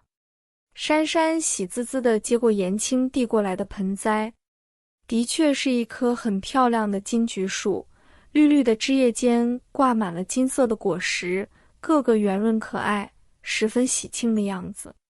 风月笑道，我们又来蹭饭啦。每年的年夜饭，风月都是和哥哥一起吃，隔天才飞去颜青的家里，几年下来都成惯例了。白白嫩嫩的颜玉看到珊珊，在妈妈怀里不安分地乱动着，奶声奶气地喊，珊珊东妈，边喊边张开手要抱抱。珊珊立刻两眼冒星星，放下金桔，把粉嫩的小宝宝从风月手中接过来，在他嫩嫩的脸颊上亲2口，抱着去找好吃的东西给他。风月和颜青随意地坐下，风月四处张望了一下，说，我哥人呢？刚刚上去休息了。珊珊边为宝宝点心边说，等等，我去喊他下来。不用了。风月连忙阻止他，我们又不是外人。珊珊想想也是，便没坚持。boss 大人也很可怜的，每年年底都特别忙碌，除了公司的事情，还有复杂的人情交际应酬，都不能好好的休息，直到今天才闲下来。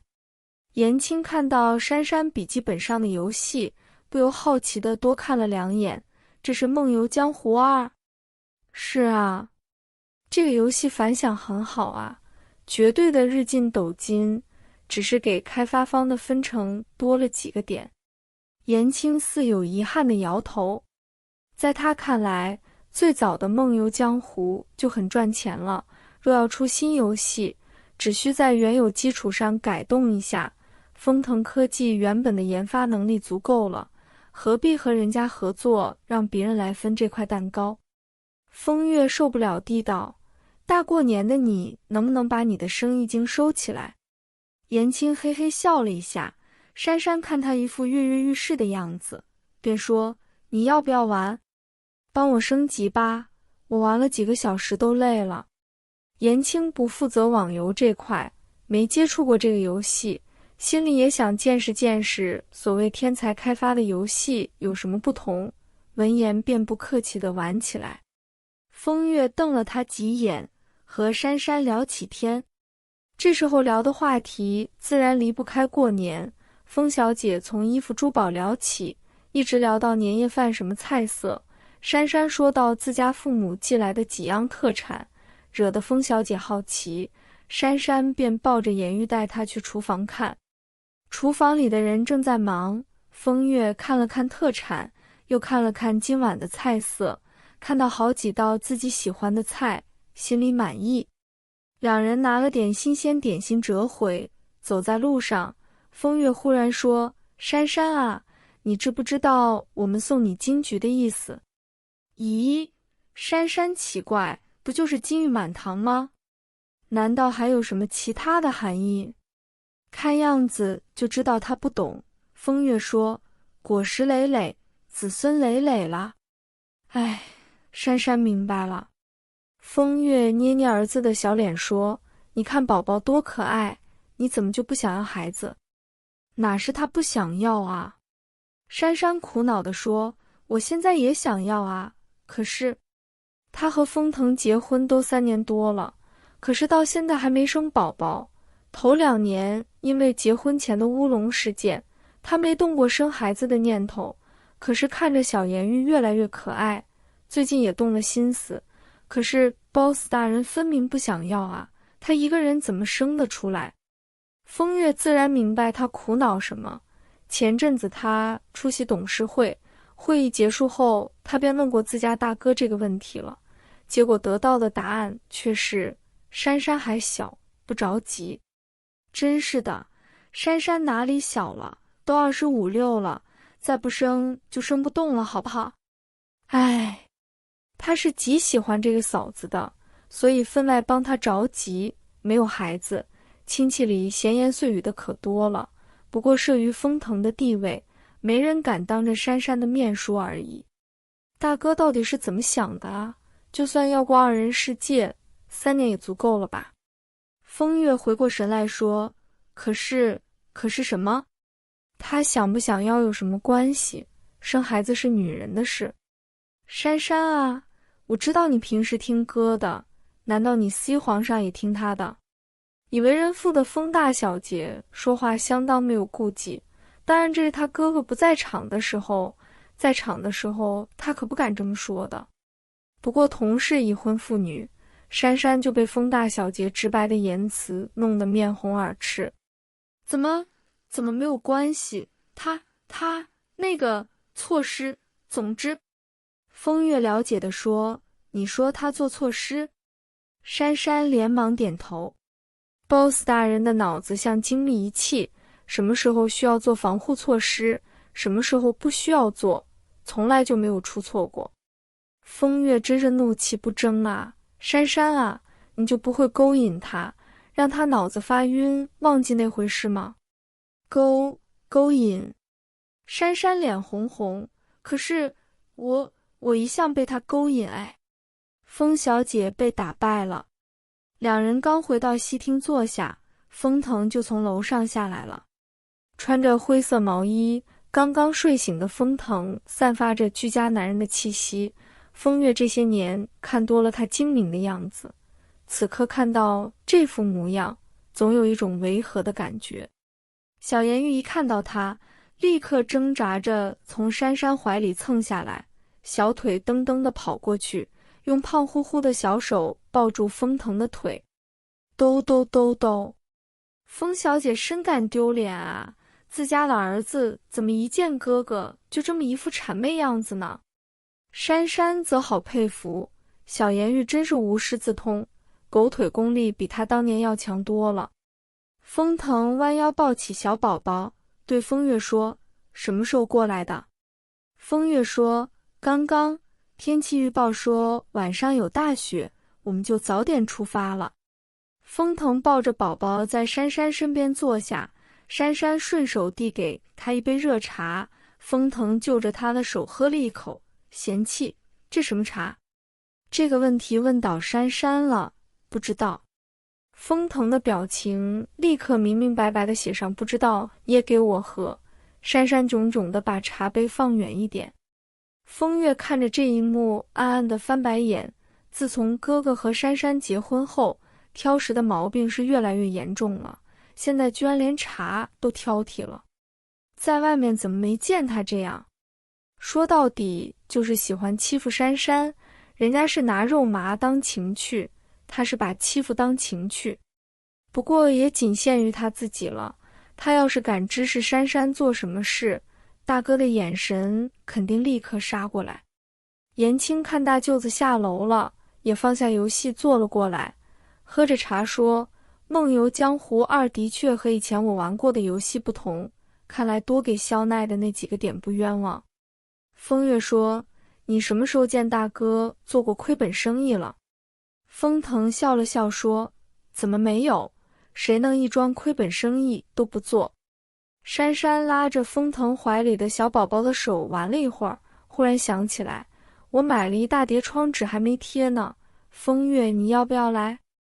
好啊。两人起身去贴窗纸。珊珊是很积极的啦，春节嘛，就要做这些事情才幸福啊。风月就比较提不起劲了。不过，看看厅内的那2个男人，总比听他们聊天好。其实也感觉很幸福啊。风月对玻璃窗里映出的自己微微笑。生在这样的家庭，见多了为了名利明争暗斗亲人反目的事，也曾担心有个厉害的嫂子进门，让他和哥哥产生隔阂。幸好是珊珊。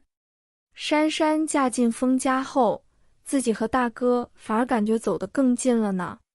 以前的大哥可没这么亲切，不对，现在也不算亲切，就比以前好一点点啦。风月想着，回头看了看客厅，小颜玉正在折腾2个大男人呢，从这个身上爬到那个身上。风月不觉笑了出来，心里充满了平和的幸福感。不过风月看着跑到外面去贴窗纸的珊珊，又忧心起来。自家大哥在婚后是越来越内敛迷人了，这种男人对女人杀伤力可是很大的。珊珊怎么就一点危机意识都没有呢？虽然大哥人品肯定没问题，但是有个孩子总归更保险点啊。他虽然很少去丰腾大厦，可是公司里的八卦他可是很清楚的，想取而代之的人大有人在啊。自诩最佳小姑子的风月转转眼珠，有了主意。于是晚上的年夜饭，风月一个劲地给珊珊劝酒，风腾扫了他好几眼，风月就当没看到。嘿嘿，当年听珊珊讲她和大哥的恋爱史的时候，风月就发现了，珊珊不仅没酒量，而且醉了以后胆子特别大，据说当年喝醉了还敢拒绝大哥滴求爱呢。珊珊，你怎么听的？他那叫求爱吗？可见清醒着不敢做的事情，醉了可就不一定了哦。10点钟，本来要留宿的风月看着两颊晕红、眼神朦胧的珊珊，在他耳边留下一句话后，得意的功成身退了。一起守岁虽然很美好，可是总有事情比守岁更重要吗？呵呵，当电灯泡不好了。初一早上10点，大年夜赶稿赶到半夜的双姨兴冲冲地拨了珊珊的手机，想问问她几号回老家。拨了半天没人接，改拨她家里的号，还是没人接。双姨想起来了，珊珊过年似乎是去封家什么老房子里过的。哎，有钱人就是麻烦。双姨在手机里翻了半天，找到了号码，拨过去。这次果然有人接了，是个很客气的老头。然后电话又被转了一次，这次接电话的是珊珊家的 boss。新年好，新年好，恭喜发财。双姨一通祝福后问，珊珊在吗？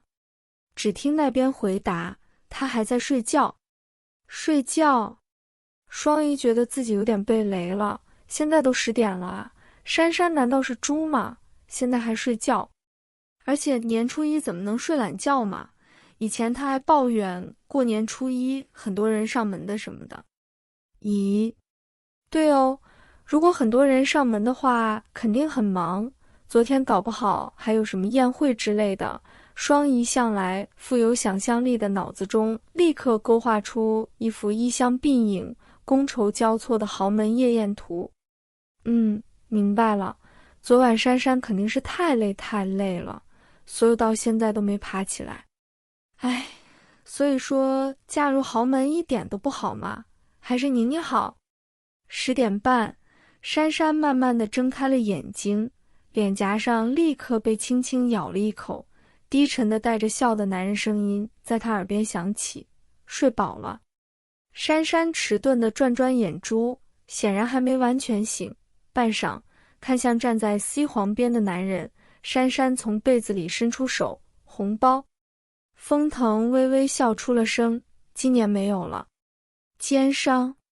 珊珊气愤地说：去年还有的，这红包可是他好不容易争取到的呢，结果才给了3年就没了。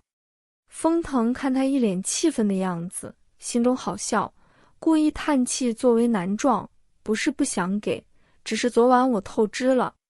透支2个字他说的又低雅又暧昧，珊珊想装不明白都不行，脸蹭的红了起来。昨晚他真的，风太太这么热情，我很高兴，不过酒后纵欲有伤身体，以后还是不要这样了。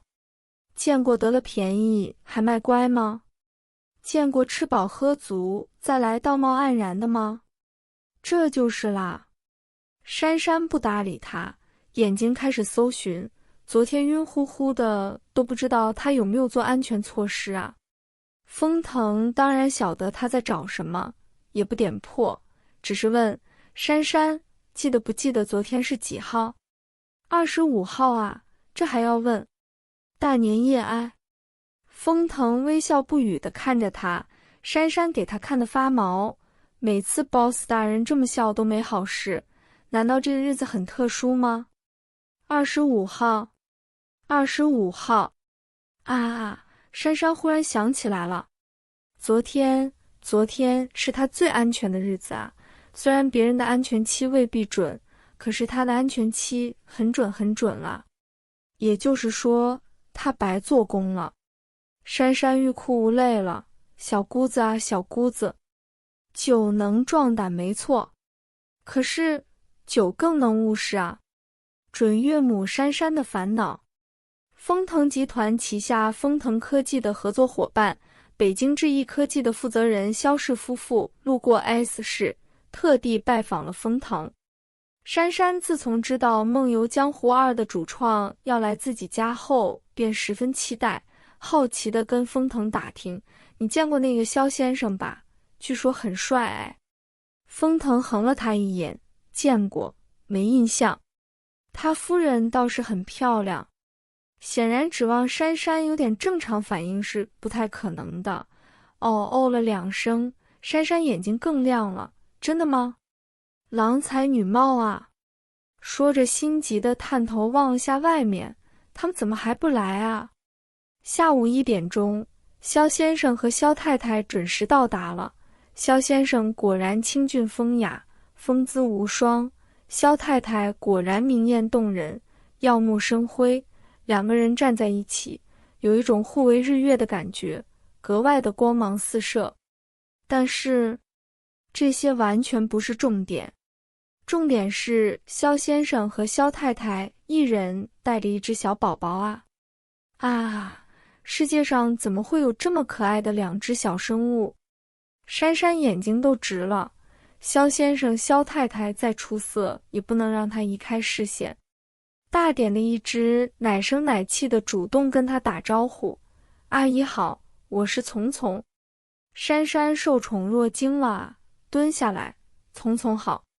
丛丛点点头，然后严肃着小脸指着被肖先生抱着的小宝宝：这是月亮弟弟。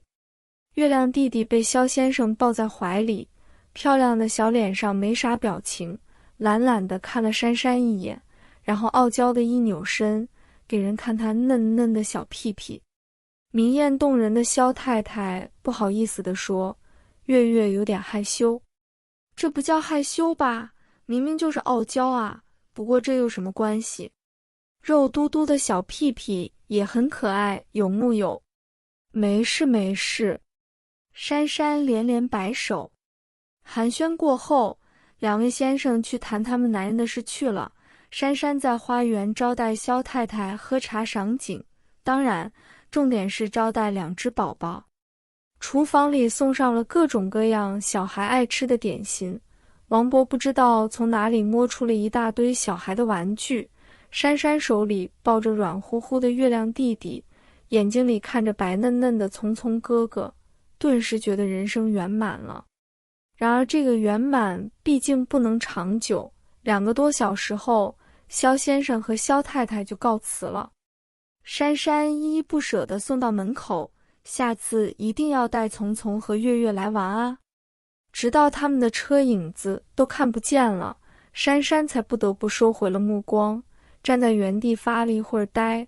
珊珊兴奋地跑进屋里。风腾风腾，如果我们将来有女儿的话，就嫁给聪聪或者月月吧。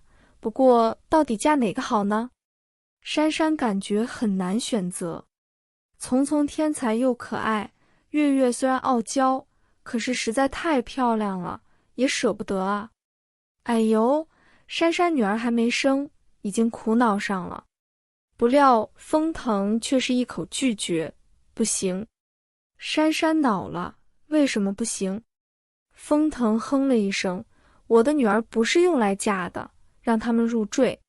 飞机上，一向身体健康的萧太太忽然打了个喷嚏，疑惑地说，难道有人在念我？拿着报纸的萧先生漫不经心说，着凉了。昨晚在阳台上。话未说完，就被萧太太恼羞成怒地塞了一块饼干。封家。珊珊张大嘴，然后合上，奸商思维就是不一样啊。好吧，入赘也不错，不过让谁入赘呢？生2个女儿不就好了？风腾随意道。这个有点技术难度吧？珊珊顺口说，然后忽然回过神来，等等，boss 大人说什么？珊珊跳起来，激动极了，你终于打算生了啊？风腾黑了脸，你生？当然是他生。珊珊激动地开始做怀孕准备。首先，把家里的那啥都扔干净，起码1年用不到啦。不扔不知道，一扔吓一跳，咋这么多等于。然后计算排卵期，再然后食物是不是也要注意呢？最后珊珊收集了一大叠资料，顺便还给风腾复印了一份。结果风总看都没看就扔在了一边。珊珊抗议，你也看看啊，里面也有准爸爸要注意的事情，不用这么麻烦，多努力几次就好。于是努力了几次后，珊珊精疲力尽地说，我怎么觉得你最近……风腾淡定道，你不是要生双胞胎吗？当然要双倍的努力。珊珊内牛满面。珊珊很快就怀孕了，这是肯定的。boss 大人的能力和勤奋不容小视。然而3个月后第一次做 B 超检查，竟然真的是双胞胎。封家上下普天同庆啊，有木有？珊珊对 boss 各种崇拜啊，有木有？又过2个月，因为风腾在美最重要的合作伙伴临时飞来拜访，珊珊在风小姐的陪同下去产检，竟然发现是龙凤胎。风小姐高兴极了，立刻拿出手机给珊珊，快告诉哥哥。会所内，风腾收起了手机，对方察言观色，笑问，看样子是有大好事。风腾一笑，最近有一项投资获得了双倍多样化的收益。对方立刻恭喜赞美之。风腾谦虚道，哪里，也付出了不少精力，并非不劳而获。遥想前阵子风总的努力，可不是付出了不少精力吗？这边，封总和合作伙伴仍旧在谈着神秘的投资，当然出于商业机密的原因，具体什么投资那是不可说的。而医院那边，欢喜过后，孕妇珊珊又忧愁了。龙凤胎的话，还是只有一个女儿啊。聪聪和月月究竟嫁？哦，不对，究竟让哪个入赘比较好呢？